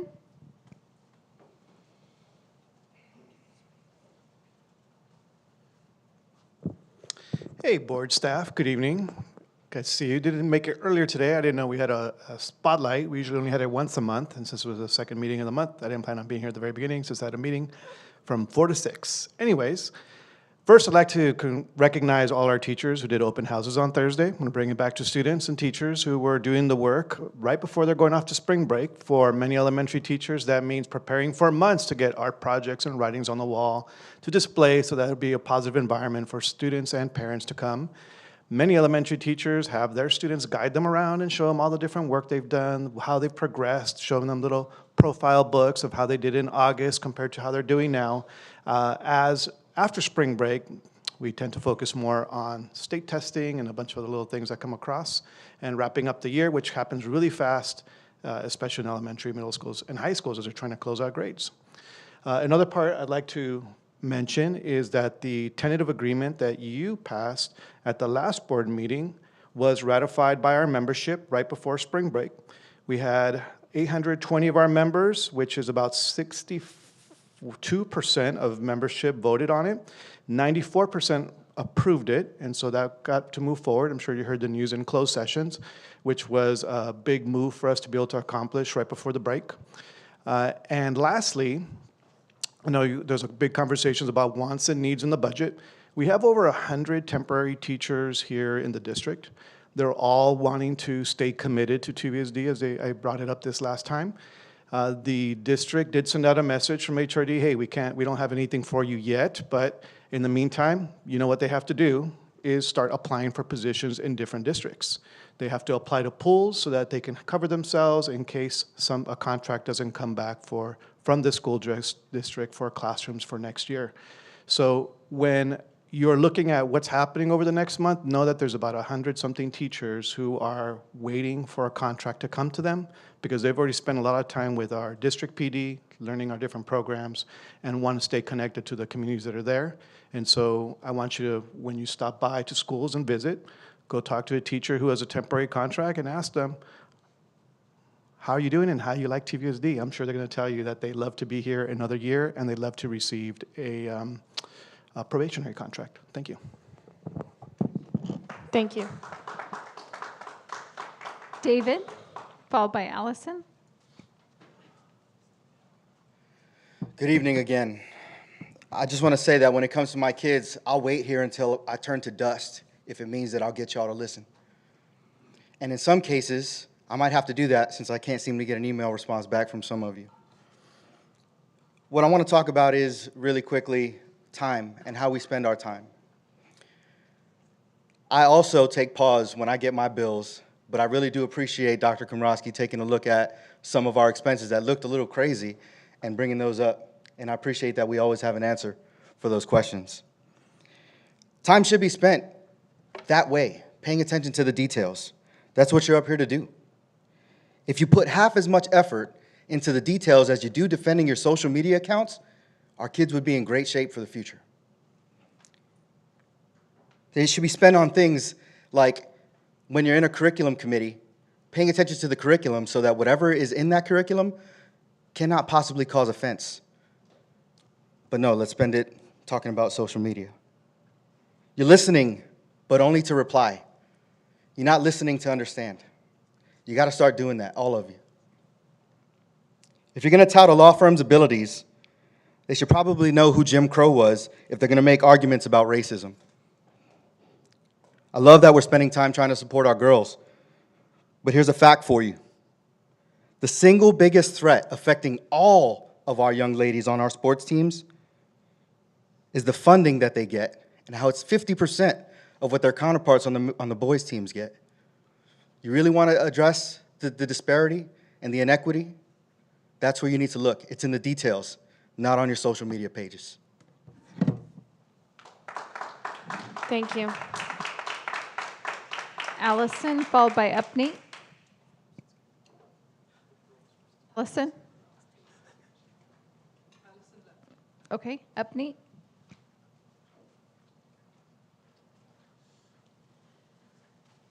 So my comments are regarding today's meeting, most of the things. We spoke a lot about meritocracy.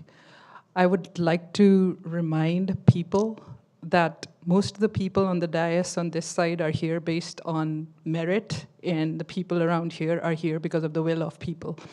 So I would be very careful when we keep on talking about merit. And I'm kind of very surprised that after some people being 2 years on the board do not understand the difference between what a compensation is and what a pay scale is. A pay scale is for a position, not a person. Compensation is what is given to a person.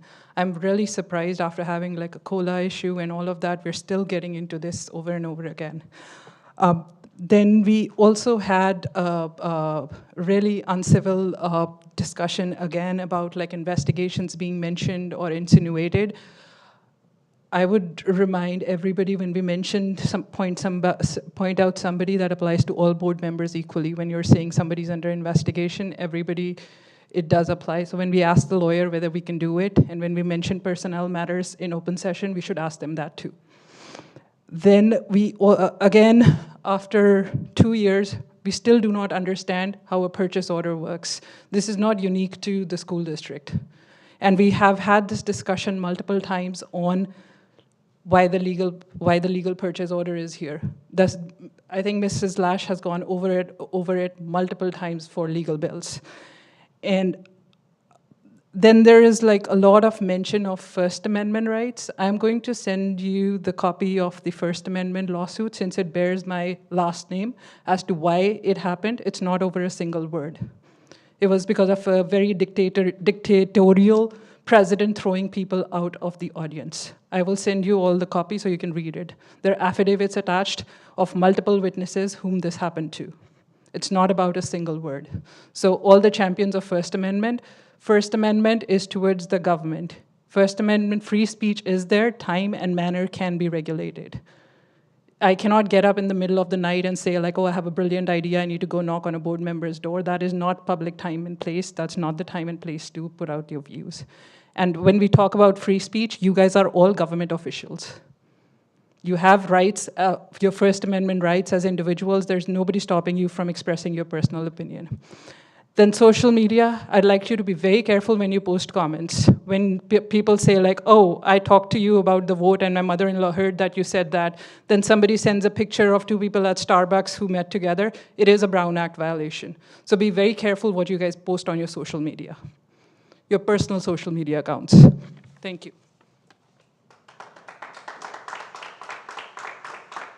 Riley. Thank you. Last speaker, Riley.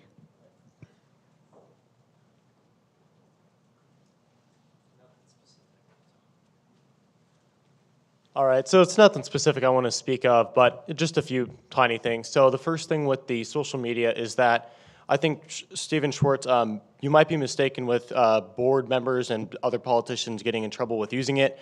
That is when they use the logo or they try to imitate that they are a part of the district. So if you say, I'm a candidate running for office, I'm endorsed by TVUSD and all the staff there, that's illegal. If you post the trademarked logo, that's illegal. But you cannot control a board member, Melinda, from typing on their keyboard 5 characters on their keyboard. You cannot stop them from doing that. So, yeah, so it's TVUSD. Also, you're responding back to me. When Jen tried to respond back to somebody, you instantly shut her down and had like some type of seizure about it, and then now you're responding back to me. So it's just a bit odd. And then, let's see, the other thing with Emil, Emil, you were saying you don't want to get in legal trouble talking about, preventing teachers from talking to students about, sexuality and, penalizing the teacher for that and holding them accountable and stopping them from talking about that because you don't want to get in trouble. And it's like, you don't want to get sued from the state for hundreds of thousands of dollars or millions of dollars? Are you putting a price on the well-being of children here? Are you saying I don't want to pass this policy because it will make the district get less funding or get us sued? It seems like you're putting money first instead of the children. And geez, like if you do the numbers, like a lawsuit, let's say it's $750,000, there's probably 75,000 taxpayers in the district. $10 a taxpayer to save children? Come on, Emil, it's really not that much. It's not like a $100 million lawsuit or something, okay? And then, yeah, that's all I had to say. And then also somebody mentioned girls get half the sports funding as boys, and that's because girls are girls and boys are boys, so just thought I'd throw that in there, that girls don't tend to do as much physical activity as boys do, so I think that's kind of common sense.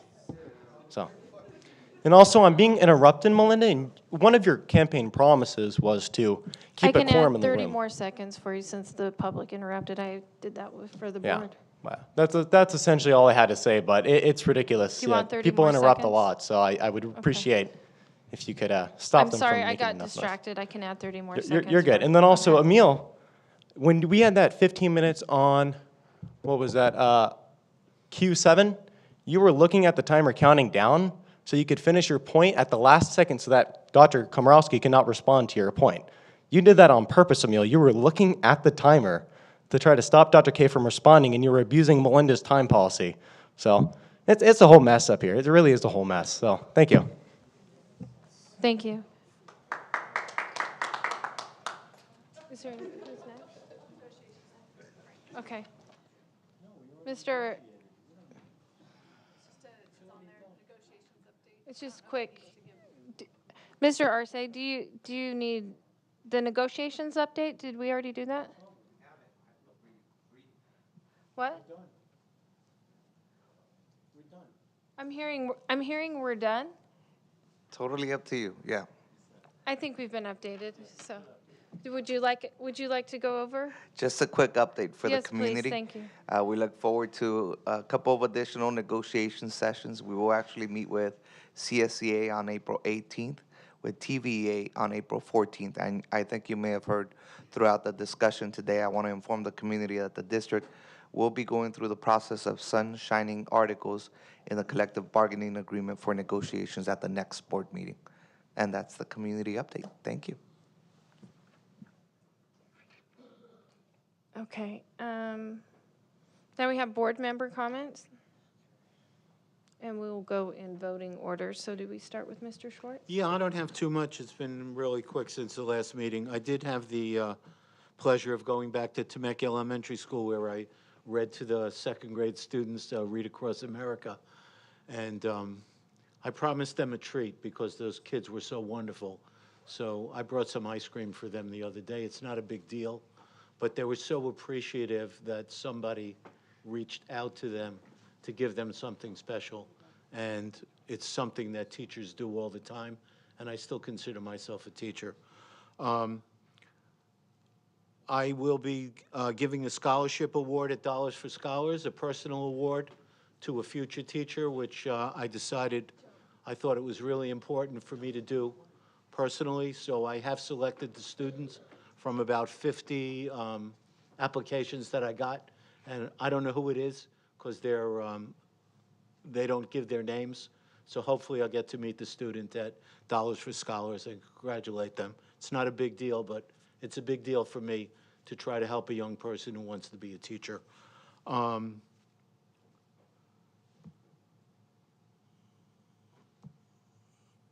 grading practices tomorrow, we will be meeting in subcommittee. I just want to correct what Riley said about TVUSD.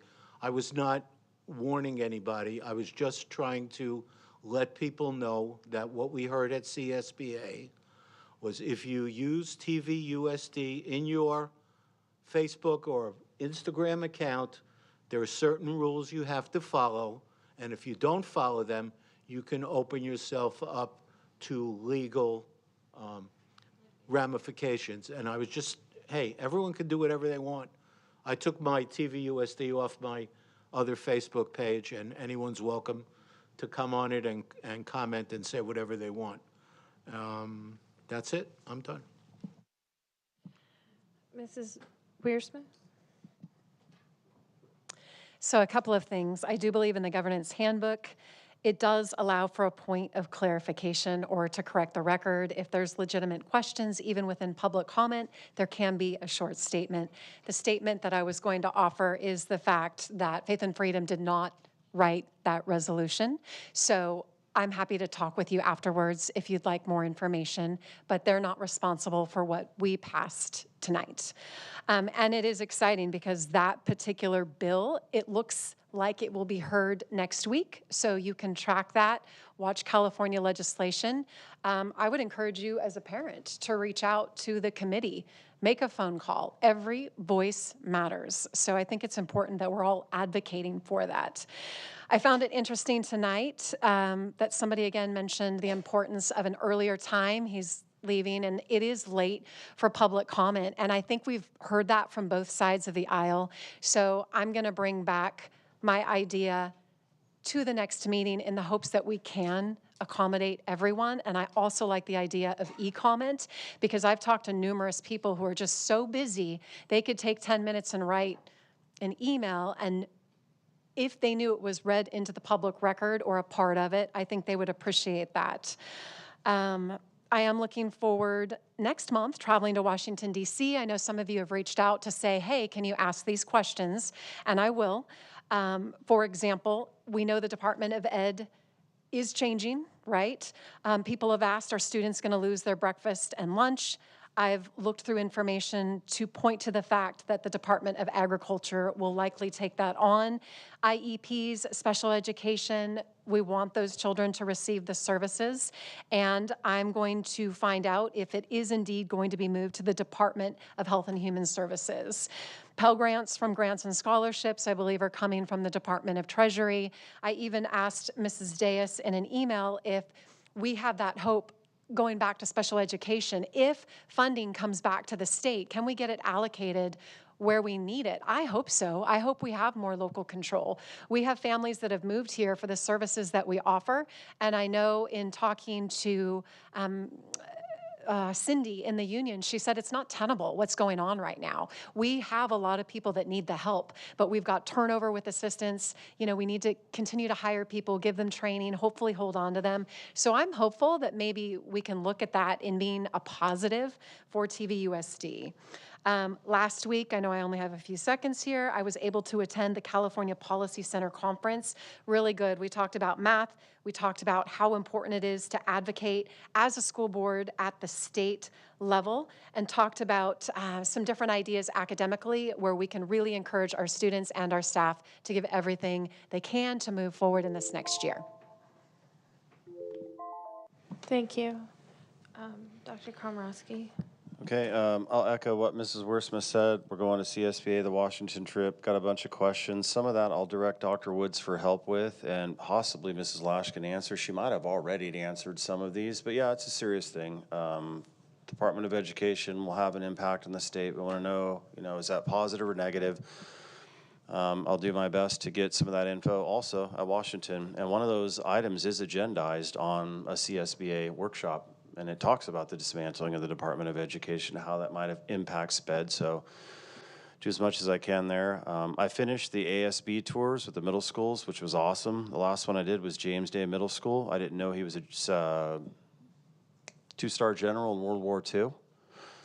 And I also didn't know that the middle school that their mascot was the Dolphins, but it didn't really sound the greatest, so they changed it to Defender. I actually approve that, especially when you got a two-star general for the school. It was an amazing ASB tour. The highlight was the treble tones that I got to listen to with Mrs. Landrum. They were awesome. And yeah, the two students that gave me the tour, it was awesome with me and Dr. Woods. It's late at night. I'm an early bird. My mind's not awake right now. So I'm trying to think if there's something else left. Yeah, I think that's it for now. Thank you, Mr. Barr. First, I have visited all 29 sites in TVUSD. Teachers, administrators, classified, I appreciate your warm hospitality and allowing me to participate in all of the great things I see in the service to our students. Next, I wanted to comment on the letter that was received with regard to the students who don't want to participate on this board. I am disheartened by what is happening in our schools. If we cannot inspire our students to engage with governance and take an interest in the work of this board, then we have failed. Though we often say it's all about the students, the culture in this boardroom over the past 2.5 years suggests otherwise. A place where students, whether in the spotlight or wanting to participate in governance, a place where students feel disconnected rather than welcomed. In addition, teachers who once collaboratively worked together on some of the campuses have been divided because of politics. This division has not served our students well. We have incredible students, many of whom are going on to attend top universities across the world. But I often wonder, when they look back on their time in TVUSD, will they feel a sense of pride in their education and community? Some of my favorite stories are of alumni, like our mayor, who graduated from TVUSD and returned to raise a family and serve this community. This is the legacy we should strive to preserve. We must collectively own this challenge. It is time for a healing. We need to create an environment that encourages homegrown talent to stay and inspire new talent to join us. As a district, we struggle to attract experienced talent because of politics and our reputation. Professionals in a variety of areas, accounting, purchasing, teaching, etc., say no thanks to our networking efforts. As a result, our students are not supported optimally. In response, we need to make the following commitments to our students and the TVUSD community: that we will demonstrate professionalism and respect in all board meetings, that we will remain focused on issues that directly impact students and not politics, that we will engage on social media and in our communications with an assumption of goodwill toward our staff and students, and that we will regularly reflect on our actions and strive to be better with each meeting. If we as a board and community can hold ourselves to these standards, I believe we can foster the healing we need and rebuild the pride our students deserve to feel in TVUSD. Wow, 3 minutes. Good job. Thanks. Okay, I'll just make one quick comment. Just for the public that is concerned about the legal ramifications of approving the action item number 4, I did ask that Dr. Woods send that to General Legal Counsel because I noticed the language was similar to the CR2 resolution, and so that was not voted on irresponsibly, that we did run that by legal counsel. And he stated that he did not see any problem if the board ended up approving that. That was also sent to the other legal counsel that's defending us in litigation to make sure it wouldn't affect any ongoing litigation. So I know I'm told that I'm irresponsible a lot, but that's already been cleared through legal to make sure that we didn't put the district in jeopardy by approving that resolution, and that's my only comment.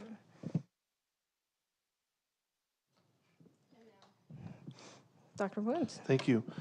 On behalf of our classified, certificated, our administrative team, I want to thank the board personally for the 1% on schedule, 3.8% off schedule raise that you have provided. These people work extremely hard, and we see it each and every day.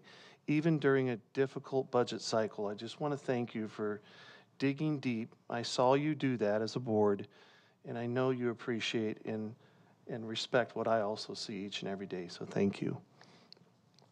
As Dr. Komrosky mentioned, our ASB tours have been interesting because we go on these tours and we see it from the student's perspective.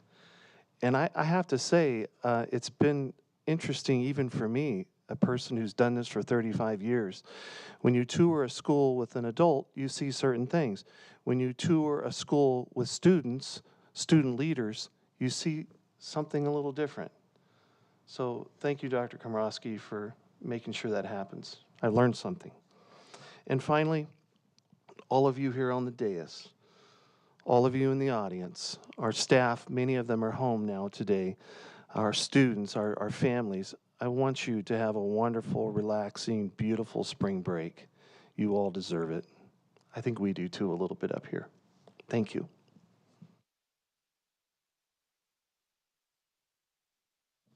All right, thank you, Dr. Woods. And we are, is there any future agenda items? I feel like we had something, but it's so late. Anything? No, I'll talk to you privately. Okay. Any future agenda items? Okay. I don't know if it's an agenda item, but Dr. Woods and I have a surprise. Okay. Well, Yeah. wait and surprises. Right, Dr. Woods? You got me the Ferrari? Yeah. So we don't have to go back to closed session. So the next meeting, the next regular open session business meeting of the Governing Board of Education is scheduled for April 15th, 2025. This meeting is adjourned on Tuesday, March 25th, 2025 at 10.